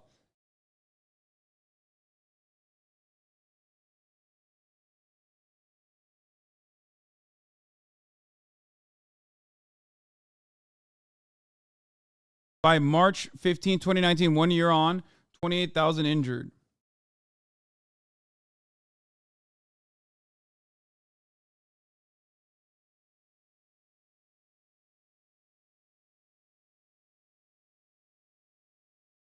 What is this? Sands of Sorrow? Dorothy Thompson was blacklisted for this? I can't show this.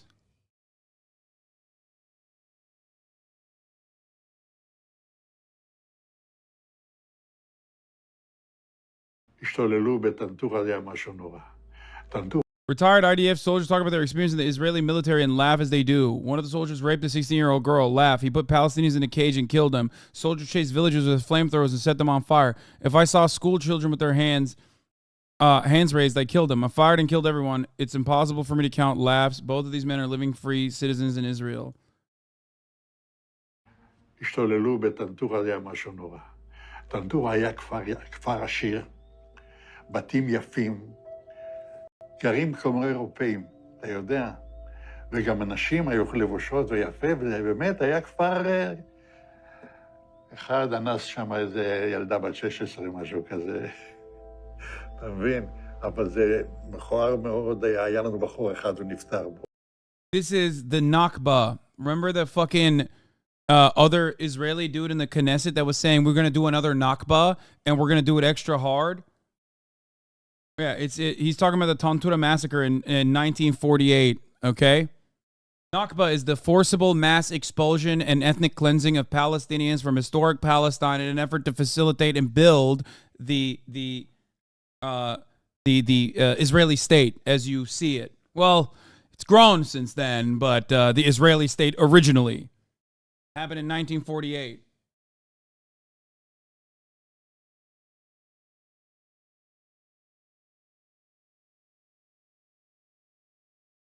The Tantura massacre took place on the night of the 22nd to the 23rd of May, 1948, during the 1948 Arab-Israeli War, when around 40 to 200 Palestinian Arab villagers from Tantura were massacred by the Israeli Defense Forces Alexandroni Brigade. The massacre occurred following Tantura's surrender, a village of roughly 1,500 people in 1945, located near Haifa. The victims were buried in a mass grave, which today serves a car park for the nearby Tel Dor beach. Oral testimonies by surviving Palestinians were met by skepticism. A corroborative 1988 thesis by an Israeli Haifa University graduate, Theodore Katz, who interviewed survivors, was also met with denial.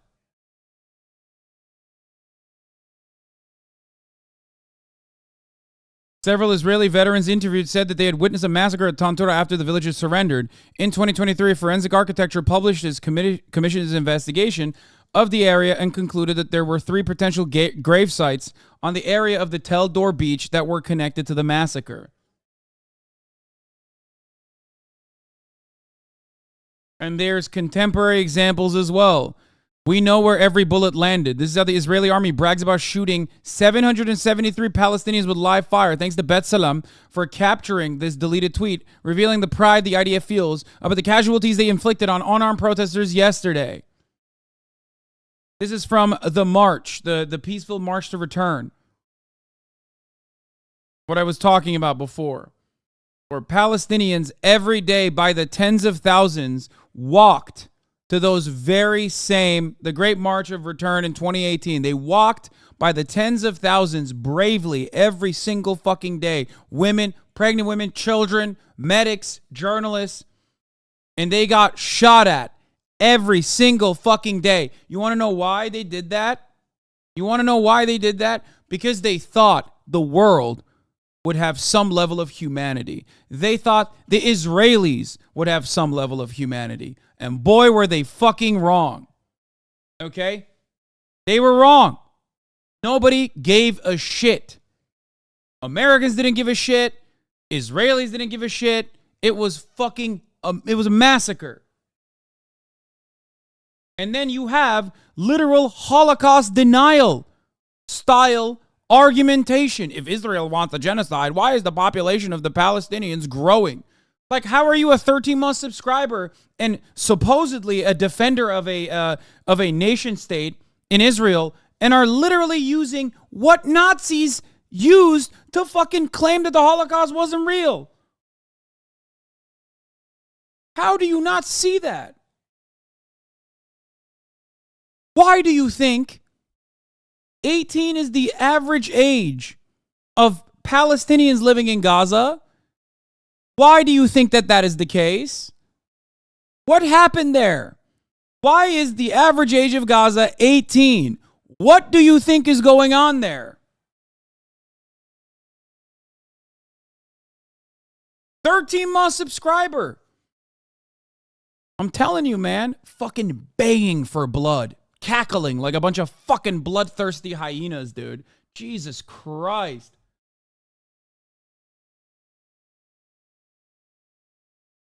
Do you think it's telling that a lot of leftists who use Palestine to cynically defend neoconservative policies in regards to Ukraine instantly caved on Palestine the moment it became bad optics? I've seen so many prominent progressives on Twitter say the Palestinian cause died today and Hamas killed it. Yeah, fuck those people. Let me tell you something, okay? Let me tell you something. If you were actually someone who paid attention to what the fuck is going on, what the fuck has been going on to in the brutality the Palestinian existence is for the past decade or so, you were already defending Palestine and Palestinians way before it was like seen as a favorable thing to even be able to bring up.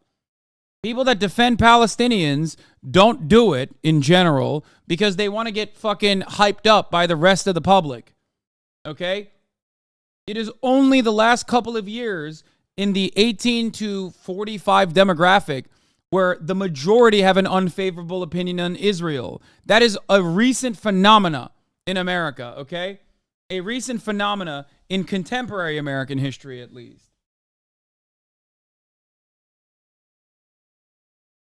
And even then, in this country, in 35 states, you can get fired for supporting Palestinians by saying we need to boycott, divest out of Israel, and apply sanctions to Israel for its apartheid colonialist violence on Palestinians. 35 states. Can you imagine that for any other fucking country? Like, it's nuts.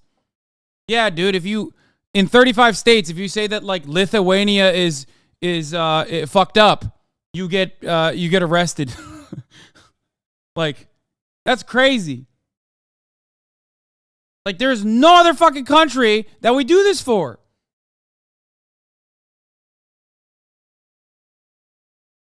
Why is the average age 18? I don't understand. Because they die, chatter. They die. Their life expectancy is like nothing.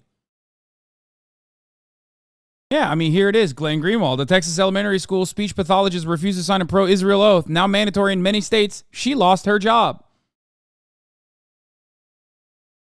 That's real. Oh, how far the mighty have fallen, by the way.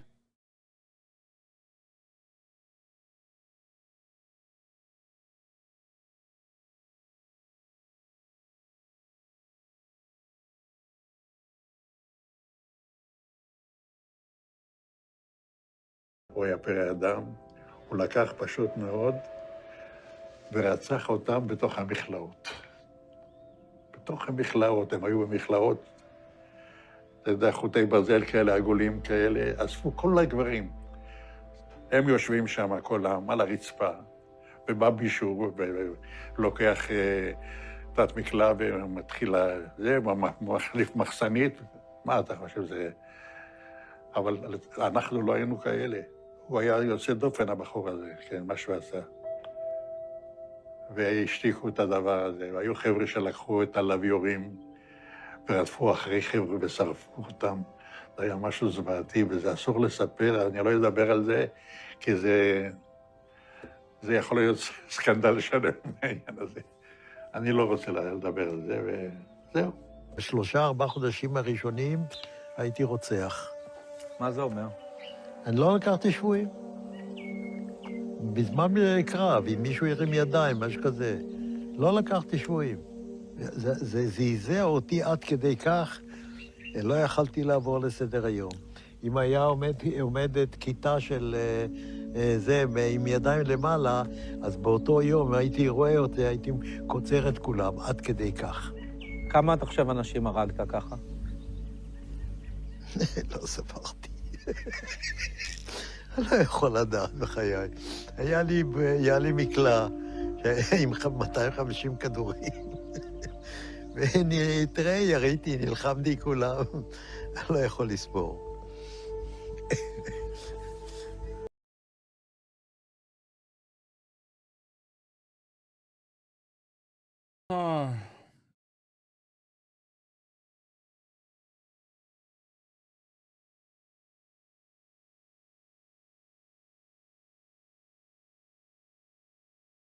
The reason why I show you all of this is for you to understand that this did not happen overnight. Okay? A lot of Americans literally get shocked and act like, wow, this violence must be unprovoked because our nation state, our state is saying that it's unprovoked, so it must be unprovoked, right? It's like, how can you say it's not a provocation to exist under these conditions, dude? I think the hostage situation is the absolute key dilemma that the IDF is now facing. It's hard for me to understand how dozens of hostages now in the Gaza Strip, to include possibly Americans, 7 are reported missing, 4 killed, would be recovered without a massive ground intervention using armor and infantry forces to try and gain control of the surface level and then find them in tunnels and cellars. So this is going to be a bloody mess, catastrophic for the civilian population of the Palestinians, as well as the IDF fighting their way in. But that powerful carrier strike group, along with U.S. Air Force F-35, F-15 squadrons, F-16 squadrons, probably moving into Italy, they are there for more than a show of force or a potential non-combatant evacuation.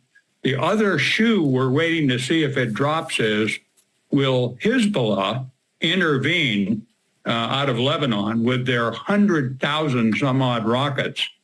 Will the West Bank ignite? And what will the Syrians and the Egyptians do? So I would just suggest to you our support of Israel will be absolute. And if we see Syrian military intervention, active Iranian intervention, we'll go to war.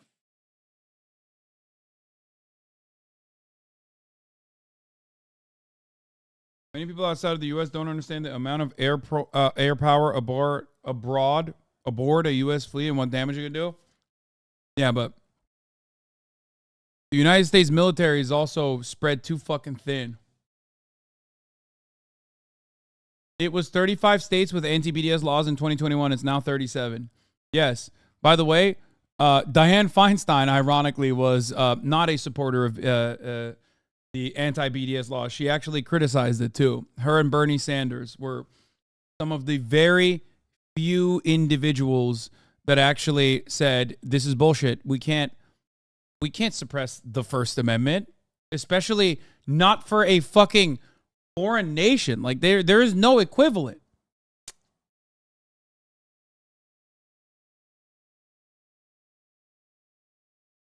Do we have the right to struggle for freedom? Do we have the right to struggle for real democracy? Do we have the right to have normal democratic elections, which unfortunately Israel and the United States don't support? I think we are entitled to that. But the unfortunate thing, if we struggle in a military form, we are terrorists. If we struggle in a non-violent way, we are described as violent. If we even resist with words, we are described as provocators. If you support Palestinian and you are a foreigner, they describe you as anti-Semite. And if you are a Jewish person, and there are many of those, who supports Palestinian cause, they call him self-hating Jew. Yeah. This should end. It doesn't make sense. We should all have equal life. We should all have peace. We should all have justice. And we should all live in dignity. The main way to achieve that is to end occupation, end the system of apartheid that I am sure no Jewish person can be proud of. Time has come for that, and time has come for justice and freedom. If we achieve that, there will be no violence and nobody will be hurt.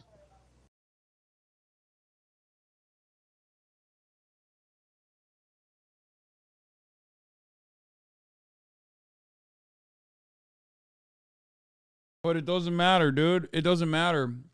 Your favorites. What matters is what my favorite YouTube commentators said, or what matters is like what CNN is saying. Otherwise, in every other fucking aspect of the coverage of this war, you know. Here. Try very hard.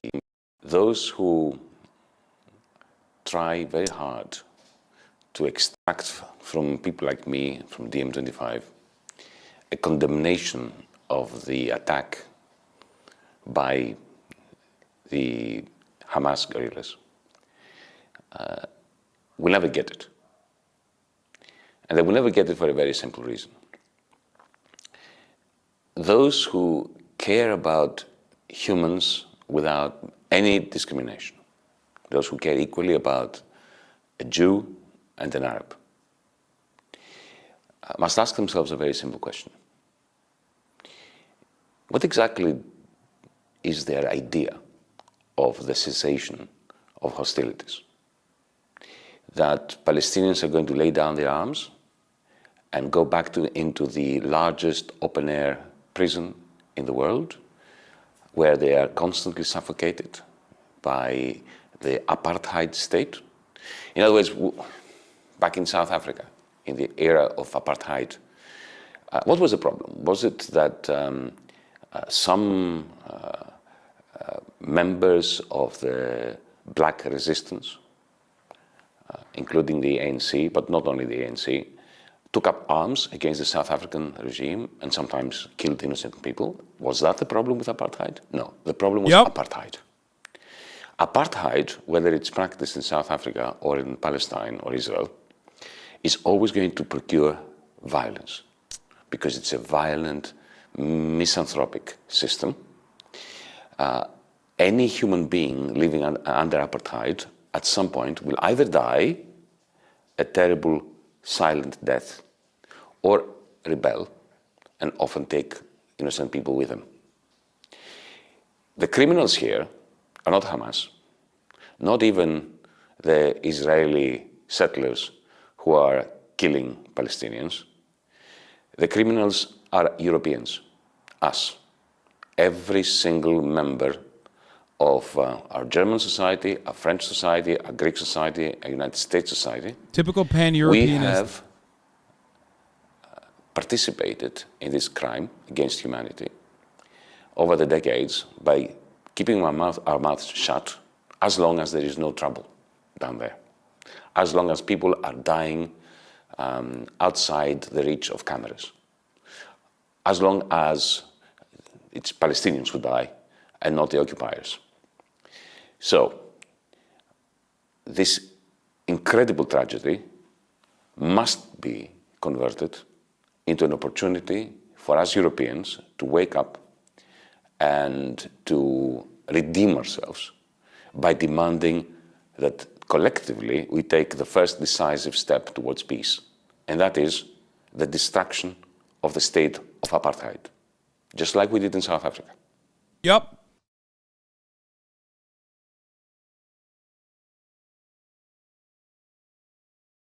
Germany already went the other way and started glazing Israel. What do you mean? Germany is all... Hello? Are you familiar with German politics? They've been the top glazers from the jump. You know, because they did another thing.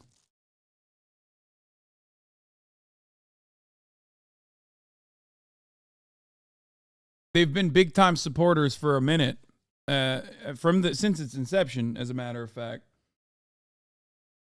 And they have some good reasons for it.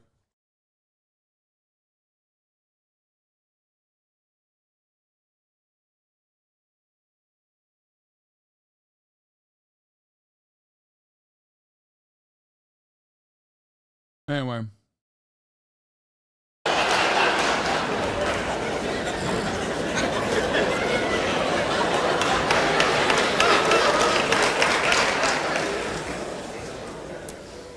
One of the problems we are facing in the world today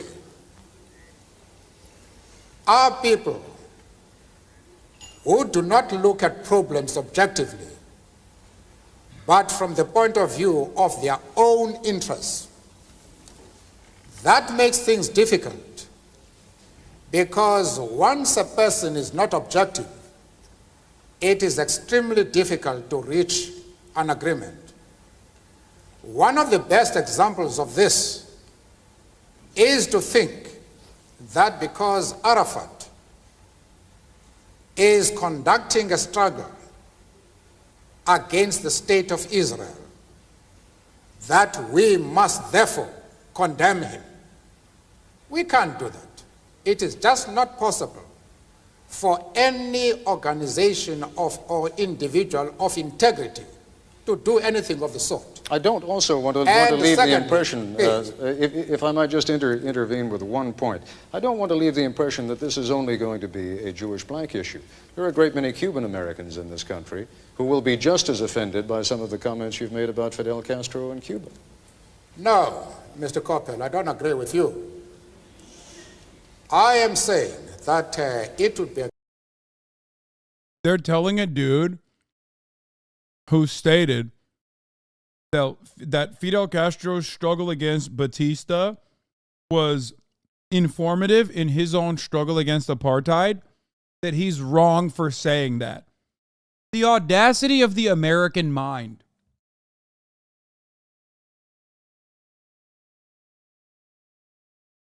Brilliant.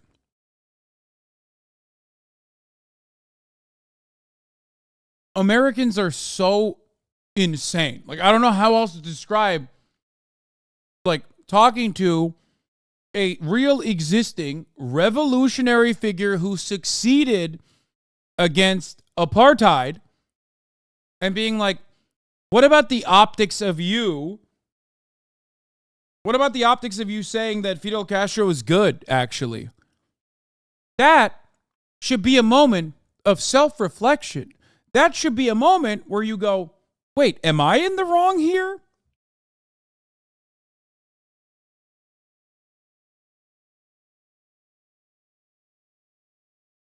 But of course, the American never self-reflects, never self-criticizes, never self-examines. That would require you to lose sight of being the greatest nation on earth, being the freest nation on earth, being the hoorah fucking dipshit that you are.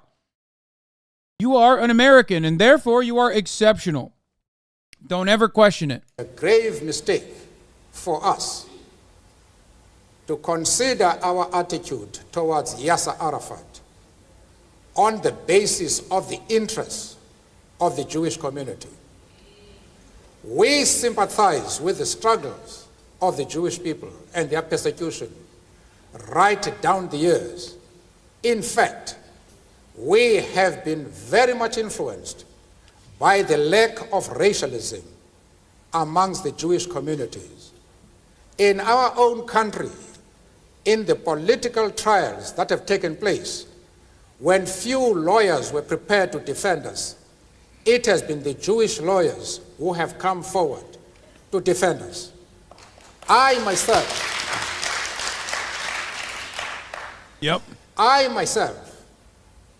was articled, I'm a lawyer by profession, and I was trained to become a lawyer by a Jewish firm at a time when few firms in our country were prepared to take blacks. Yeah. Jewish people have always played a historic role in the emancipatory struggle for obvious reasons, because Jewish people were always at the fucking crosshairs. They were always the enemy by those who wanted to divide and look for an exit ramp. That's it. Jews have always engaged and have an incredibly robust history of anti-fascist struggle. Yeah, that's why the Nazis said Bolshevism was a Jewish plot. Exactly. And Jewish people still to this day maintain that struggle. Israel does not mean all Jewish people. Israel and its existence as a violent, colonial, apartheid state does not represent the interests of all Jews. It's like looking to Saudi Arabia, which is, or was, and still is to a certain degree, conducting genocidal operations in Yemen and saying they're doing this at the behest of all Muslims around the world. Can you imagine? Saudi Arabia is actually fighting in Yemen and causing a mass blockade that is causing mass famine because they care about the Indonesian Muslims. No, you would never say that. Everyone would laugh at you. People would say, what the fuck are you talking about?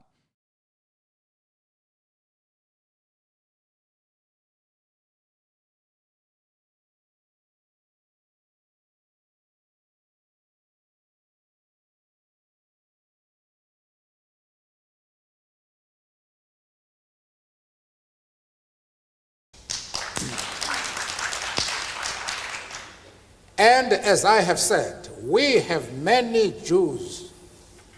Yes, and what about that right now? Hamas says there will be no Jews in Palestine. How many people, Jewish people, killed is too much? Can they kill everyone? This is such a laughable fucking thing to say. Yeah, dude, you think Hamas is going to conduct ethnic cleansing to all Jewish people living in Israel? Like, I'm sorry. At a certain point, I'm not having a conversation with like a real person. I'm having a conversation with your schizophrenia, okay? Like, that's insane. You have made an imaginary boogeyman, and you have greatly emphasized its like founding charter and what they are capable of doing.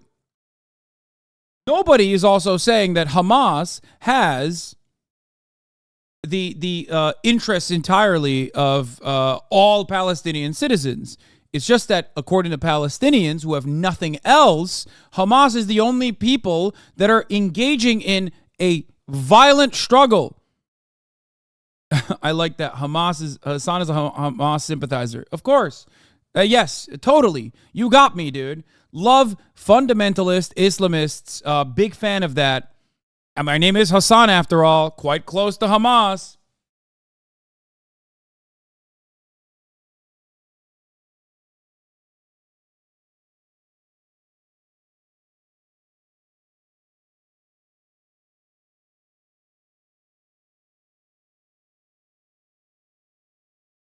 The only reason why there is a reactionary Islamist, fundamentalist, militant organization that even has any popularity in Palestine is because of the violent, brutal, settler, colonial, apartheid state of Israel.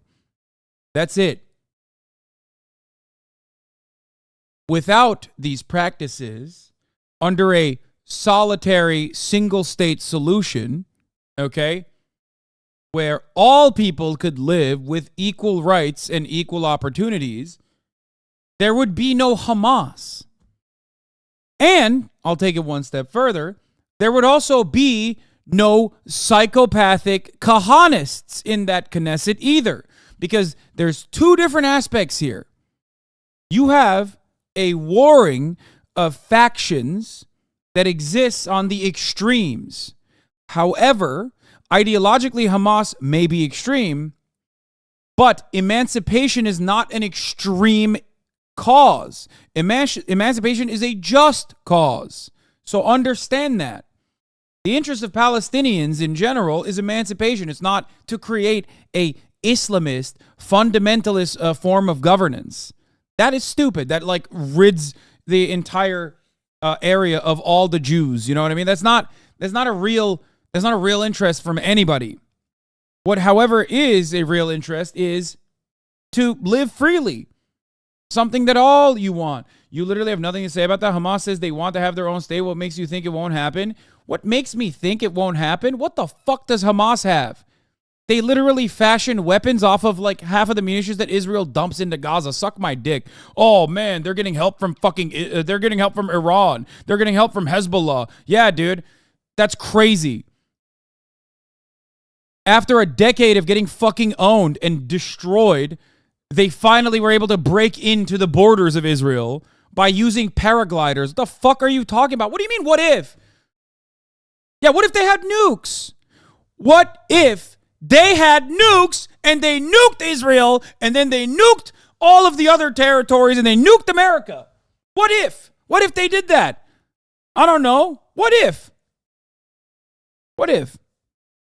What do you mean, what if? What power does Hamas even have? What authority would they have if it weren't for a violent, oppressive apartheid state? Nothing.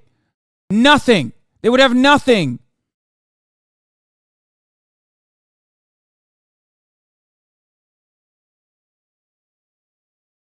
I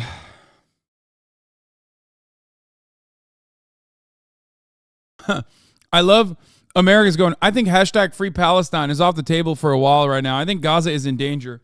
Thanks, man. It might be off the table for you, but you know who it's not off the table for? The fucking Palestinians, dog. I don't give a shit what like the optics of the situation is for all of the Americans who feel very uncomfortable being like, oh, there's a lot of brutality happening. Oh, like, are you crazy? Do you think this started yesterday? I'm Swiss. Oh my God. Bro! There's never been a more perfect joke. I feel like you set that up. I feel like you set that up as a joke, right? Like, are you making a joke? He's like, historically, I must take a neutral position here.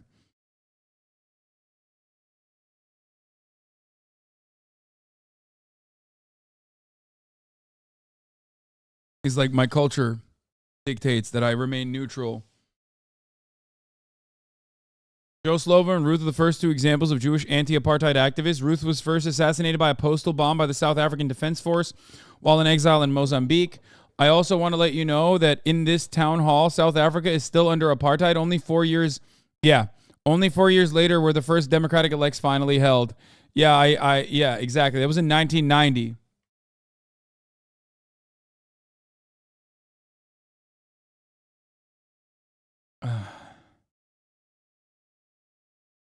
I love a Swiss person whose name is Grill Party 1992 because it's like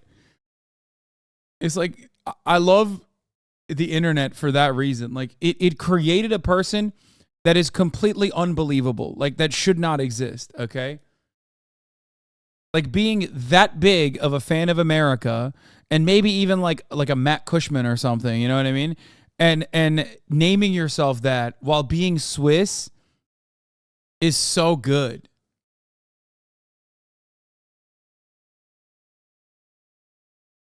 There's always a guy out there.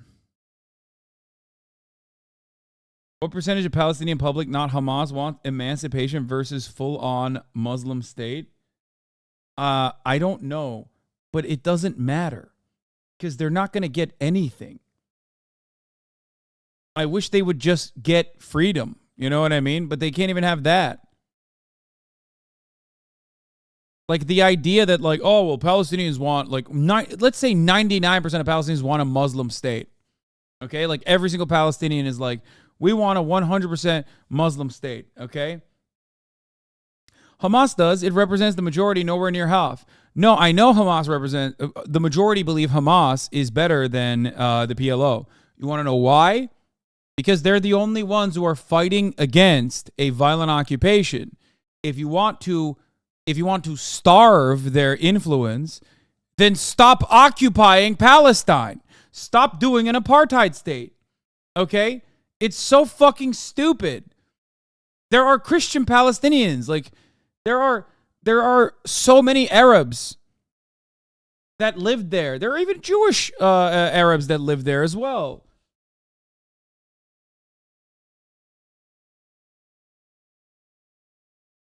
What? Have you ever considered the optics, though? I support PS, by the way. Okay, everybody stop.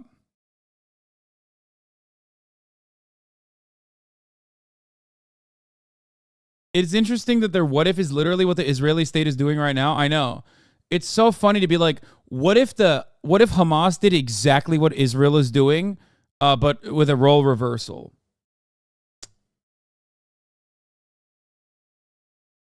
I literally thought Hamas was one of the most well-funded terrorist organizations growing up because the way that young American Jews have been indoctrinated into Israeli propaganda machine is infuriating. What do you mean? What is this?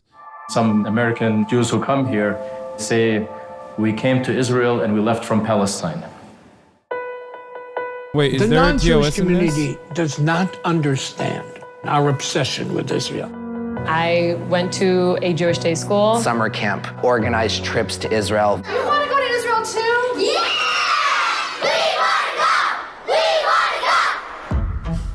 Israeli soldiers, they're hot, they're awesome, they're strong. We actually have had quite a few of our former students join the IDF. And these are kids, these are 18, 19-year-olds.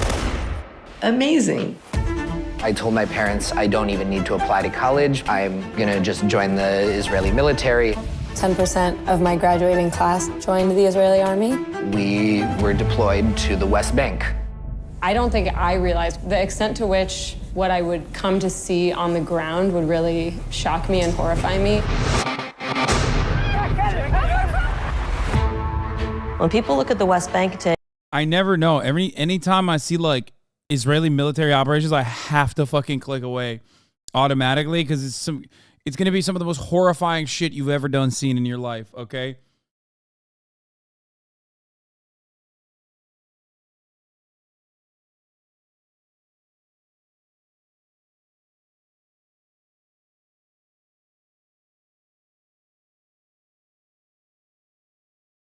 So many people want to play soldier and feel like they're defending others.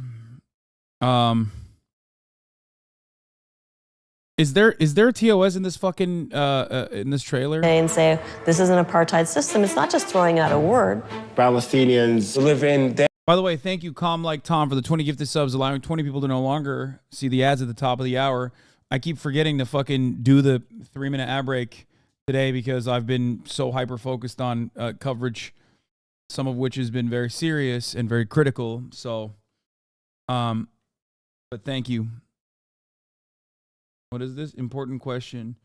Do you think Serbia will start another war in Balkan with the situation happening in Kosovo right now? Dude, I don't fucking know. Jesus Christ. I hope not. This couldn't be more true. I was told in second grade by my religious school teacher that Palestinians were terrorist dogs who deserved to be wiped off from the face of the earth. The kind of intense indoctrination worked on me. Luckily, I saw the light eventually, but it's super effective on the youth. Yeah, I know. Espada Trez 3, thank you for the 10 of the subs. I think one of the most cynical aspects of this is that there is a real, understandable fear that every Jewish person has because of Jewish history, of pogroms, of constantly being, from all the way from the original sin to constantly be like the bad guys in every fucking story. So there is a very real fear that every Jewish person has, at least this is what I feel like I've experienced, like I've noticed from all of my Jewish friends, and many of which are normies and don't even have like many of which are normies and do actually want to defend Israel unconditionally. So I feel like that very real fear that exists to this day, and like I guess the generational trauma, right, is kind of weaponized to prop up this apartheid state, to be like, dude, they came for you World War II, they came for you in the pogroms, like, you need to have a strong military presence, and you need to have a Jewish nation state, and like, don't look at what the fuck we're doing there, by the way, but from afar, support it, okay?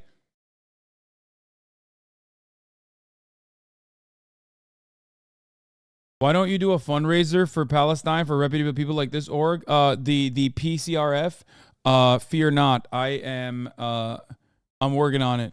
It's not just the Palestinian Children's Relief Fund, but there is another fund that is the British one. Fuck, what is it called?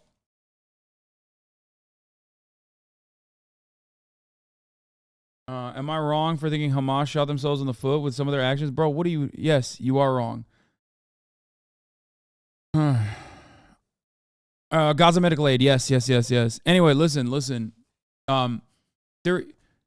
Here's why you're wrong, okay? Here's why you're wrong.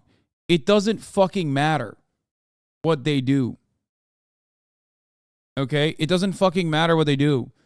The Israeli state has been violent and brutal and oppressive to Palestinians, regardless of whether fucking Hamas or any Palestinian pushes back or not. Okay? And that violence is a constant. This is the final Hail Mary. You know what I mean? Like if Hamas is like shooting the Palestinians in the foot, Israel is shooting them in the head. You know? There's nothing. Like the international opinion of Hamas does not change the everyday existence for Palestinians who are brutalized by the Israeli occupation. And I use the example of the West Bank. The reason why I use the example of the West Bank is because they're not Hamas affiliated, right? They're supposed to be living reasonably and comfortably, and yet they are still occupied by Israel, and Israel is fucking ruining their lives, and they're getting fucked every goddamn day. So what happened? They're the perfect victims, right? They sit back, and they get brutalized every fucking day. So where is your support? You know what I mean? It doesn't matter. It doesn't matter what the world thinks. Israel is going to do whatever the fuck it wants.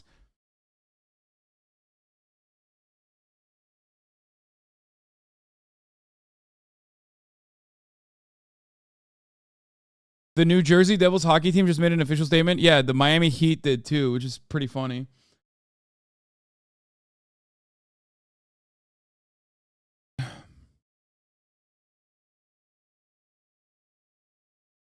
Judging by some of the clips going around here, the number of Israelis killed, wounded by friendly fire must be huge. Yeah, there is a lot of...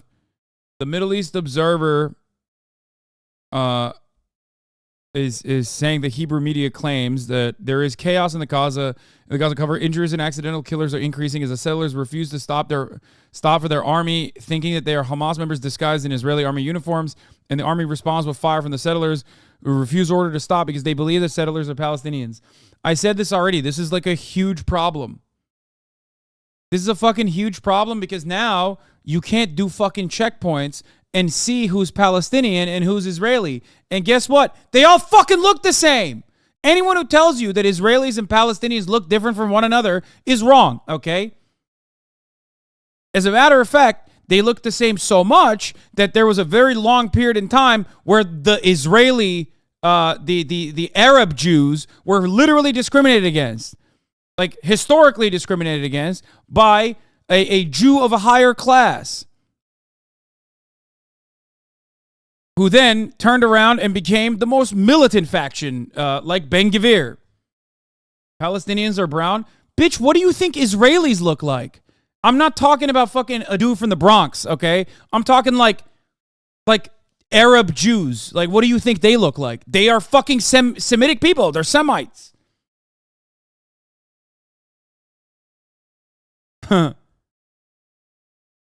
He said it because he was making an example of historic scapegoating that the fucking Nazis used. You literally said base Nazi propaganda, you fucking dumbass. What are you talking about? You are absolutely correct. Generational drama runs so deep, and I struggle with its effects every day. Jews are hypervigilant. Unfortunately, Israeli Jews and power's hypervigilism can be weaponized. Oh, I don't know what you were talking about. I don't know what this is for.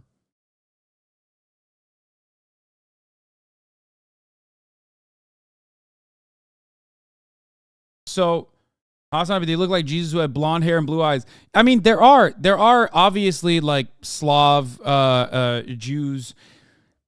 There's some controversy to the Israeli nation state's interest in like beefing up their white Jewish population. That is also a completely separate point of contention and has also caused a lot of issues in Israel as well. Because, like, remember, Israel is not a fucking monolith. They might have a monolithic approach to, like, the maintenance of the apartheid state, but even then they don't have that because there's plenty of people who don't want that. So, okay, but Israel's population isn't mainly Arab Jews, it's Ashkenazi. Yeah, well, you know, Israel is supposed to be a nation state for all Jews, right? Except for Ethiopian Jews, maybe? I don't know. Where did you get this all of Israel is Ashkenazi number?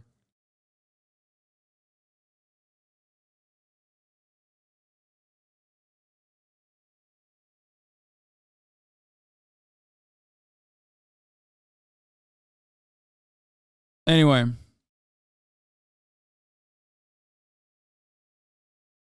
Funny thing is a Mizrahi Jew whose dad is from Syria. There's a bunch of Mizrahi Jews in Turkey.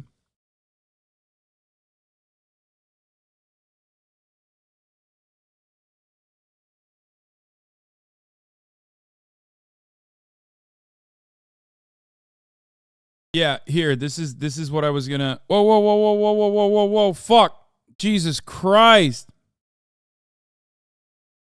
Okay, luckily nothing happened. Holy shit. I was worried. Fucking.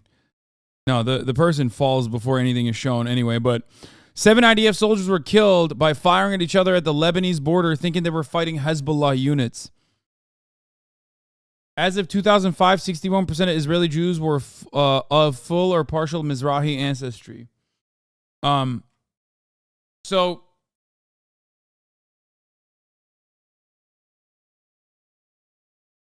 that is happening.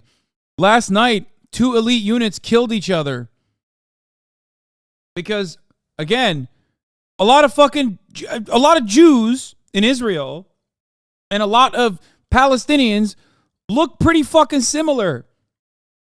The only difference is one is speaking Hebrew and the other speaking Arabic, but they also know each other's languages.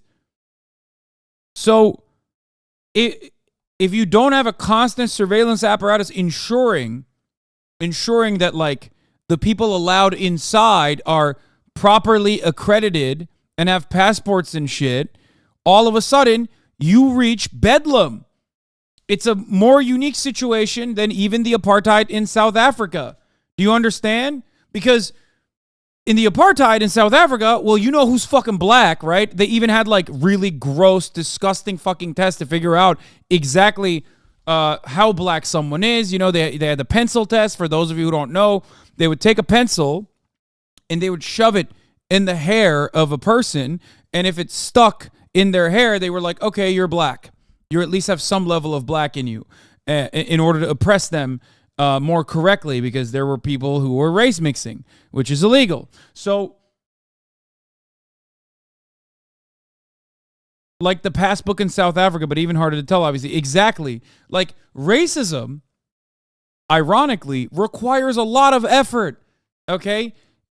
You can have like a racist white supremacist government run on autopilot like the United States of America, but if you want to be like extra racist and have the maintenance of an apartheid state, when you push it further, when you push that racism so much further that like you have to legislate it, that shit is hard, bro. That's not easy. You can't be fucking racist 100% of the time. Sometimes you're like, damn, bro, maybe the fucking Palestinian dude's got some good ass food. You know what I mean? It's like hard. You have to keep it up. You have to keep it up all the time. The maintenance of a racist state is difficult Just like the maintenance of racism 100% of the time is difficult, okay?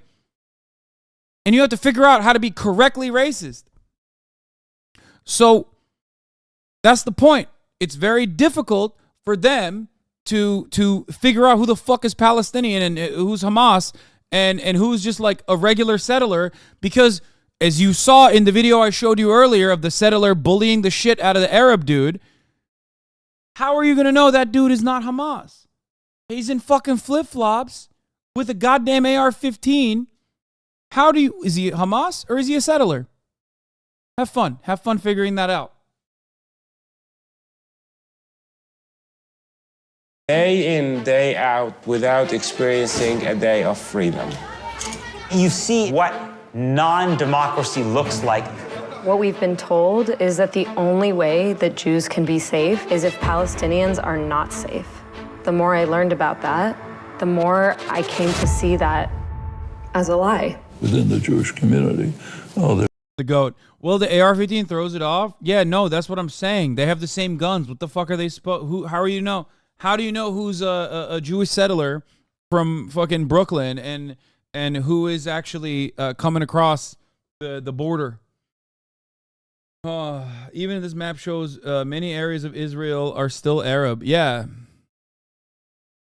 There's the Palestinian Arab Muslims that are under Israeli, living inside of Israeli territory that experience a shit ton of oppression as well. You have Syrian Arab Muslims. You have Syrian Arab Druze. You have, this is it's not just Jewish Israelis.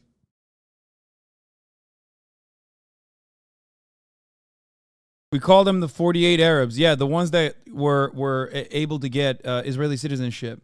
They never repeated that again, if I'm not mistaken.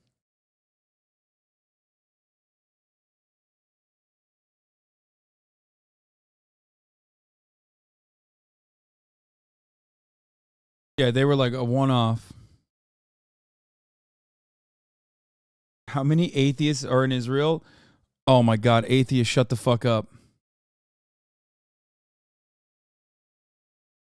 What is this? I am old enough to remember 2001 when many adults advocated nonviolence after the police murdered Timothy Thomas in Cincinnati, almost all of whom turned to believers of the transformative power of overwhelming violence that September when hijackers destroyed the Twin Towers. The world would be better off if it had more actual committed principled pacifists. But I suggest that what we have instead are mostly people who believe that violence is only the legitimate province of some people and what is morally required of everyone else is submission. The special pleading for the violence of states while insisting on nonviolence as a categorical principle is most certainly a moral stance. But not one on violence itself so much as it is at bottom a commitment to the moral perspective that underlies apartheid to begin with. We, the elect, live in a special moral universe, and among the many things that we do not owe you down there, alongside housing, water, and freedom of movement and safety, is justification. Whatever this perspective is, it is not nonviolent in any sense that matters. Okay, you send me the...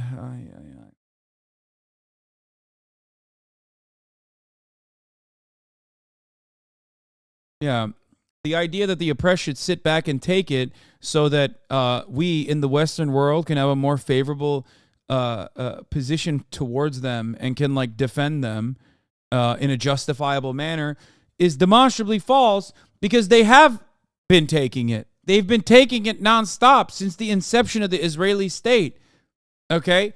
And some of you motherfuckers only recently woke up to that reality, and even then it never stopped. Like, that didn't stop the Israeli state from being violent, okay? There's been a striking change. They're really angry at the way they were indoctrinated, justifiably so. When we talk about we're losing the kids, we lost them. I think they're a little super naive. Anytime you cut against the grain, you're going to catch hell. You are a self-loathing Jew. Go kill yourself. An anti-Semitic Jew. The way that we talk about anti-Semitism isn't about protecting Jews, it's about protecting Israel. How dangerous is that? Yep. They will do anything to preserve unconditional support for Israel. The great irony is that there actually is resurgent anti-Semitism. Jews will not replace us! History is not going to judge us kindly.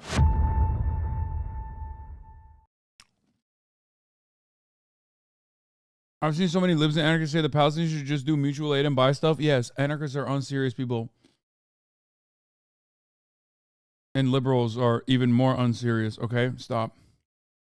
Stop telling me what anarchists and liberals are saying. I'm going to lose my fucking mind. Okay. Israel warns Gaza to prepare retaliation following a surprise attack.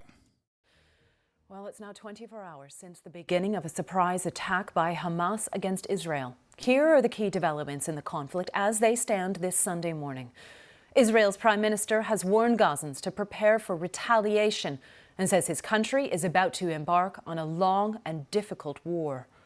More than 250 Israelis have died, and the toll on the Palestinian side has been put at least 230. Gun battles are continuing in. So how many people have died so far? Because I don't know what the actual numbers are now.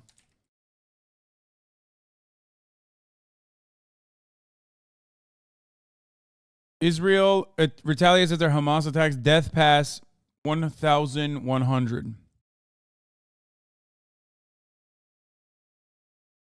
Some Israelis do not know if loved ones are dead or alive. Israel pounded the Palestinian enclave of Gaza on Sunday, killing hundreds of people in retaliation of one of the bloodiest attacks. Oh, they killed 700 and abducted like 200 more.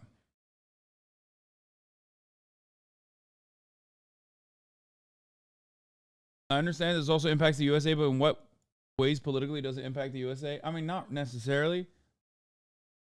NYPD has a police office in Tel Aviv. Yeah, I mean, last I read was 700 Israeli and 400 Palestinians. Fox was reporting 600,000 Israel dead. 600,000 people in Israel are dead. Like, as in, Fox was reporting that a nuclear bomb was set up inside of Israel. Is that what Fox was reporting?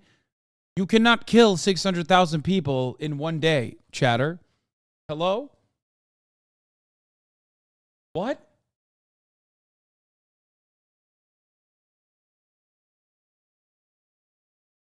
Wait, what do you mean?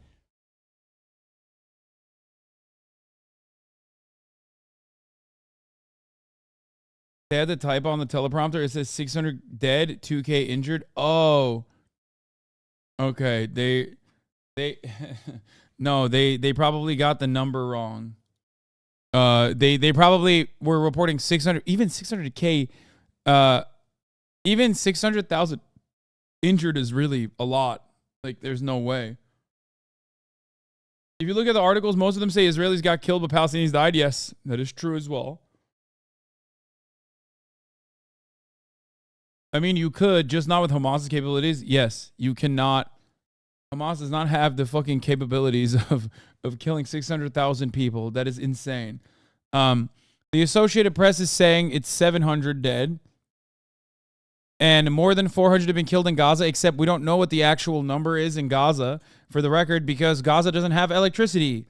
So we don't know what that number is going to look like by the end of this entire process, because Israel has shut off its electricity.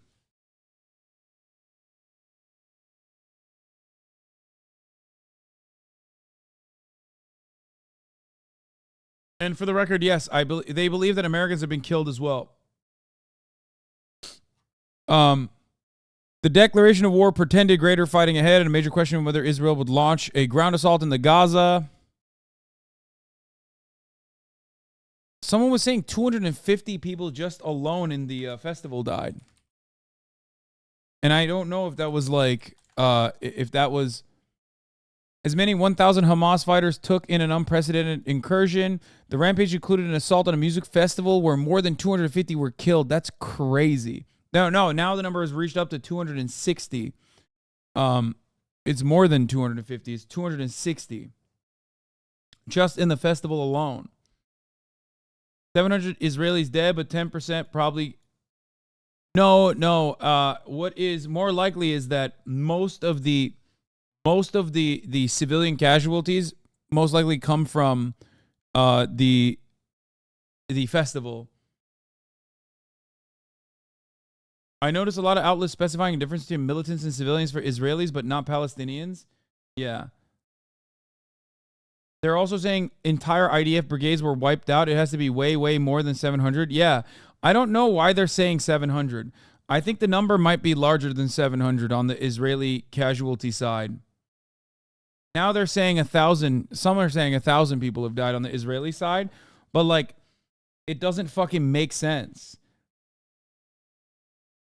Because they have wiped out entire fucking brigades and shit. Not like brigades maybe, but they've wiped out entire police precincts.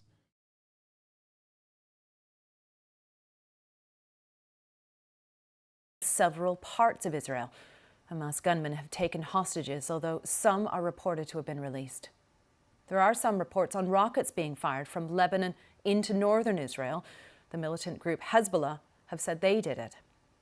The UN Security Council will meet later on Sunday. President Biden has vowed rock-solid support for Israel and warned against other countries taking advantage of the situation.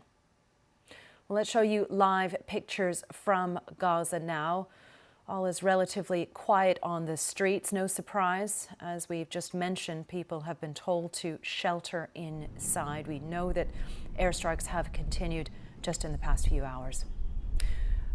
We've seen renewed Israeli airstrikes overnight. It's responded to Hamas's attack with devastating airstrikes, including some in the last little while. The United States is working with other governments to calm the situation. Several Middle Eastern countries, including Egypt, Saudi Arabia, and Jordan, have been in contact to coordinate efforts to contain the violence. The UN Security Council will discuss the crisis at an emergency meeting on Sunday. Simon Jones has the latest.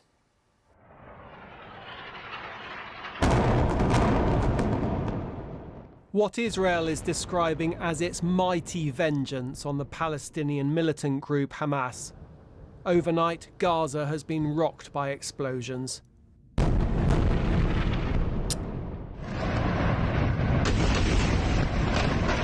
Earlier, warplanes hit several buildings in the center of the city.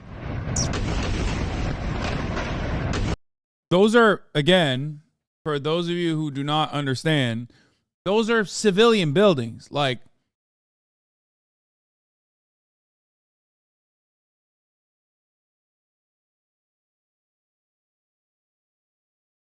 what is this?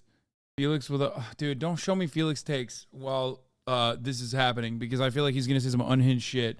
And then even if I laugh at him saying some unhinged shit for a brief moment, there's like motherfuckers in here that are waiting for me to like to slip up so they can be like, look, Hasan fucking is so callous. He's so careless. He's a bad guy.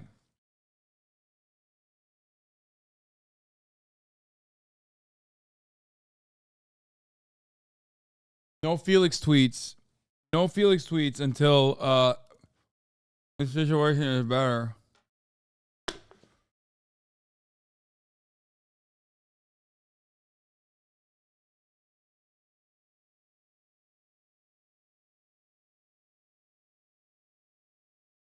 People are going to say that anyway. Is this footage in Gaza? Yes, of course. Those buildings would be empty for context is like such a stupid fucking take. Dude, I know. Okay? I know. It still doesn't change the reality. People still die, first of all. And secondly, those are residential buildings. Blowing them up is completely unjustifiable just because you tossed in a fucking knocker right before you blew it down to the goddamn ground doesn't change the unjustifiable nature of bombing a residential building. I hate that. What? Yes, please. I hate when people are like, oh, this is the most moral army on the planet. They tell you before they're going to blow up your fucking building. Yeah, they've shot down a fucking a United Nations shelter. So what the fuck are you talking about? They shoot down hospitals, and then they say, oh, sorry, there's Hamas there. 260 were killed at a music festival. A festival similar to the one you and your friends would attend. 260 is more than most of us will be close to more than most of us will be close with in our lives, and you go on about nonsense. Says phenotype 1. Yeah, controversial opinion, I guess, or brave take, but I think it's really fucked up that 250 people died in a festival. I don't know why every single person that comes in here is criticizing not what I'm saying, but instead what they assume I'm saying. But of course, someone with the name Phenotype 1 having a weird, like having a pro-Israel take is I don't know. I feel like there's a lot of weirdos that are in here today. I cannot begin to explain to you, and not just on Indian Twitter, the amount of like Himmler 1488 accounts that I have seen that have also been celebrating how much Palestinians are going to get fucking ripped to shreds. It's so odd. Not just Indian Twitter, a lot of Indian Twitter as well.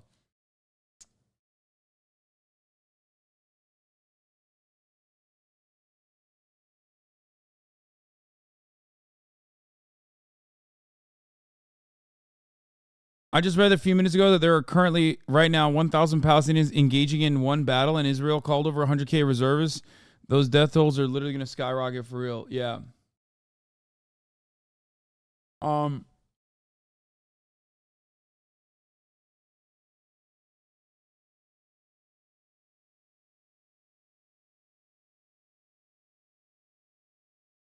Carter had a tough stream with weirdos earlier, but of course you're getting them 2 to 3 times as bad. Yeah, I mean, dude, people were fantasizing openly online in subreddits and on Twitter about what I could potentially say about the situation and getting mad. They were making up hypotheticals about what I will say and getting mad at said hypotheticals.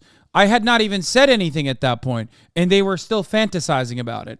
Because the reality is, these people are not serious. They don't care about like ending suffering. They don't care about anything. They just care about like having drama, because drama is fun for them. And they will weaponize ongoing conflict. They will weaponize endless death tolls to justify said situation, because for them, it's not about like having a discussion. It's not about hearing out different opinions. It's not about like trying to genuinely find a solution. It's more about, weaponizing any and every situation to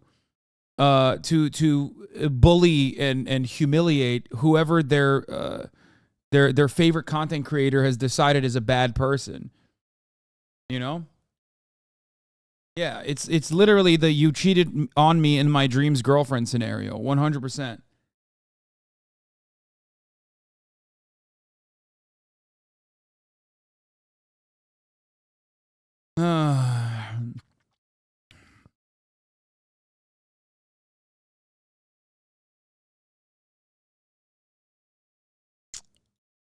Anyway, we're gonna cover this now, which has some TOS in it, I suspect.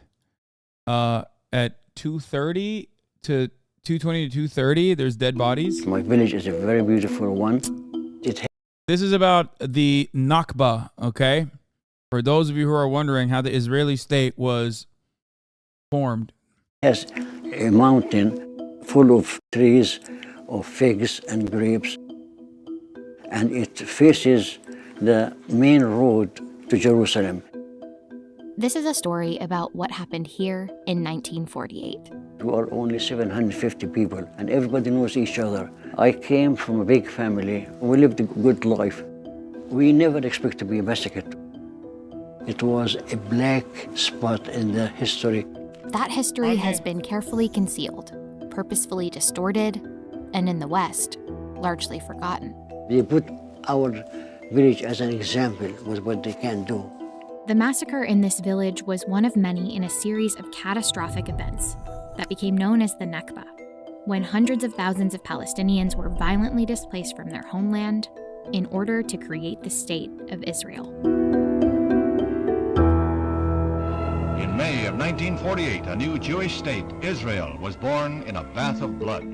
The borders of Palestine have been changed forcefully over time, but historically, this region has been home to Palestinians for centuries, with hundreds of villages and thriving cities. One of them being the central city of Jerusalem, with holy sites important to Jewish, Christian, and Muslim people. By the late Ottoman Empire, Palestinians living here were overwhelmingly Muslim, with minority Christian and Jewish native populations too. But regardless of religion, Palestinians were often referred to as Arabs, people of the Arabic-speaking world, despite their distinctive culture. Palestinians have long distinguished themselves as Ahl Palestine, or the people of Palestine. They developed a distinctive Arabic accent, they developed regional food, regional dress. Needs 2,000 additional years of context. I can't tell. See, usually I can't tell if this is like some ultra-nationalist Israeli being like, we found some fucking coins like Netanyahu does every now and then, or if you're just like making fun of that. Because that position is so fucking ridiculous. And I genuinely don't know. Like, it's probably some Crusader LARPer. No, there is like... it could go in either direction, where the people... There are a lot of people who are like, well, Jewish people were indigenous to the area 2,000 years ago. Okay? Which is like the classic... The classic take of like the real indigenous genocide is like conducted by Palestinians living there.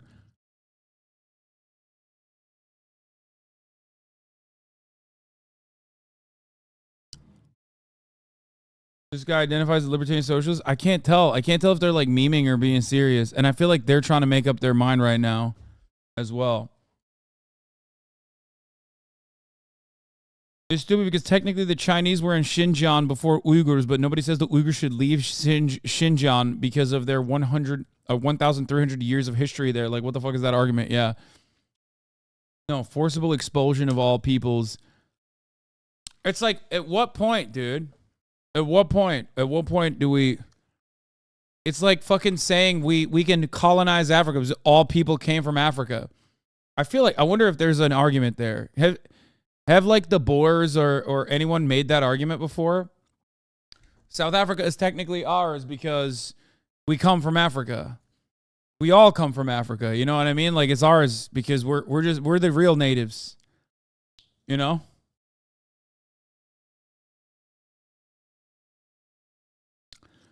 What about Ukraine and Russia? Law? I mean, you can... It just depends. It's entirely dependent on who's making the argument and like what their cutoff is. You know what I mean? What did you just start? Yeah, dude. What do you even say the Israelis are the real indigenous people? I've heard it a lot. Yeah, it's fucking ridiculous. You just heard me. It's like saying Europeans are the real indigenous people in Africa. Like, there are people living there, okay? You can't do that. Also, everyone is Turkish, so... That's the real answer.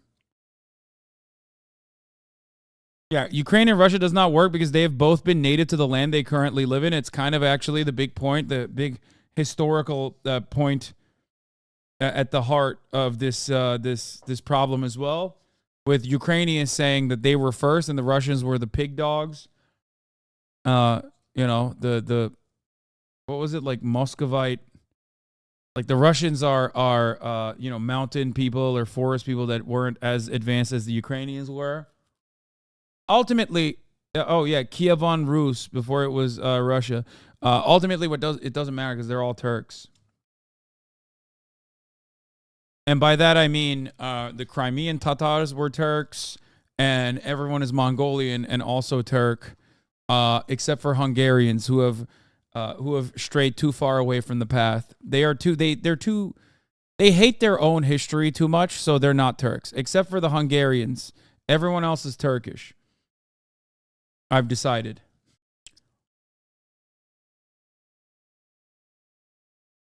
Bro, Ottoman is even under this fucking rock as well. They're involved in everything in history ever. Okay, that is because the Ottoman Empire was an empire.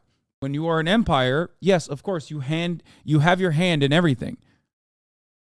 That is the reason why, especially as it pertains to Palestine, yes, the Ottoman rule is important. Dress and family ties. But by the time World War I began, several key political forces were competing for control of these lands. First, there was a growing Arab... Magyars are Turks. What the fuck? No, they're not. They've strayed away too far from the beaten path. Okay? They're too embarrassed to be considered Turks. They're like, oh, we're German. We're different. Like, oh, not German. Sorry. We're fucking... we're Christian. We're different. Like, no, I have excommunicated the Magyars from the Turkic population in spite of the fact that they are Turks as well.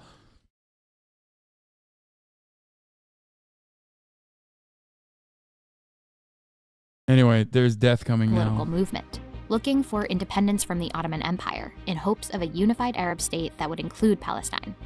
Then there were Zionists, a political group that had one main goal: the creation of a Jewish state. Yeah, Theodore Herzl. Zionism was a response to an increasingly brutal climate for Jewish people, particularly in Europe and Russia, where there was a massive wave of anti-Semitism, including large-scale attacks in the late 1800s and early 1900s. After briefly considering other areas for a new state, including Uganda and Argentina, Zionist leaders decided on Palestine because... Okay, that I did not know. They thought about Uganda and Argentina? That's crazy. What the fuck? Why? I knew about Theodore Herzl coming to the Ottoman Empire and being like, can we have Palestine, please? And the Ottoman Empire was like, no. There's a large Jewish population in Argentina, actually. That's crazy. Because of its connection to early religious history. But there was a third key group with political interests here: the British. Bro, I feel like if they did it in Argentina, there would be a second issue similar to, you know, the second issue, the Second World War. Because there are too many. Argentina happens to have the populations of all of the other Axis powers, with the exception of Japan. It's like more Italian than it is Latin American. Control of the region would allow them to expand their spheres of influence and protect trade routes to India. During World War I, since both the British and the Arab independence movement wanted Palestine, they decided to go after the Ottomans together with an important pledge. Through a series of letters... Yes, Bibi's brother died in a mission extracting Jews in Uganda. There was a decent diaspora there. No, it was the flight. I thought that was in Kenya, by the way. Was that in Uganda? Yes. Bibi Netanyahu was supposed to die on that mission alongside his brother in Uganda. Was it Uganda? But at the time, and still to this day, they have a rule in the Israeli forces where two brothers cannot join the same military operation, because if they do and they both die, then there's no succession of the family. So he literally didn't go, and his brother died. Why do people call him Bibi? I don't know. His name is Benjamin.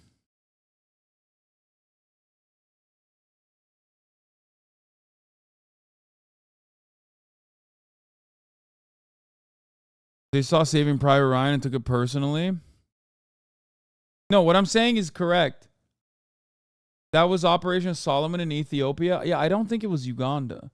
The airport.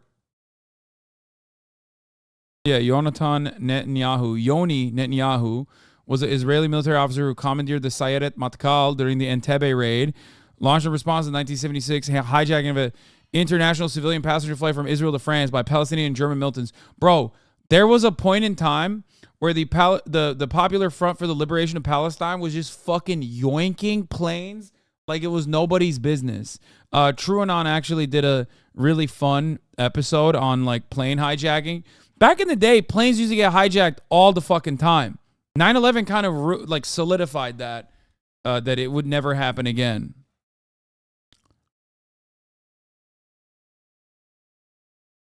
Yeah, he's Benjamin Netanyahu's brother.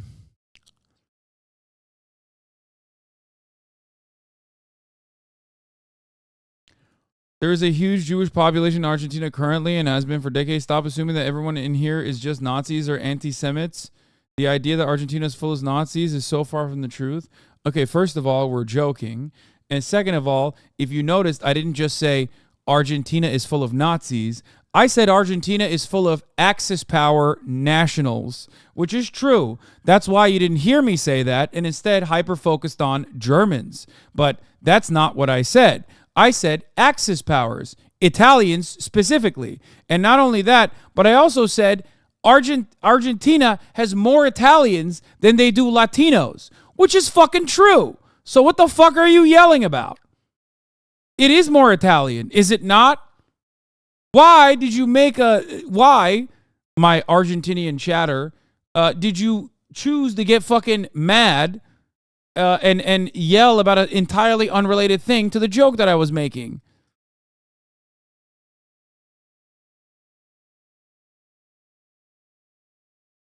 Brazil has the largest Japanese diaspora outside of Japan. South America is just wild with Axis power nationals. Well, Brazil is also wild with Axis power nationals too. RG here. No, we are not more Italian than Latin American. Please stop saying that shit. Okay, well, I'm joking. But anyway. Damn, bro, we can't even make fun of Argentina. Dude. If you can't make fun of Argentina, then, I mean, which is like the most common Latin American meme, what the fuck are we supposed to do? Then all that's left is the Nazi Brazilians. You know what I mean?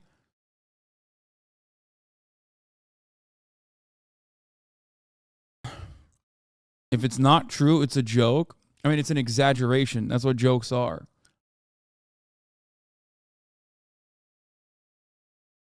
To be fair to the Argentinians, though, I wouldn't want to be called Italian either. That's fair. All right, let's continue. In 1916, an Arab leader and a British... Yeah, how about everyone in Argentina focus on your fucking ANCAP guy who's gonna, I think, like, blow up the Fed or something? Yeah, how about you guys worry about that instead of anything else? Or, yeah, the cultural... Kyle Rittenhouse's cultural center. Yeah, the guy wants to do organ trade in the free market and, like, sell children.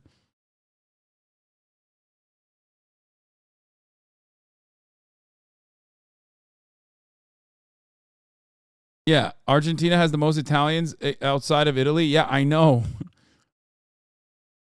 Leading immigration countries of Italians as of 2021. That's crazy that, like, America doesn't even have enough.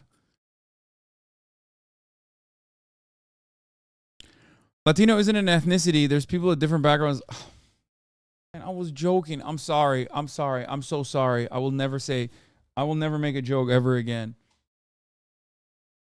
I'm sorry. You guys are right. To all the Argentinians, I'm so wrong. I'm so sorry. Okay, let's continue. Let's just watch this. Official agreed that if Arabs would help the British fight the Ottomans and give the British economic and other foreign privileges in Arab lands, in return, the British would recognize and support an independent Arab state. Soon, the Arabs started doing their part in revolting against the Ottomans, making it easier for the British to move in. But the next year, the British issued a new declaration and betrayed the Arabs.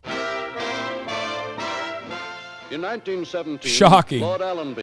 Shocking that, I mean, listen, North Africa and Palestine and that entire region is filled to the brim with people finding out after the fact that perhaps aligning with European colonial powers was not better in the emancipatory struggle against the Ottoman Empire.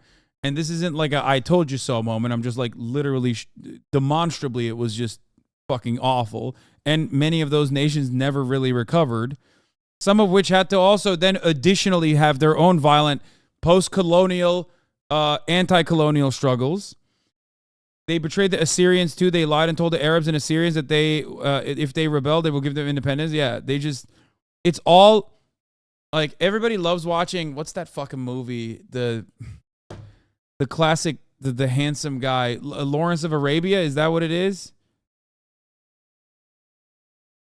It's like the British coming in, they loved telling Arabs, you know, hey, guess what? You guys are going to be totally so chill. So fucking chill. We're going to save you guys so hard. and then they never did that. What's up? Why do I give her a treat? She's been a good girl? Okay. Hello? Hello? Hello? You want this? Okay, go ahead.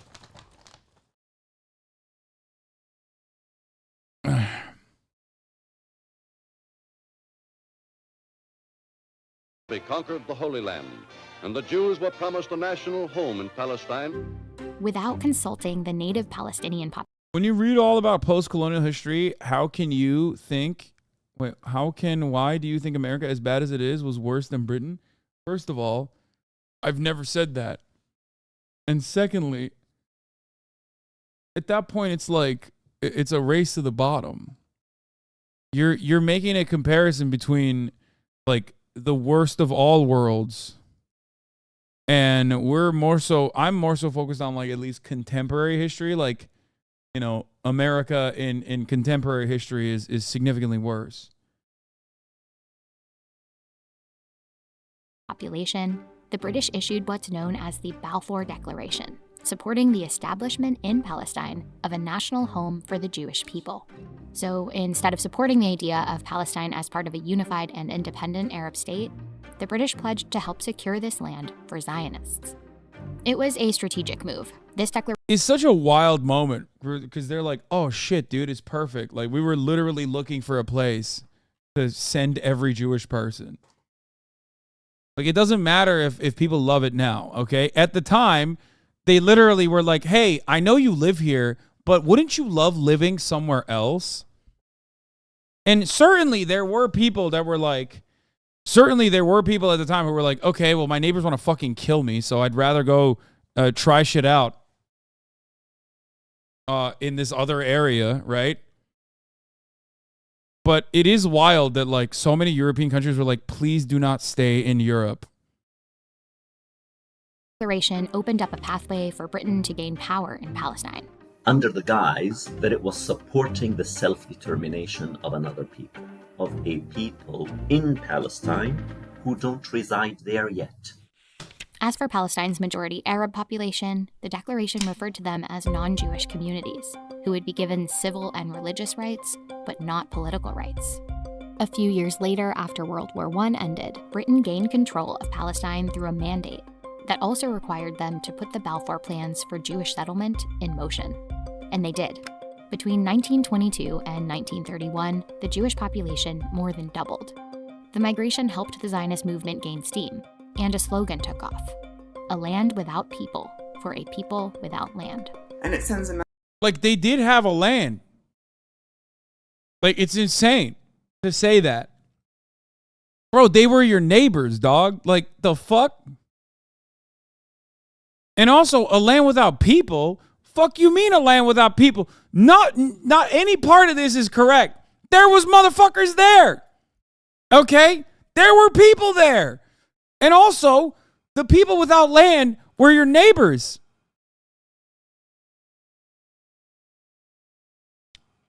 Message to Western leaders that the people who had been living in Palestine for generations could just be easily moved elsewhere. The idea was that those inhabitants weren't a people with ties to that land. Palestine was, of course, a land with a people. In 1931, there were more than 850,000 Palestinian Arabs in the region, still the vast majority. But with the rise of Hitler, I think it's because early on in Europe, there was actually no reason to stay in most parts of it. That's the reason the Vikings, for example, engaged in raiding.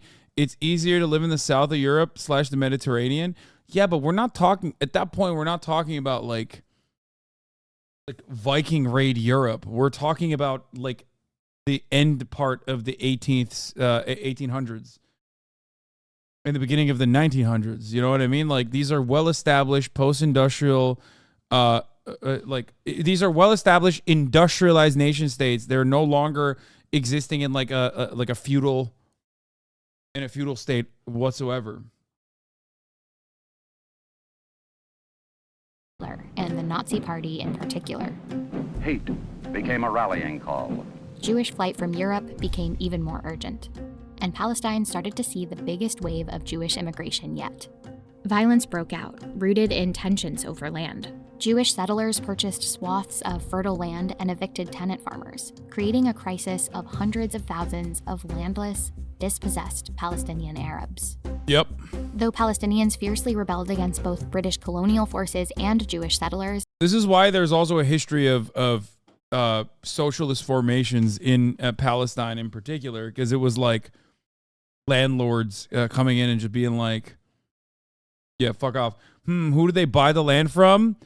Yeah, much to consider. Viking guy talking about Palestine like the Crusader was just fighting ghosts. No, he's just, I think he fucked up the history or the age. They were brutally crushed by the British. They put in Palestine more troops to repress that rebellion than they had stationed in India. For real, who sold? Wait, what do you mean? It was British occupation at that point. It's post World War I, chatter. Hello? Like, who do you think owns the land at that point? It's the British and the Egyptians. So what ended up happening was, although there were fucking Palestinians living there, they were like, "Oh yeah, we're just gonna sell you guys this land because we wanna put you here anyway." So one part of this that's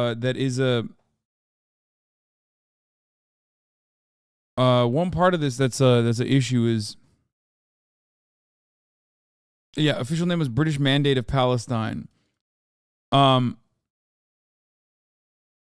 Ironically, Jewish Palestinians exist. Yes, unironically, yes, I know they do. There were Jews that lived there. There were Christians that lived there. There were Muslims that made up the largest number of people that lived there.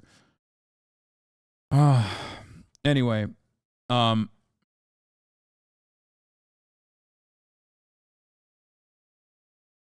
Egypt was also a British protectorate at the time, so 100% just the British fault. Yes.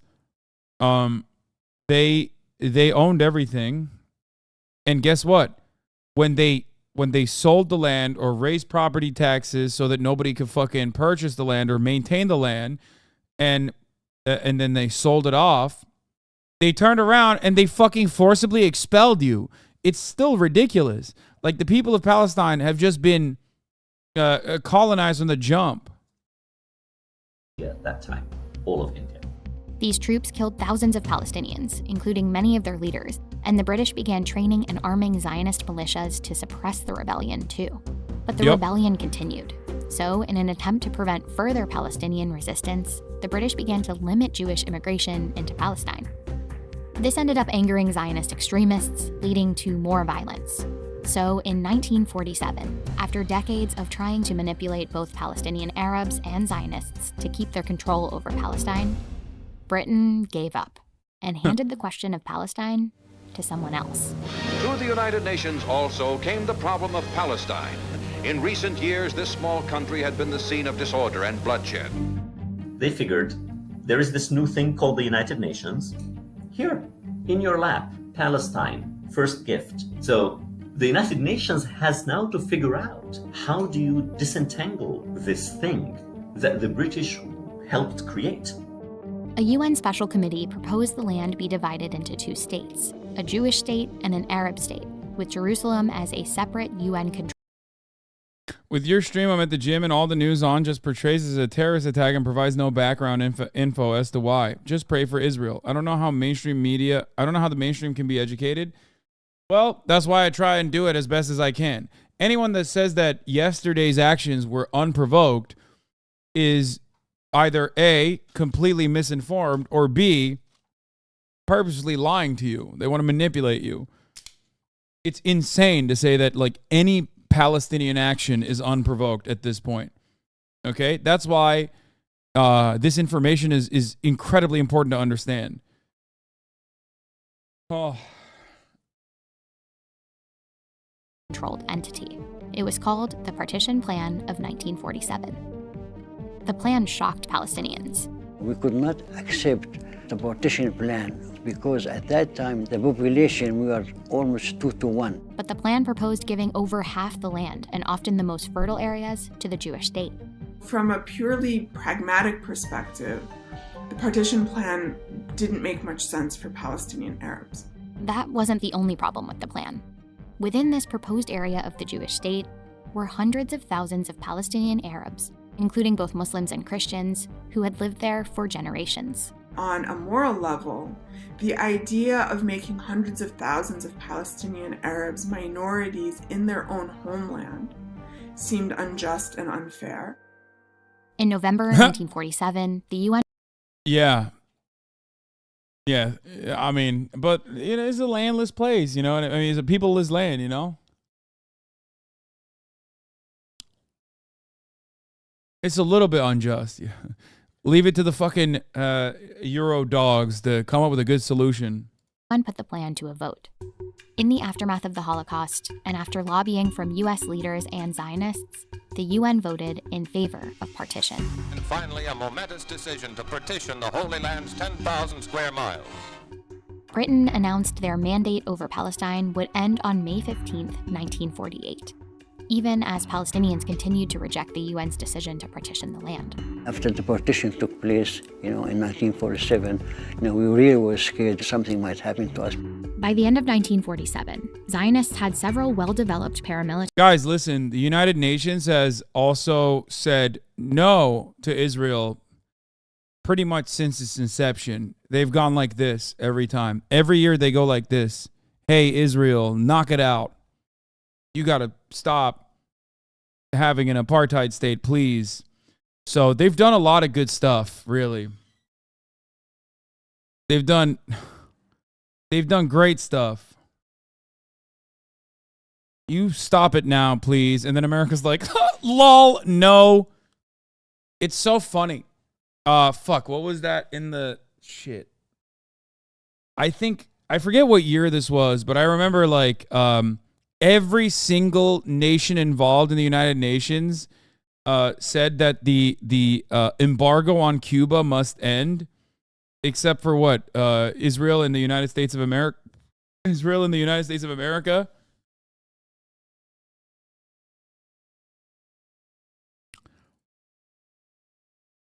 Or food is a human right. That was another one.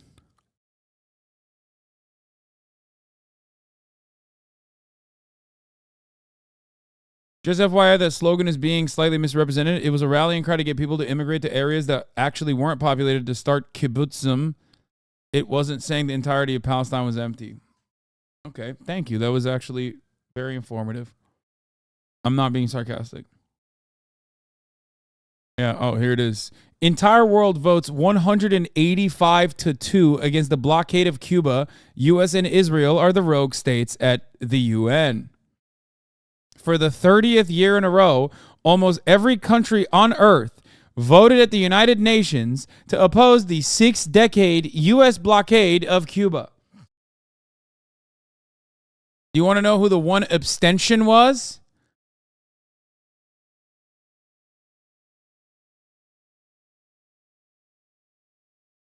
Ukraine.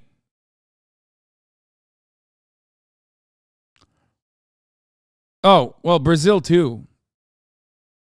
Actually. So they won 85-2, and what happens? What do you mean what happens? You can't do anything. You can't say anything. Yeah, no, not Lula's Brazil, Bolsonaro's Brazil. But you can't do anything to America, chat. That's why we're laughing at the UN. The UN is worthless. Yeah, it was under Bolsonaro. It's all symbolic. It's all for every country to turn back and go, man, you guys are, don't do that. And yet, the funniest part is, bro, the UN, every time Israel kills a kid. Hey, yo, what up? It's Cody. I got a bigotry. Knock it off. Crime. Knock it off. Robbing banks. Knock it off. Not saying thanks. Knock it off. Yeah, that's what the UN does every time. And then it doesn't end there, because Zionists or ultra-nationalist, ranging from liberal Zionism to ultra-nationalist Israeli defenders, will get so fucking mad anytime the UN says, hey, Israel, knock it off, okay? They get so mad. They're like, what about Saudi Arabia? What about all these other places? It's like, you don't care about anybody else. You only care about fucking Israel because you guys are all anti-Semitic. And it's like, bro, they built Israel. Like, what do you mean? Israel, they made you, dog. They made you. Fuck you mean? They have no power. Let him at least go knock it out. Knock it off. Don't do it.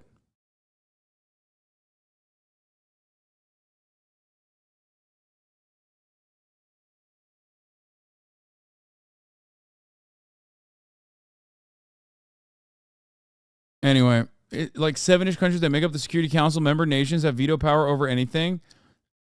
Yes, the Security Council veto power needs to be eliminated, except like it doesn't matter. Every international cooperative, every international formation is always used at the behest of the United States of America.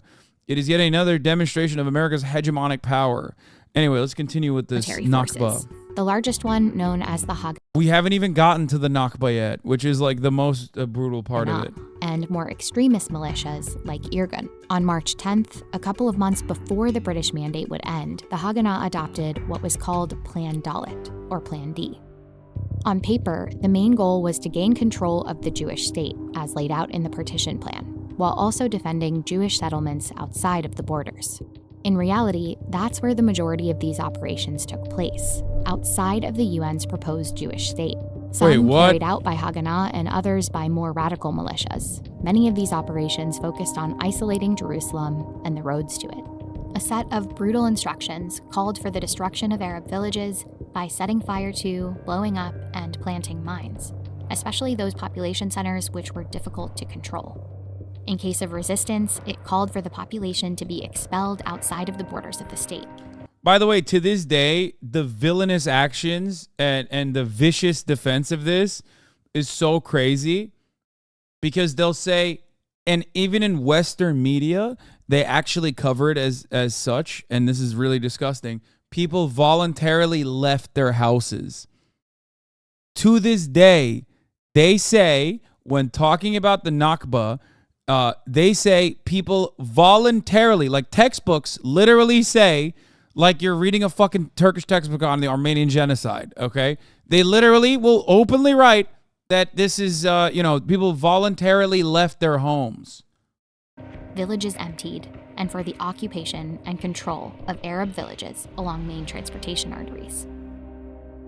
One of the most widely publicized village massacres happened here in Deir Yassin. We lived in Deir Yassin, which is about 4 miles west of Jerusalem. 91-year-old Dawood Assad was there the day of the massacre and was 18 at the time. We saw one night, that night, the night before, a movement of lights, armored trucks moving around, moving like this. So we know that something is wrong.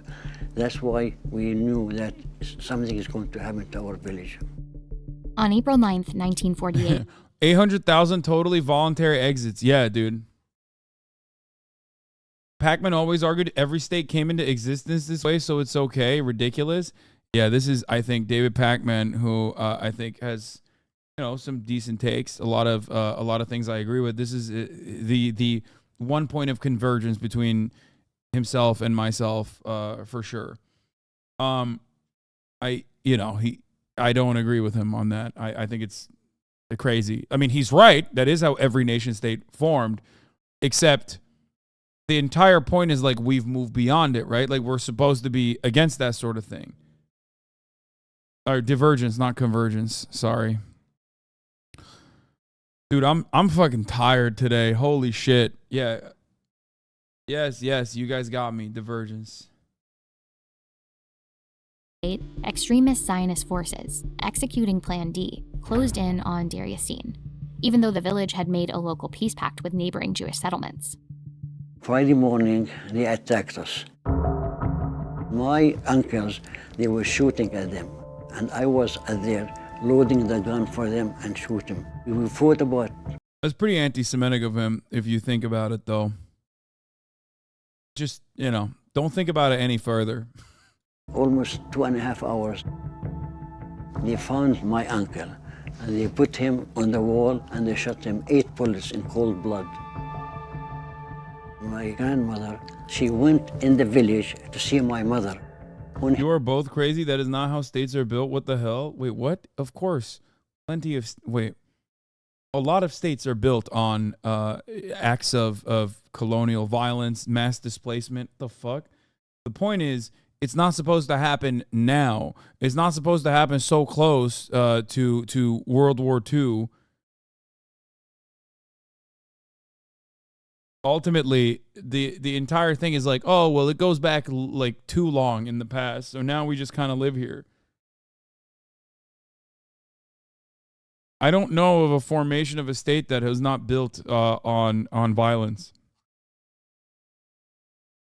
But like, if this happened tomorrow, as a matter of fact, I was about to say, what if this was happening right now, where a large power, a large regional power, was maybe forcibly expanding its state boundaries into an area where it claims it has historical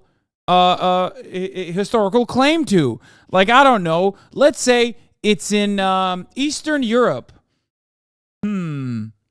Like, for example, if that was happening, right?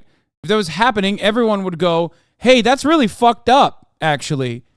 Maybe that's not allowed. Maybe that shouldn't be allowed, as a matter of fact. Maybe, just maybe, the entire world would even get together, especially the Western world. Maybe not the third world, because they're like, yeah, fuck you guys. This is your problem. I don't give a shit.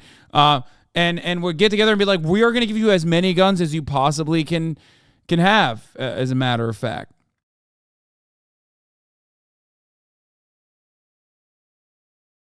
Motherfucker said China. Yeah, that's what I was talking about. China. Not bad, Lon?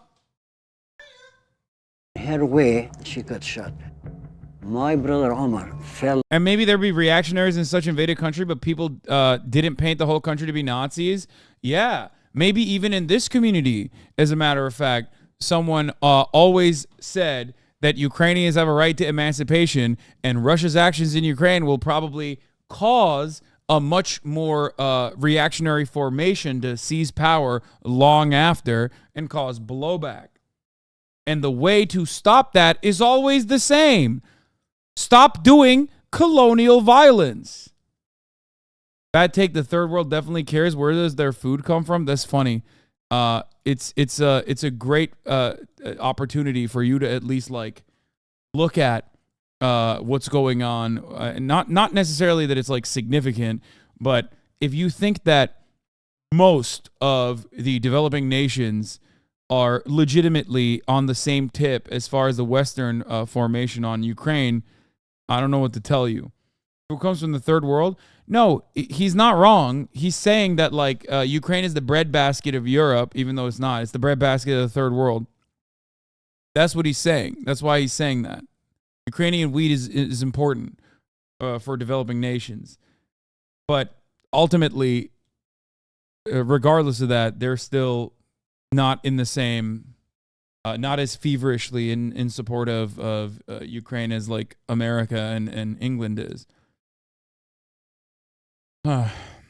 Ukrainian wheat.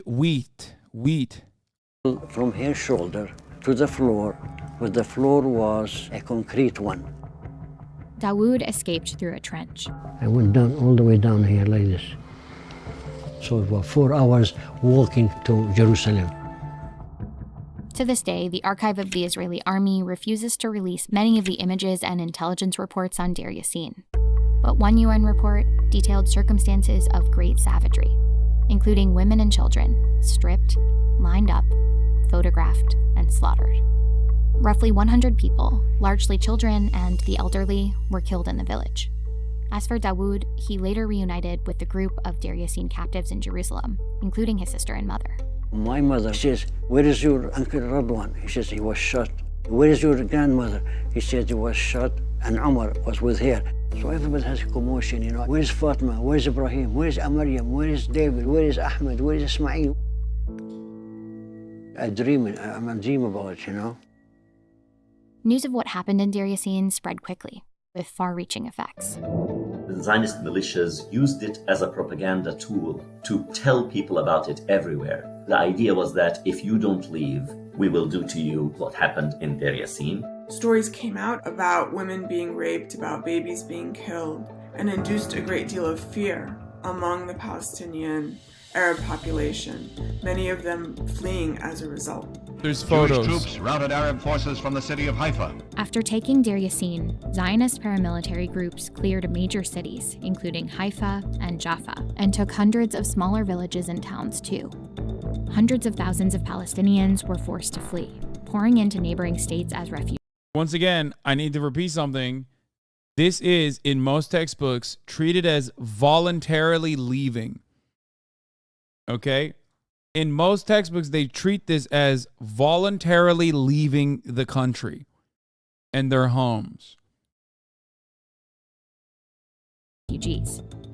Plan D became the blueprint for carrying out the ethnic cleansing of historic Palestine to make room for a new state. And on May 14th, the day before the British mandate ended, Zionists declared this state as Israel.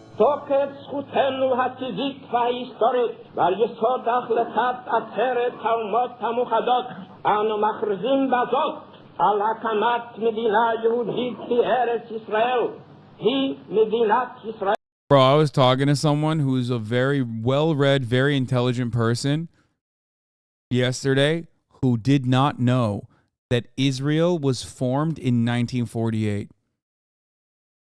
Like, they were legitimately shocked. I was like, wait, when do you think Israel was formed? He's like, well, I don't know, like a couple hundred years ago. I'm not even kidding. Like, literally. Like, people don't know. Like, Americans don't learn about any of this shit. They're like, what? Israel's not been around for that long? Like, what the fuck's going on? It is shocking how little this kind of shit is taught in schools. So much so that I believe it might be by design. You know what I mean?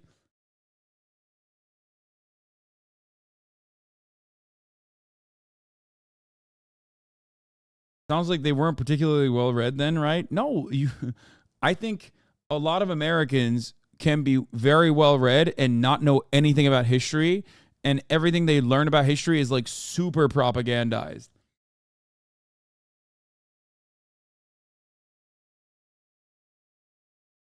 Because Bible timeline? Because people always do that. This goes back 2,000 years bullshit. No, I don't think he was like particularly propagandized in that direction. Are you saying it's a Jewish conspiracy? Wait, what? My understanding, the war in 1948, there were leaflets telling Arabs to leave while the invasion happened. Just saying, man. Really? Not only did you cynically fucking try to claim that I'm saying that it's a Jewish conspiracy, okay? If anything, it would yet again not be a Jewish conspiracy. It would be a British and Western imperialist conspiracy. So you're not just saying. And secondly, you literally just, how can you in the same breath accuse someone of saying anti-Semitic shit while simultaneously literally adopting the exact same techniques that Nazis, still to this day, neo-Nazis, utilize when describing certain aspects of the Holocaust? How can you do that in the same fucking breath, dude? Oh, dude, there was a leaflet? That's crazy. What's next? Are you going to tell me that, like, Israel is the most moral army on the planet because they actually do a knocker? They throw a dud on top of the fucking building that they destroy moments later? How benevolent, man. That's so crazy. I think it makes it totally appropriate to run the world's largest open-air prison at that point. Not cynical. I like that you are bringing this up, but the issue is you're saying history is not being taught. Why? 1948 was an awful year. What? Bro, have you actually seen an American textbook? Do you know the endless amount of shit that Americans are completely oblivious to? I have other well-read friends who are completely oblivious to the reality of Renaissance and Reformation, as a matter of fact. They just don't know. They do not fucking learn about it in school. It's crazy.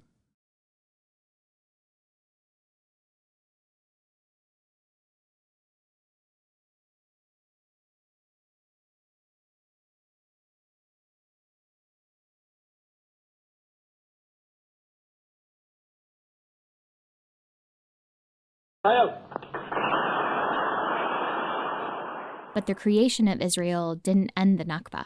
Neighboring Arab countries that were overwhelmed by Palestinian refugees immediately went to war with Israel.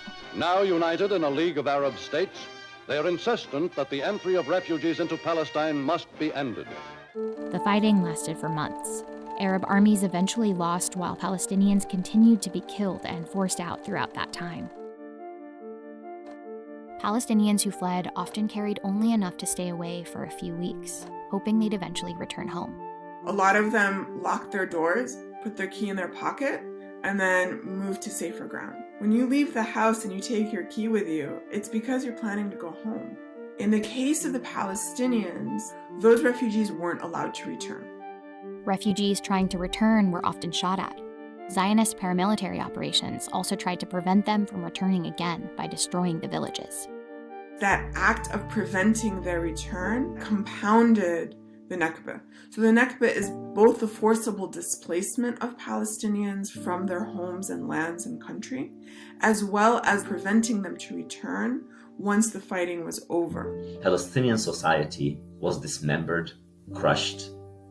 More than half of the Palestinian people became refugees, stateless, dispossessed of their land. Over time, the state of Israel covered up the physical evidence. If the Arabs put down their weapons today, there would be no more violence. If the Jews put down their weapons today, there would be no more Israel. You're joking, right? Because I hear that all the fucking time. No. If the Israeli military put down its weapons today, there would most likely be infinitely less violence. You have it backwards. I hope you understand that. That's all they have is bumper sticker slogans like, Dude, what do you think happens in the West Bank, dog? Huh? Go ahead. Explain that shit to me. Every single time someone who is a defender of Zionism comes to you and says this fucking bullshit, which is patented bumper sticker ass Zionist propaganda, ask them, so what about the fucking West Bank then? What did the people in the fucking West Bank do? Why did you steal their homes? Okay? I'm not even talking about the Nakba now, not the existence of the Israeli state being built on top of the expulsion and forcible expulsion and killings of the existing population there. But like right now, there is a peaceful coexistence project in the West Bank. Do you think that they're peaceful? Do you think that the situation is good? Explain that to me. You know? Explain that to me. It's a Netanyahu quote. I know Netanyahu is also a Holocaust revisionist. You want to talk about that too?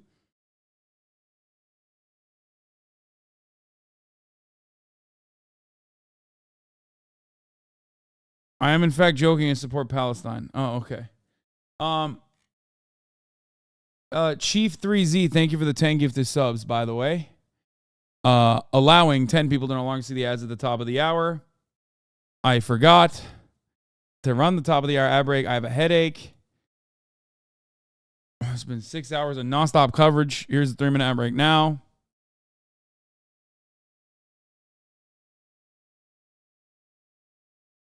Evidence of an Arab Palestine. Place names were often changed from Arabic ones to Hebrew ones.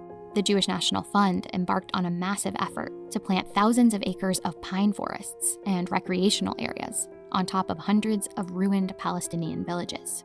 Even though these forests have now grown into big pine trees, Palestinians have not forgotten their homelands. While we know that roughly 6,000 Israelis lost their lives in It's actually insane that I, as someone whose family has been in the U.S. since before the first Zionist Congress, can return to Israel, but Palestinians who literally lived in the area 75 years ago are kept out.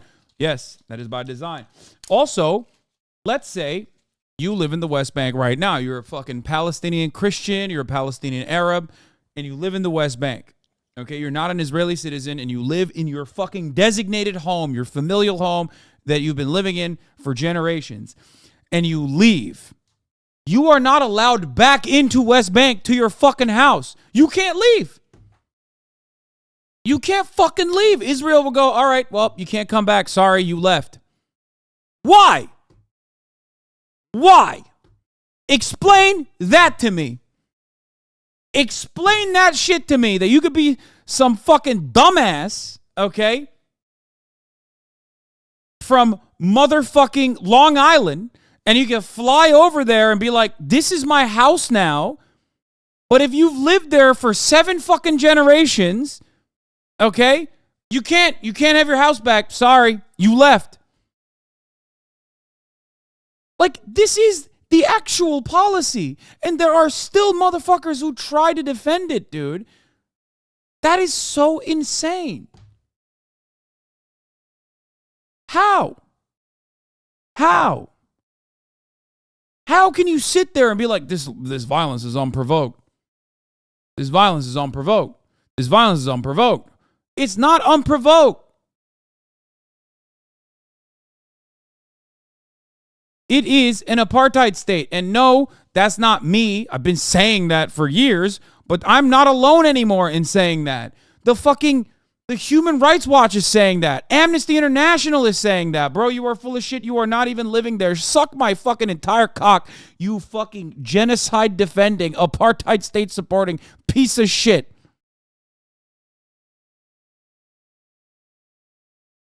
The only way you can fucking cope with how grim the reality is by just going, la la la la la la, I can't hear you. You must be lying. Dumb bitch. In the violence of the Nakba, records for Palestinian deaths weren't kept. It's estimated to be around 15,000. By the end of the Nakba, roughly 7. Since 2005, your opinion is consensus internationally outside of USA? Yeah, brother. But since 2009, I've been living in the United States of America, where that opinion is not consensus still to this fucking day.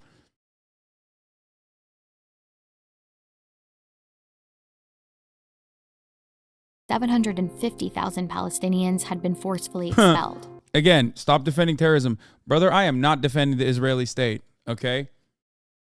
As a matter of fact, this is a criticism of the Israeli state. Don't come in here and fucking cry, okay? And more than 500 villages destroyed. Though the UN's partition plan allotted Israel 56% of the land, through the Nakba, Israel captured 78% of the land. It was everything except what's now known as the occupied West Bank and Gaza. Are you mixing up Jerusalem residency and West Bank residency? Israel has a policy target of 60+% Jewish for Jerusalem. I haven't heard that about the West Bank. Yeah, that's the Israeli state openly doing ethnic cleansing in Jerusalem and ethnic displacement in Jerusalem. The policy in the West Bank is the exact same as the policy in Jerusalem, even if they don't fucking openly state what their target demographic displacement number is. Also, where the fuck is Jerusalem, I wonder? Where could Jerusalem be? Oh, I forgot that if Jared Kushner and Donald Trump decide that it's actually Israel now, then it's actually Israel now. There's a reason why that occupied West Bank map that you look at now is full of fucking holes, because they partitioned it. They call it occupied West Bank because they're fucking occupying it, which is, again, illegal. Okay? It's illegal.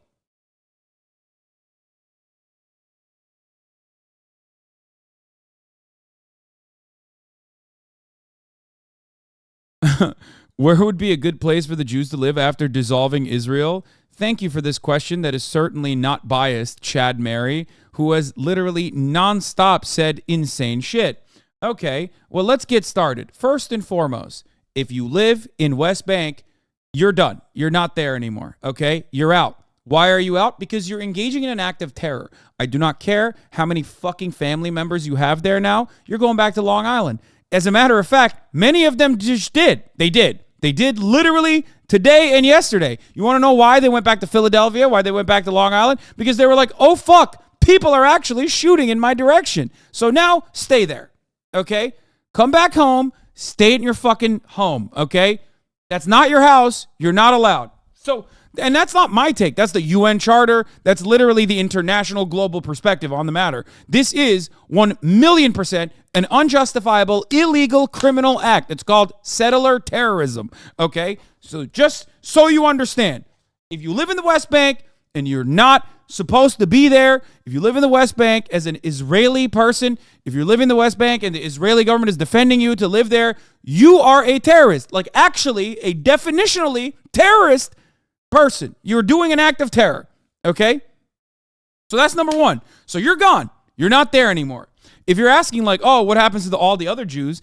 At this point, I do not believe that all of the Israeli Jews that live there are going to leave without, like, genuine terror occurring, okay? Which is precisely the reason why I think that there needs to be a one-state solution where reparations are given to all Palestinians, and Palestinians are able to get back to their own homes and live in their own homes and live in their own houses that they historically were living in. And there is a one-state, fully democratic, every single person has equal rights solution. Not a two-state solution. The two-state solution is dead. It's dead in the water. It's never going to happen. Freedom of travel for everyone living on historic Palestine, for every single person. They coexist. It has happened. It's not a utopia. Shut the fuck up. I hate when people say that's a utopia. It's not a utopia. It is what it looked like before the Nakba, okay? And not only that, but also it's deeply frustrating to say that this is a fucking utopia when plenty of nations have had these kinds of problems and now fucking coexist, okay? Oh, two-state will never work. It has never worked, and it will not work, okay? Not going to work. The two-state solution is what has allowed Israel to basically commit to a one-state solution, but under their terms and conditions, where all Muslims and all Arabs in general, not Jewish Arabs, but Muslim Arabs especially, are bullied and humiliated and fucking killed and constantly, they are constantly under the microscope. Or, yeah, maybe a zero-state solution. Reform the Ottoman Empire.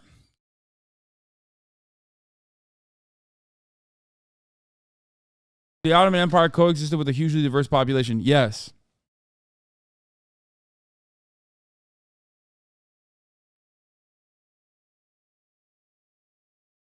No, you're wrong. A two-state solution would work. Like, why do you have a problem with two Palestines? Got one as a reserve, then you know. Okay, dude. First of all, you're German. You shouldn't be saying stuff like that. The fucking Stasi is going to come to your house and break your door, okay? Germans are not even allowed to make jokes in the direction of Israel, okay? Can you give an example of two groups that formed one country and didn't hate each other anymore? I don't know. I mean, South Africa, horrible economic development in South Africa, but apartheid was lifted in South Africa. You know what I mean? Wait, why'd you get banned? So Palestinians are incapable of genocide for sure? Dude. Once again, I cannot have a conversation with you if I'm having a conversation with your hypotheticals. You're literally doing the same fucking thing that slavers did post-Reconstruction. How can we give these newly freed slaves any power? They're going to kill us. They're going to do the same thing that we did to them. It comes with the violent colonial fear that you have, okay? You have that fear in the back of your mind that they will treat me like I treated them. But there is no reason for you to feel that way. Historically, that is not what has happened. So shut the fuck up.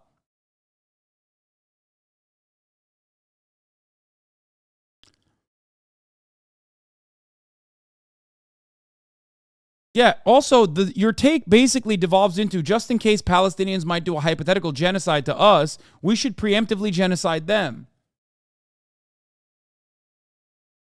The two-state solution is why Jewish people all over the world are considered citizens of Israel, yet Palestinian people who live within its own borders are not even considered human. Exactly.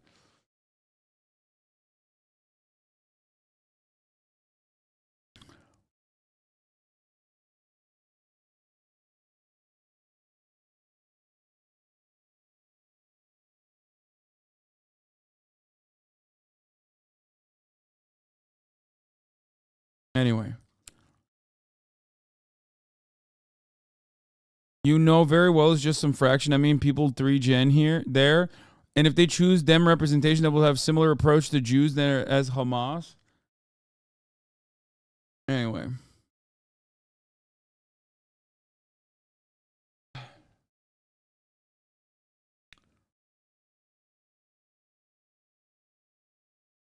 land expropriation and taking control of the land. Israel has used a complex legal and bureaucratic mechanism to take control of more than 50% of the land in the West Bank. Yeah, I covered this before. Oh. They literally say, like, you have no acknowledgement. I never said I want their genocide, and was really asking today about this one thing. I'm really asking. Bro, I don't understand why you keep saying I'm just simply asking questions. Okay, at a certain point, especially in a situation like the one that we're currently watching from the sidelines, it doesn't seem like you're just asking questions. It seems like you're saying shit. You know what I mean? It seems like you are implying things. We all understand it. There's 31,377 people here, the overwhelming majority of which understand exactly what you're trying to do, but for some reason you think you're like talking to a bunch of dumbasses, and I guess you're really getting across that you're simply just curious.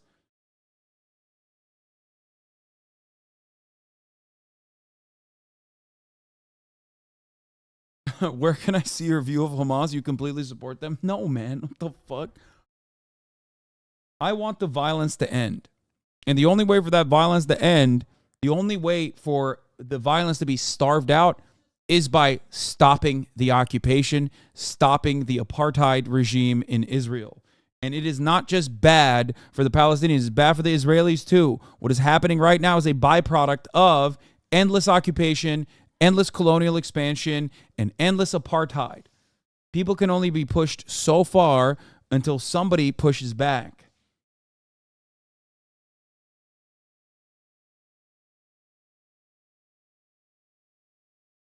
You do know that many Jews in Israel were Middle Eastern Jews that escaped persecution by newly formed Arabic states after the fall of the Ottoman Empire, and Islam literally calls for the destruction of the Jewish people. Dude, hey, jackass, what fucking religion was the Ottoman Empire? Hey, you fucking donkey. What religion was the Ottoman Empire? Can you explain to me, were all those Jews living under Ottoman Empire rules? What fucking religion it was under? Because it doesn't, because it seems like it destroyed your argument, right? Like, oh, Islam calls for the eradication of all Jews. So what happened then?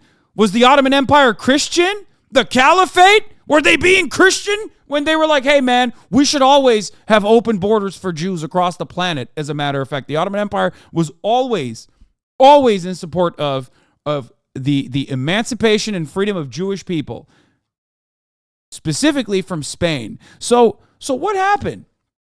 What happened? You fucking donkey, you fucking ahistorical idiot. What happened? Huh? Hamas charter calls for the extermination. Fuck Hamas. What the fuck do they have? The only reason why they have any power is because of Israel's apartheid. Shut the fuck up. Yeah, Christian Caliphate of Rum. So what happened? Are you Googling an answer? Is that what you're doing? Are you Googling an answer real quick so you can come up with a fucking retort? You donkey? You ahistorical jackass? Does Islam have different sects? Are the Saudis the same as the Ottomans? Do they share the same fundamental beliefs? The fuck do you mean about the Saudis, dude? I thought the Saudis were in support of Israel. What's going on? Why are you bringing up the Saudis? Are the Palestinian Muslims different than the ones lived in historic Palestine under the Ottoman Empire? The Ottoman Caliphate is Sunni, you fucking idiot. They're Sunni. So how does that work? How does that work? Technically, so are the Saudis. They're Wahhabists, but they're Sunni. So how does that work? Go ahead. Same sect. Hocam senin tarih bilgin zayıf galiba. Amına koyayım senin. Allah belanı versin.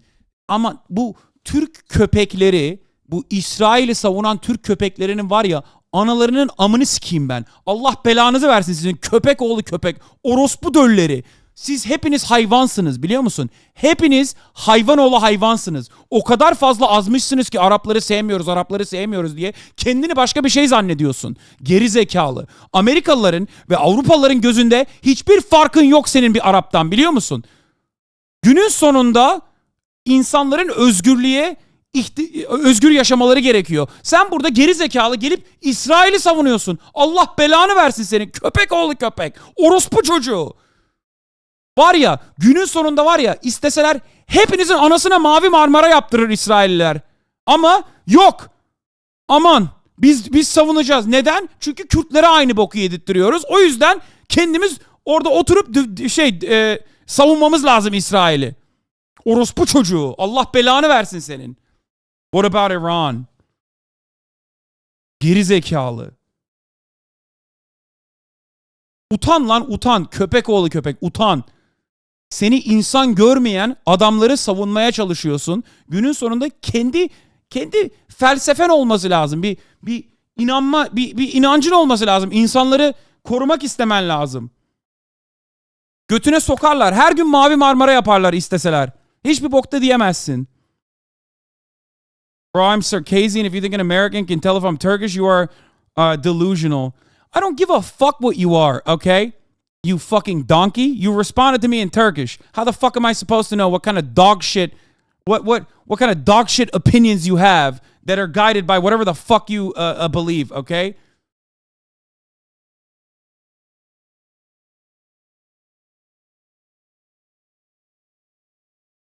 Dumbass bitch. Shut the fuck up.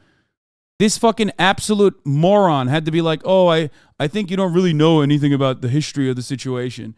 When you tried to fucking explain to me that the Ottoman Empire had different rules and that Islam wanted to just fucking eradicate all Jews.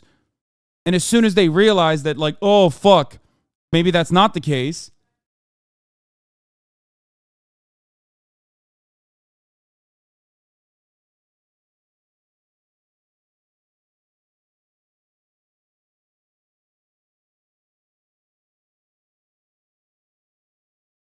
It's so stupid.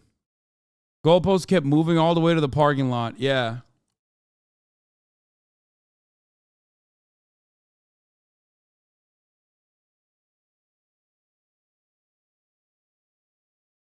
Huh.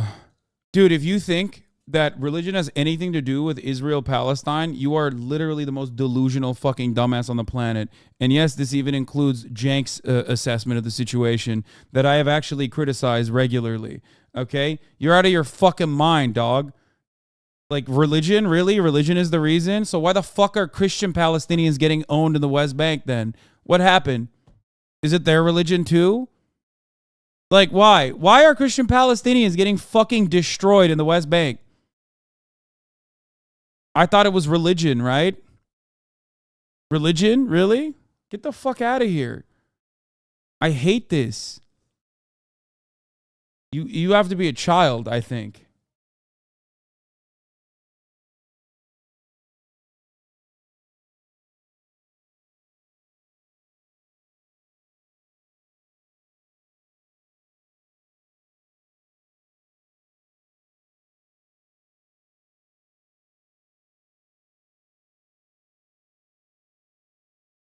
It's 100% about religion. Jewish bullets cannot shoot protesting Christian Palestinians. Yeah, it happens all the time. Yeah, they spit on Christian Americans there too. Because they aren't Jewish? Bro, what are you talking about, dude? What the fuck are we having? What kind of conversation are we having, dude? I am Christian Palestinian. They literally do not care about religion. They kill us the same. I got a buddy from OC that goes back home and they fucking detain him and fuck him up nearly every time. Yeah, but hey, listen. I don't know. Have you thought about not being Palestinian, you know?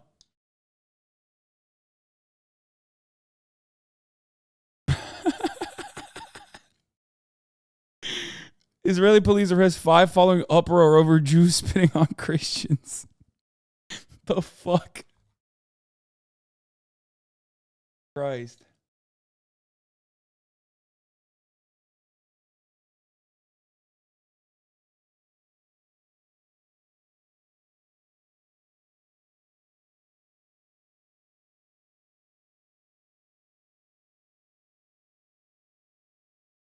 Yeah, dude. Settlers in the West Bank are some of the most rabid psychopaths. Okay? Straight up. Like, they're so insane that people living in Israel look at them and go, nah, dog, you're out of control. You need to fucking chill out. Okay? Like, and by the way, they do this with the government help. Okay? You are crazy.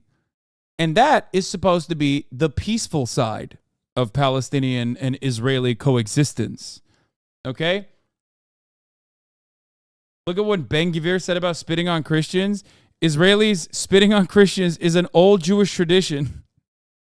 What the fuck?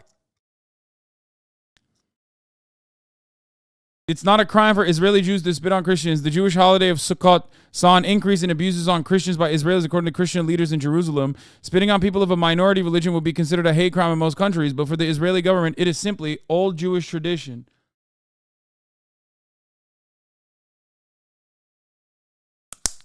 Dude, Ben-Gvir is such a fucking psycho, dude.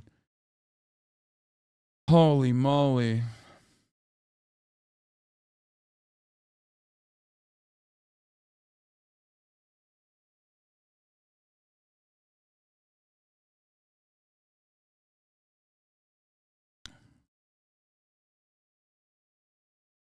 Anyway.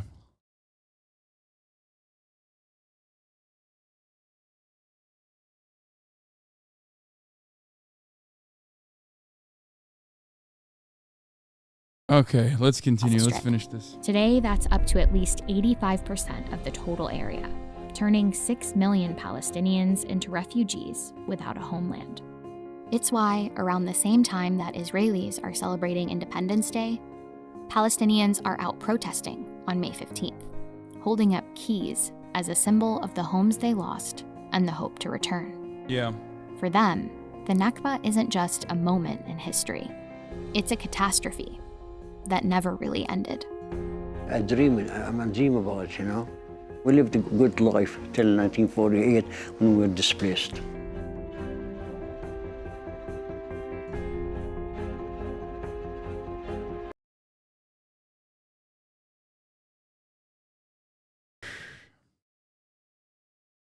Hamas uses the exact language as BLM. Watch closely. They're funded by some of the same groups that have many of the complaint, even protest together. Dude, you know what's really funny? Maybe, hey, if I was Charlie Kirk and I posted footage of the Israeli fucking occupying force breaking in to a house in the West Bank and then posted it and unironically said, look at these Hamas dogs and what they're doing in Israel to poor Israelis, maybe I would shut the fuck up about reporting on what's going on in Israel or Palestine. You know? But no, he hasn't stopped. It doesn't matter. That is, by the way, that has happened so many times over the course of the past fucking 2 days where people constantly keep posting Israeli crimes against Palestinians and going, dude, have you seen how fucked up shit is on the ground? And it's like, yeah, dog, I have for the past fucking 20 plus years, actually, as a matter of fact, which is crazy to me because you're still posting the same shit that the apartheid state is doing to fucking Palestinians and then flipping the script.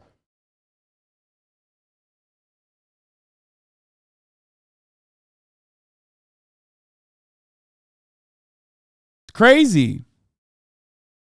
But of course, if you don't know shit,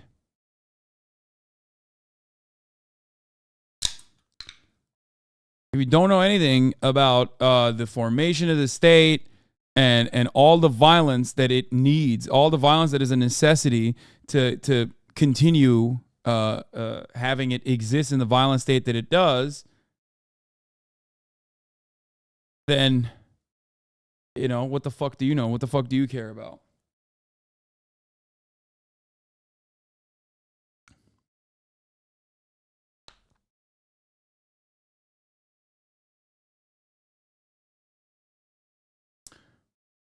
Yes, I have commented on the fact that Jamie Lee Curtis showed support to Israel with a pic of Palestinian children. The jokes truly write themselves.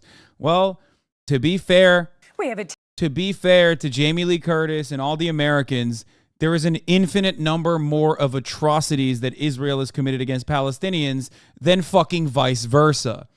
So, you know, sometimes you're going to end up accidentally posting the exact opposite. Okay?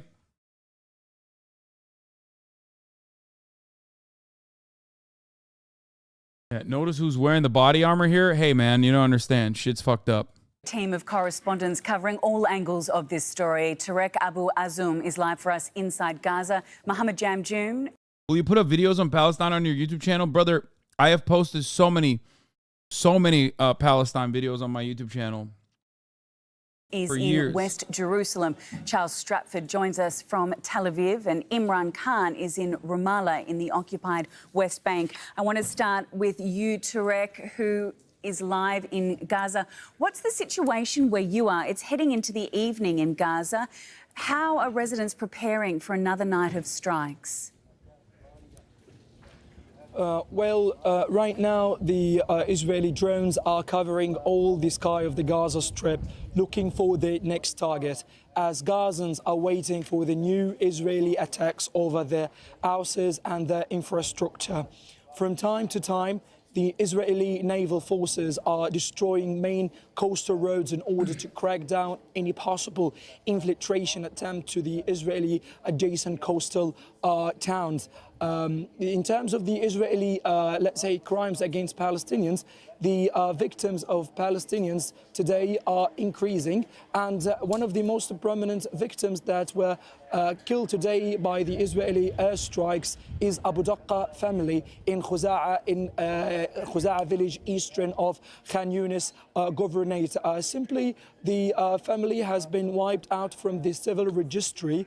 More than 22 members were killed. Oh my gosh, sound of explosion right now. Tarek, just explain just what's happening where you are, because that certainly sounded very close to you. Now we have heard a sound of explosion inside the Gaza Strip.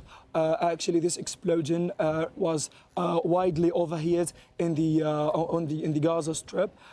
Till now, we cannot really locate the place and the location of the explosion or the bombardment, simply because it's absolutely dark and we cannot clearly see here in a very good way. But you can generally hear throughout the background that the Israel restarted again launching airstrikes against Palestinians inside the Gaza Strip. It's important to mention that Abu Daqqa family has wiped out from the civil registry. More than 22 members were killed by the Israeli occupation air forces. 7 of them were children, and till this current moment, civil teams are trying to evacuate 6 members who are still stuck under the rubble of the destroyed house. Simply, it becomes so obvious through the Israeli policy of targeting that Israel does not knock the door. It directly hits civilians amid international negligence about what's happening in the Gaza Strip, and amid no clear mediation to stop the current conflict erupted between the Hamas movement and the Israeli occupation army. Yeah, Tarek, the Israeli Prime Minister has been warning people near the Gaza Strip to evacuate, but that's certainly not a possibility for many Palestinians, is it? In fact, Palestinians have already evacuated the houses, especially Palestinians who are living close to the borders in eastern areas. They receive different notice and messages on their cell phones from the Israeli occupation forces informing them to evacuate their house before being targeted. And oh my gosh, another explosion in the same place, it seems. Oh my God, dude. New York congressman, sorry, I'm stopping this for a second. Bro, New York congresspersons should just stop talking about Israel if they're Democrats, because, like, we're going to lose New York, I feel like. Did you guys see what Richie Torres said? Can someone link it in the chat, please? I had to check to see if it was real. Like, I know, like, Eric Adams, Mondaire Jones, like, so many New York congresspersons and, like, New York politicians are, like, insane. They always are just like I don't know what kind of fucking hold they got over at AIPAC. Like, maybe they have, like, children that. No, this isn't the one. No. There's a much better fucking take. No.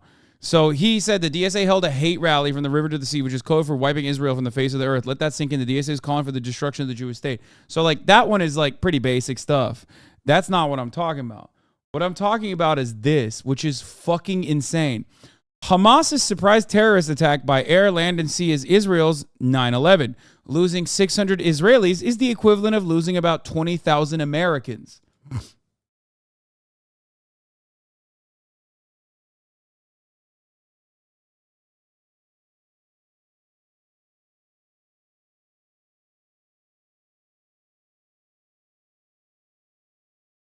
Bro, I don't know if you know this, but you are not running in Israel. Like, you're a New York congressman. What? You specify by proportion of population, so per capita is equivalent. I know, but it's still an insane thing to say. Like, I get what he's trying to say, but it is like a completely insane thing to say. Really telling that this Zionist thinks one American is worth 30 Israelis. What the fuck? Bro, he's doing Israel math.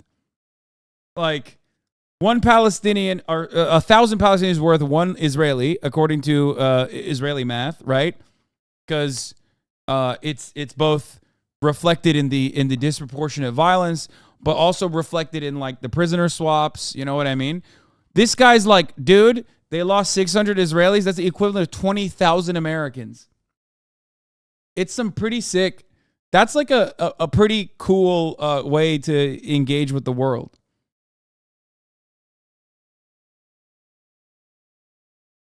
Because he knows his voters are on their way home. Whole lot of renters in New York and Miami Beach just received notice to vacate letters in the absentee land. Okay, dude. Yeah, they're big mad at DSA for doing a rally in support of Palestine. Hamas alone is responsible for this heinous violence. No one should support terrorist attacks against Israel. Today's rally by the New York City DSA is despicable. Is despacito.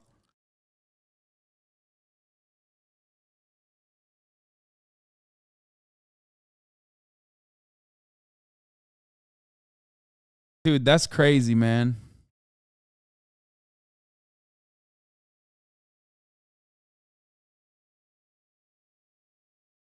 I'd leave the New York City DSA if they did that. Oh, if they said uncritically this is fucked up, yeah.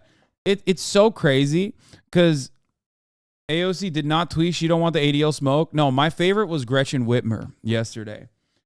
When you have a relatively sizable Muslim population, okay, inside of the boundaries of your state, you have to play the delicate tightrope, okay? Big Gretch came out swinging.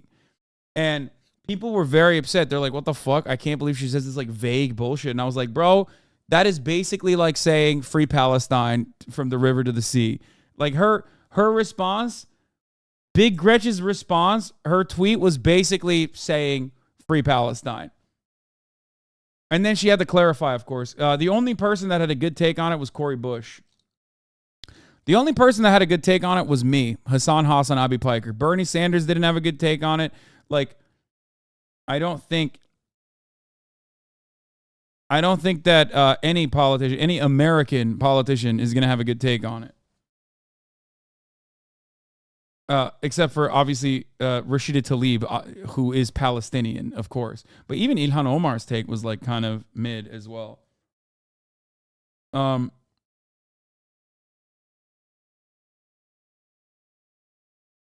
I don't like to talk about the UK because Bernie Sanders, Bernie Sanders of the UK, Corbyn had an actually decent take, and everyone fucking lost their minds on him because... I'm sorry, but UK politics is the shittiest.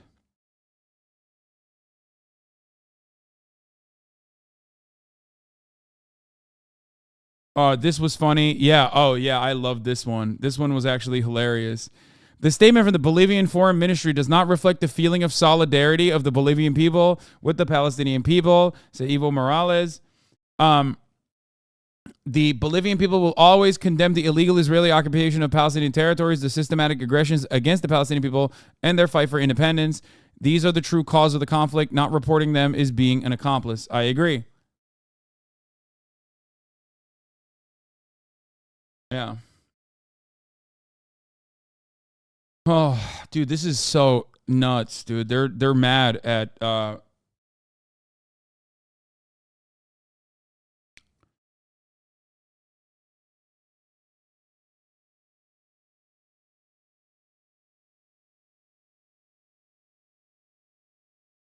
here in Canada. We got the mayor of Toronto to retract her statement on the situation after she came out swinging for Israel and no one was having it. That's kind of surprising.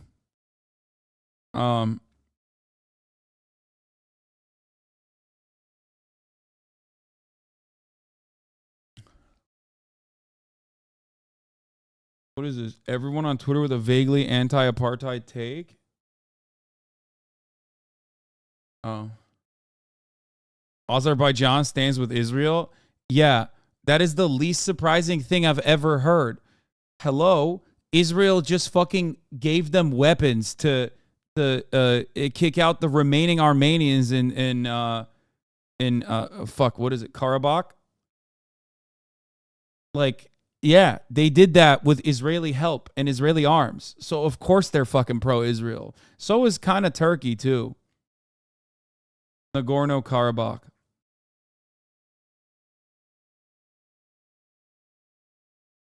Isn't Azerbaijan mostly Muslim? Brother, it almost feels like it doesn't fucking matter what religion you are. It's all bullshit. None of them gives a shit about... Not a single one of them give a shit about fucking religion, dog. They are opportunists, okay?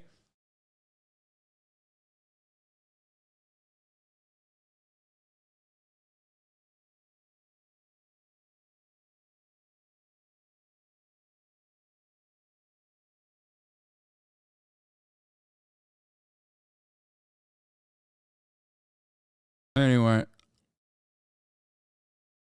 So, yeah. So we did that. We covered it pretty hard. I feel like, is there any aspect of it that I haven't gotten to in the past, like, 7 hours?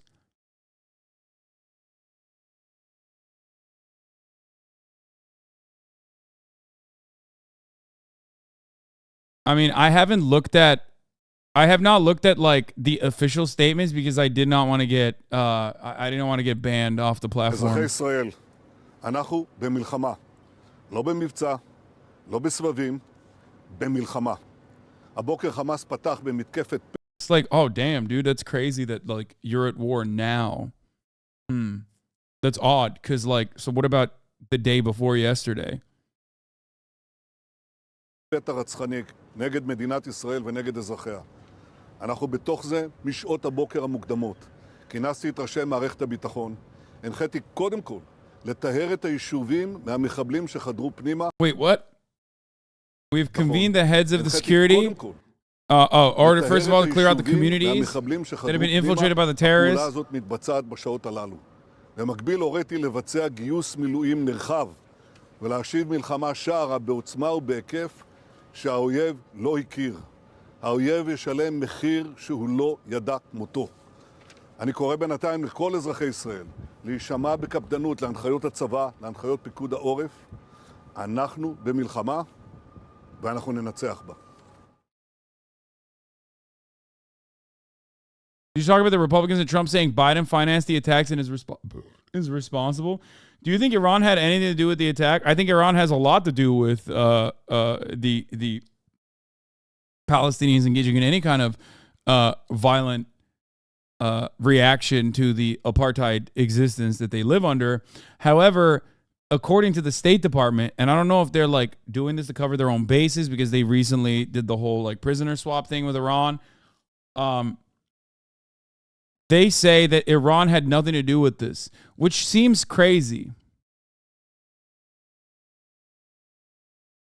What, like, it seems crazy that Iran didn't have anything to do with it because, you know, how the fuck did they put this together without Iranian support?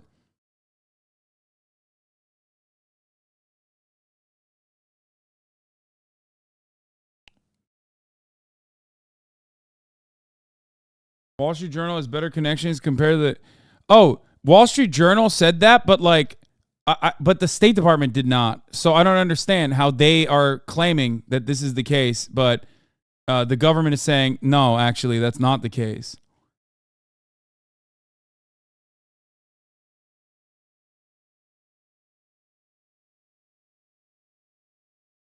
Wait, are you saying Israel is saying Iran had nothing to do with it? Bro, Israel doesn't fucking fart without blaming it on Iran. What the fuck do you mean?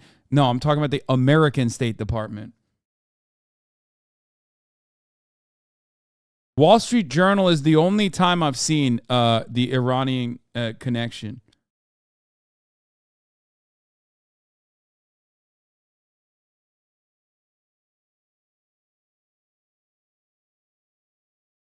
But Iran also, I think Iran also took ownership over it as well. But that could be like, because they consider it to be very successful.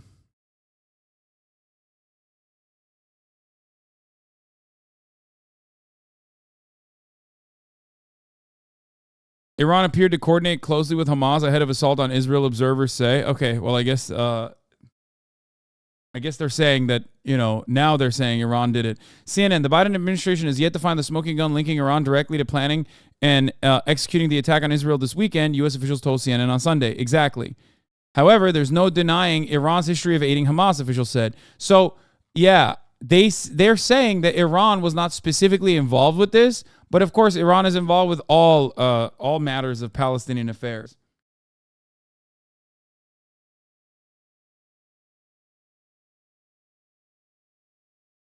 And all matter of like Iranian connection back to Palestinian, back to this action is like the basic stuff. You know what I mean? Like the ongoing, the ongoing support. They're not saying they weren't involved. They're saying they haven't found anything yet. Yeah, that's crazy though to say. Like, they would normally say they definitely did it. And see, look, Iran is a key supplier of military and financial assistance to Palestinian militants in Gaza, which I agree with. That is true. That is not made up. Of course they are. Yes, they do that. However, it is wild to me. It is fucking wild to me that they wouldn't just go 100% Iran did it. Iran is the one who did it. Iran is the most responsible party.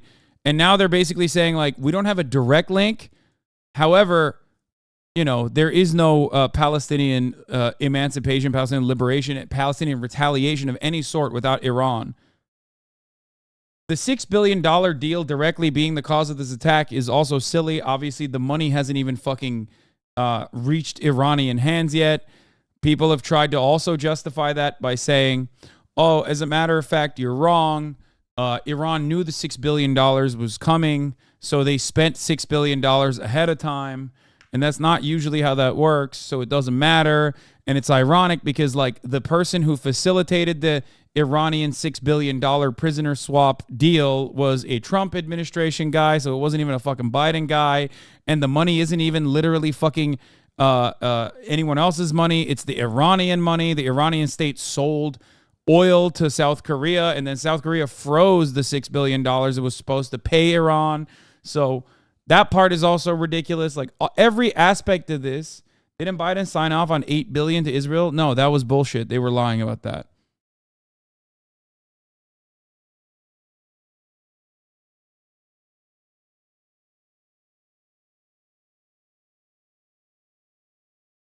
Yeah, this is why it's crazy. Like, the State Department said, no, we have not found an actual smoking gun link. And Wall Street Journal was like, no, dog, we got it. This is our thing. So as far as Iran goes, though, I don't know what Iran will do. I don't know how Iran will posture here, because this is seen as a very successful attack in that side of the world. And militarily speaking, despite the obvious horrifying consequences for random civilians attending fucking music festivals or whatever, it is a, I don't know what the proper term for it is. Like, it is I've never seen such a diminished force with basically nothing, with no support whatsoever, able to pull off something so effective. Like, they are still currently fighting inside of Israeli territory. Like, that's nuts. Where's Cutie? I don't know.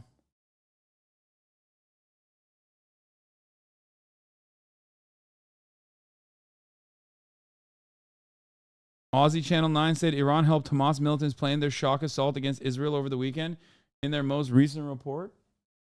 I mean, it's not, guys. Like, yes, how the fuck are Palestinians gonna pull off something like this without support? Yes.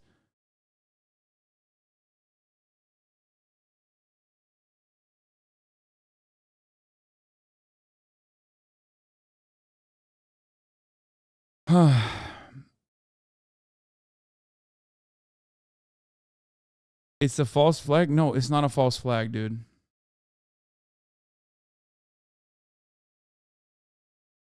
It's crazy. Both of these headlines are from The Guardian this week, but one is talking about Israeli violence and the other one's talking about Palestinian response. Rarely do you see such a stark and blatant example of media bias in real time. Gaza Strip protesters received bullet wounds to ankles, medics report. Hamas's murderous attack will be remembered as Israeli intelligence failure for the ages.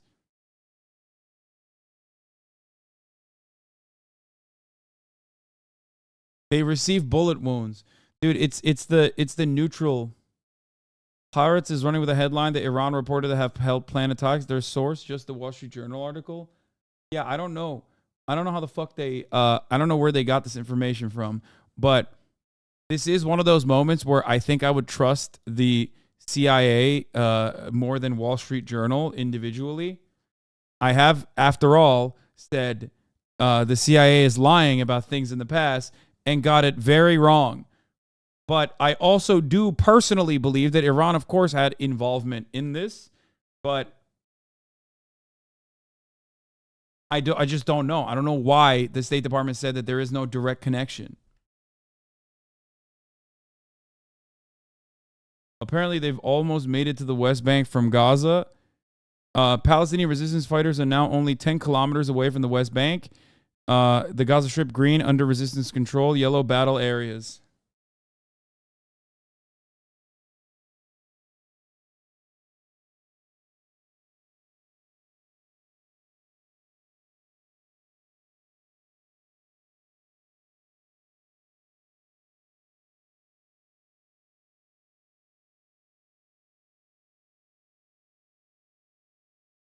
I think in part, besides with the Israeli intelligence just absolutely missing it, the fact that they attacked on Simchas Torah helped with the efficacy of the attack. I think it's a combination of different factors. One of which is also that they internally shifted resources within the IDF away from border control to the West Bank. That's at least what I've heard.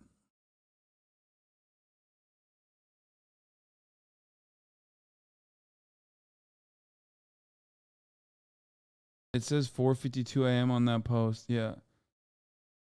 They are, I don't know exactly where. I don't know exactly where the Palestinian forces are at this moment, but I do know that they are still inside of Israel, if I'm not mistaken. Let's go to CNN for some real-time coverage. Let's see what the fuck they're talking about over there. I want to know. But there was a big chaos, so it's the first time I can remember that something like that, like there's nobody to talk with, nobody to ask for help. You're calling police, you're calling the ambulance, you're calling everybody you can have help from, and everybody is okay, thank you, we got your information, but they're not talking to you for many hours and more than a day already. So. And this is just a festival where, I mean, it's predominantly young people. They go to have fun, to have a good time. And just to see it now be turned into this, where, you know, the latest number that we heard from a Israeli rescue operation was that they had recovered over 250 bodies at the scene of the festival. I didn't wanted to watch any videos. People got videos from the scene over there. I just can't. This is too much to see. I think this is just too much. But yes, it was a regular festival. Nobody was supposed to think about something like that. Young people went to have fun, hear music, and come back. But it turned out a terror movie. It's kind of wild. Jessica, we're thinking of you. Because what she's describing is horrifying. It also happens to be the natural state of the Palestinian under the apartheid. You can't call an ambulance. You can't call the police because the police is not there to fucking save you. It is crazy. This is yet another byproduct, once again, of an apartheid state. That is, it's just. And we love him and we miss him already, so we don't wanna miss him anymore. So please, if somebody knows anything, please let us know. We need Ben back. Which, by the way, I think that this deserves coverage, certainly. This is a newsworthy aspect, so I'm not going to sit here and be like, wow, I can't believe they're covering this. But also, they're covering this from Tel Aviv. Anderson Cooper's in Tel Aviv. Meanwhile, Israel is fucking shellacking the Gaza Strip. So I doubt that they're talking to actual Gazans there at all. Or any of the Gazan victims of the Israeli state violence. Completely disconnected from Hamas, if you want to fucking bring that up too. Jets overhead, large thuds coming The from reason that why direction, the sky. the reason why I think this is instructive and informative to fucking watch, though, is because for the past 7 hours, I have covered this issue. Think about the perspective that I have. Think about the perspective that I have delivered. Think about what I've talked about. Think about the historical relevance and how important it is to understand the entirety of the situation versus how the mainstream media in America covers it. And then you will understand why so many Americans have the perspective that they do. This is by design. This is how it fucking works. This is how you do it. This is how you manufacture consent towards a particular position.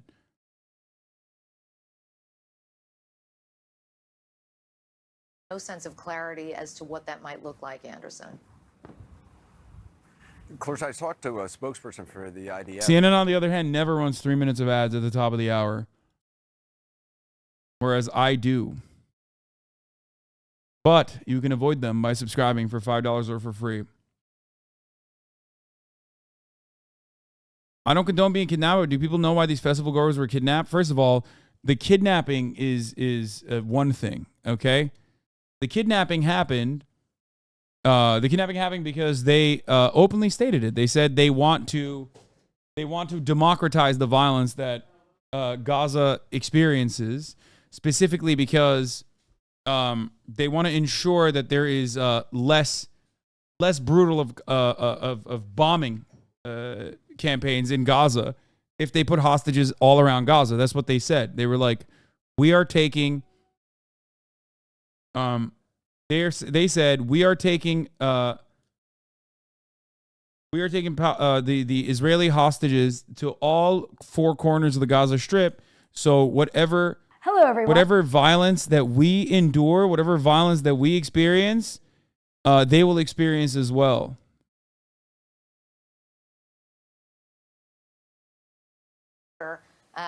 It's a way to try and soften the blow of Israeli retaliation. No longer directly concerned, as we've been seeing today, that potentially any car driving by can just open fire on civilians. That has a tremendously taxing effect on the collective psyche. It is absolutely terrifying.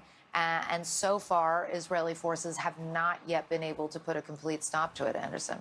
HasanAbi is a leftist who is paid and supported by the Democrats and leftists, so it's a pleasure to watch him as a jester, but not like... analysts on the region for some perspective on how this happened and how it may develop in the coming days. There's a lot more to cover. I'll have my conversation with the father and mother and close friend of another Israeli taken captive as our live coverage of Israel at war continues. You think I'm paid by the Democratic Party? You talk about chaos. You think the Democratic Party would pay a fucking Muslim dude to offer 7 hours of coverage on why the Democrats suck dick, especially as it pertains to the continuation of the Israeli apartheid state Really?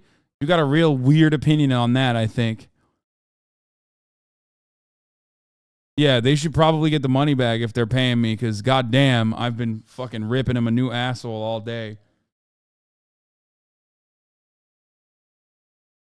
Bro, the New York Times are about they're ready to airstrike the DSA. Yeah.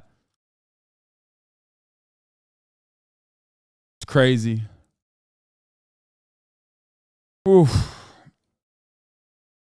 Chatter called you this guy, Lamau. This guy? I do feel like that guy in many instances. Tom like Tom, thank you for the 20 gifted subs. I feel like anarchists say that about you. Dude, yeah, anarchists are mad because I'm not the CIA like they are, I think.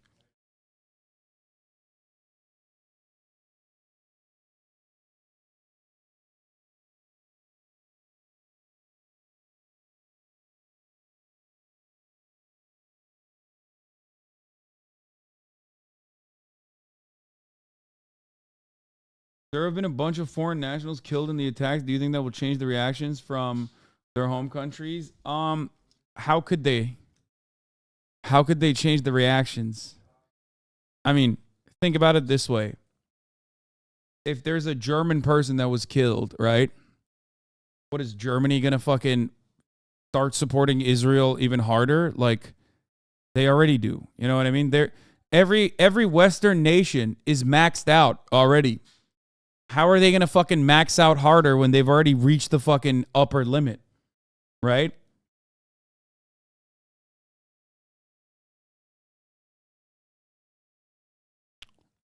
So on that front, I don't know. I don't know what they like. This is the point. There is no one who is aligned with Hamas or with the Palestinians, and Hamas being a violent, Hamas being the violent retaliation to the apartheid. Like, there is no one out there. There's no one out there for them, and they recognize that reality. You know what I mean? They know that. They know that that is the case.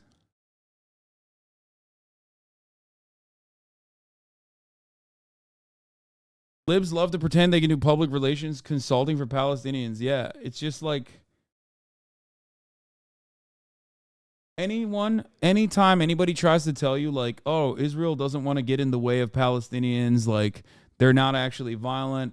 It's actually the violent ones are the Palestinians, or even not even the Palestinians, but Hamas as a separate entity. And that's why they have to have this like defensive posture. Ask them if they know anything about what the fuck has gone on in the West Bank. Okay? Because that, once again, is the peaceful coexistence project. That's the two-state solution. I wonder if the Israeli government has factored in the fact that cutting off electricity and water to Gaza Strip will negatively affect the hostages. I don't think they give a shit. I remember reading reports behind closed-door meetings where they were literally talking about how the Israeli hostages might fucking die as a consequence of our violent retribution to the Gazan Strip. And if they do that, I legitimately do think that they don't have the propaganda apparatus to try and justify that. Look, I know that fascism is a death cult, and this late stage Zionist project has now reached its like final formation of it being a death cult. When you have motherfuckers like Ben Gvir or that other guy who was on the Knesset saying like, we got to do a Nakba that's going to be even more Nakba than the former Nakba. And a lot of people are personally upset at the right-wing elements. I don't know if they solidify their support behind the far-right elements. I mean, who knows? Maybe. But even then, it will accelerate into demise.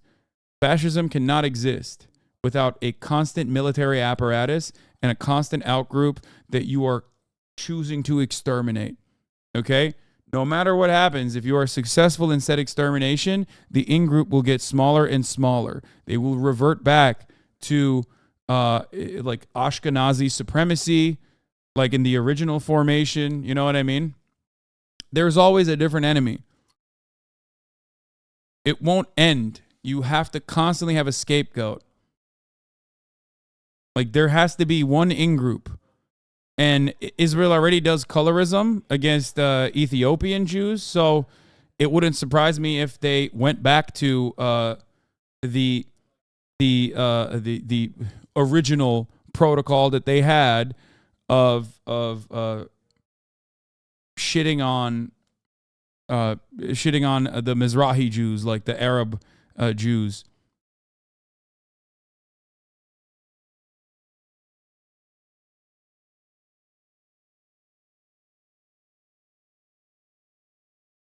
Hasn't Ben-Gvir literally said he wants to have an Ashkenazi-only state? Yeah, that'd be really interesting considering Ben-Gvir is not Ashkenazi.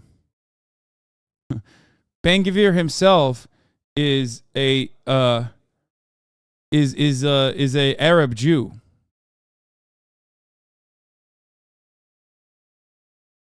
So he ain't on the team. I mean, so I don't know how that would work. Yeah, he's a Mizrahi Jew. So Mizrahi Jews originally were also oppressed as well. Dude, it's crazy seeing fucking tanks and shit. Like, just like taking over tanks and shit is just wild. Syria's ground incursion. I don't know if it's going to be an occupation of the whole strip, but it's going to be a very serious incursion. And the second thing is the role of Iran in all of this. Iran is the hand behind this this operation, and the Israelis understand. The Israeli leadership understands very well that this is an Iranian-Israeli war, and that the stakes are the Iranian nuclear program. Now, Israel isn't going to go directly after Iran right away, but it understands that it can't leave this this Hamas operation that Iran has created or has empowered. It can't allow it to operate like it's been operating. So the game has to change, and Israel has to use its power to change it. And I don't think there's any way to stop this. Well, and Robin, on that front, you know, we've been speaking with U.S. officials all day, Biden administration officials. They say they still haven't seen any direct evidence of Iran's involvement here, but obviously that doesn't mean that it's not there. They've said that as well, and Hamas would not be in the state that it is if it didn't have Iran's help and backing. I mean, what kind of intelligence would they need to make that direct link? Well, Iran is clearly complicit in almost everything that Hamas has done. I've interviewed the Hamas representatives in both Tehran and Beirut, and there is a kind of axis of resistance, as they call it. I mean, listen. Yeah, they don't have a source for it, but like also, dog, those weapons are not materializing, okay? Like, like, I'm not going to sit here and act like Iran is not helping the Palestinians in general, not necessarily just Hamas or anything. Like, but come on. There is a good reason for them to say that. Iran, under the axis of evil, and responsible somehow for 9/11 was ridiculous. That was made up. Iran funding, or at least in some instances, like offering help to Palestinians, is not as ridiculous. It's not. That part is actually not ridiculous. Are you underestimating the engineers of Palestine? They made those bombs from the ruins.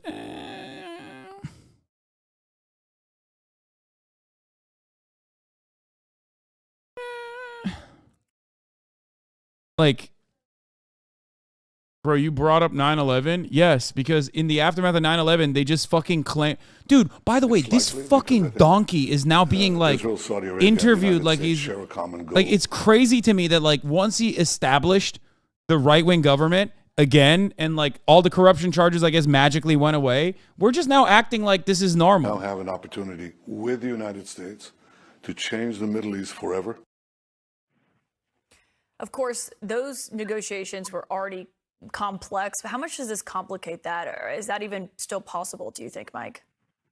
Oh, it's complicated enormously, and that was Iran's goal in helping Hamas develop these capabilities and this very sophisticated operation, more sophisticated than Hamas has ever carried out before. And the Iran. Look, there is definitely a back and forth collaboration between Palestinians and Iran, okay? Vice versa. They get Israeli tech. If they capture Israeli tech, they will give it to Iran so Iran can mass produce it and then give it back to the Palestinians. That part is not incorrect. They also obviously work alongside Hezbollah. So that part is not wrong. Now, of course, you might have an issue with that. You might say that that's fucked up, or you might say, hey, you know, obviously these people deserve emancipation. So there is definitely a back and forth collaboration. It's just that it's just that ultimately it's weird that they don't have enough evidence this time around. I don't know how they don't have evidence. Hamas and potentially Hezbollah. Let me just say one more thing here. The Palestinian Islamic Jihad was directly involved in these activities. Palestinian Islamic Jihad is not a proxy of Iran. It's an extension of Iran. So weapons, operations, and even partners, they're all directly related to Iran. Iran's fingerprints are all over this. Secretary Blinken doesn't want to admit that because this is a threat to the Biden administration's Iran policy. Well, he didn't seem that he didn't want to admit it, but he said the evidence wasn't there. Of course, we'll see if they see something different going forward. He doesn't want to see the evidence because it's a threat to his Iran policy. Yeah, why didn't they have a State Department guy and instead have a Bush guy, you think? Maybe because they wanted to shit on the State Department because the foreign policy apparatus currently inside of the government is not giving them the juicy Iran is definitely related to this issue takes. So they had to go and find someone from former administrations to shit on the current one. To be like, oh, I don't give a fuck what they're saying, dog. It's definitely happening. Anyway, what's definitely happening now is I have my guests here. I have to switch over to the podcast. I have a massive headache. I don't know how the fuck I'm doing it today. 7 hours of nonstop coverage. Obviously, we got a lot more coming tomorrow. The Swifties stand with Palestine. I know. We will talk about that. But, of course, no politics on the podcast. I'm going to go shoot the Fear and episode. I love you all. And hopefully this was informative, instructive. Hopefully some of you maybe even changed your minds. That's my goal at the end of the day. You know what I mean?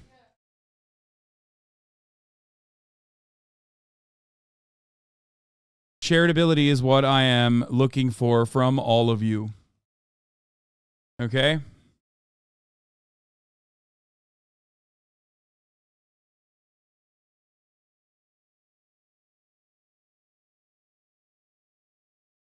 Anyway, all right.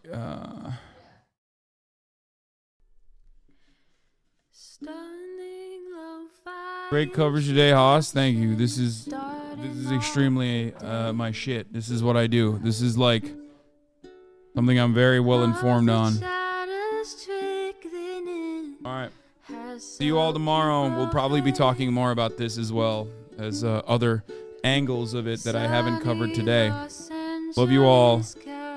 And I hope that all people around the world will one day be free. Free of the violence, free of subjugation. Emancipation for all people around the world. Good night. Peace.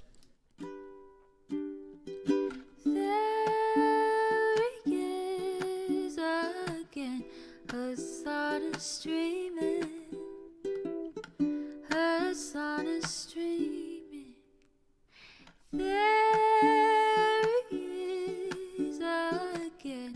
Hasan is streaming. Hasan is streaming. Review in the P.O. box. Uncle Uger's face. Sudden Discord agitprop. Great names take embrace. Tiny Bernie Sanders, LGBTQ Air Force. The hole left at your fingertips, Ane at your door. The H3 crowded debate, the Young Turks online show. 3 full fucking years of this, plenty more to go. 90-day fiance talks of champagne bourgeoisie. A Trump rally live reaction, a mass riot at DC. There he is again, Hasan is streaming. Hasan is streaming. There he is again, Hasan is streaming. Hasan is streaming. Reading live stream fair comments, Austin show chat advice. And all the ways the right-wing pipeline can suck you in online. JCS react, Lord frame gets broken, cover blown. A full-blown mass pandemic, monster streaming at your home. Total radicalization coming out to find. The system you were taught to trust in was broken the whole time.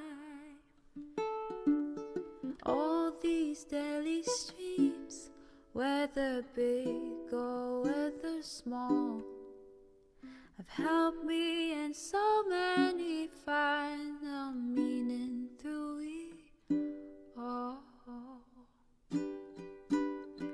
There he is again, Hasan is streaming.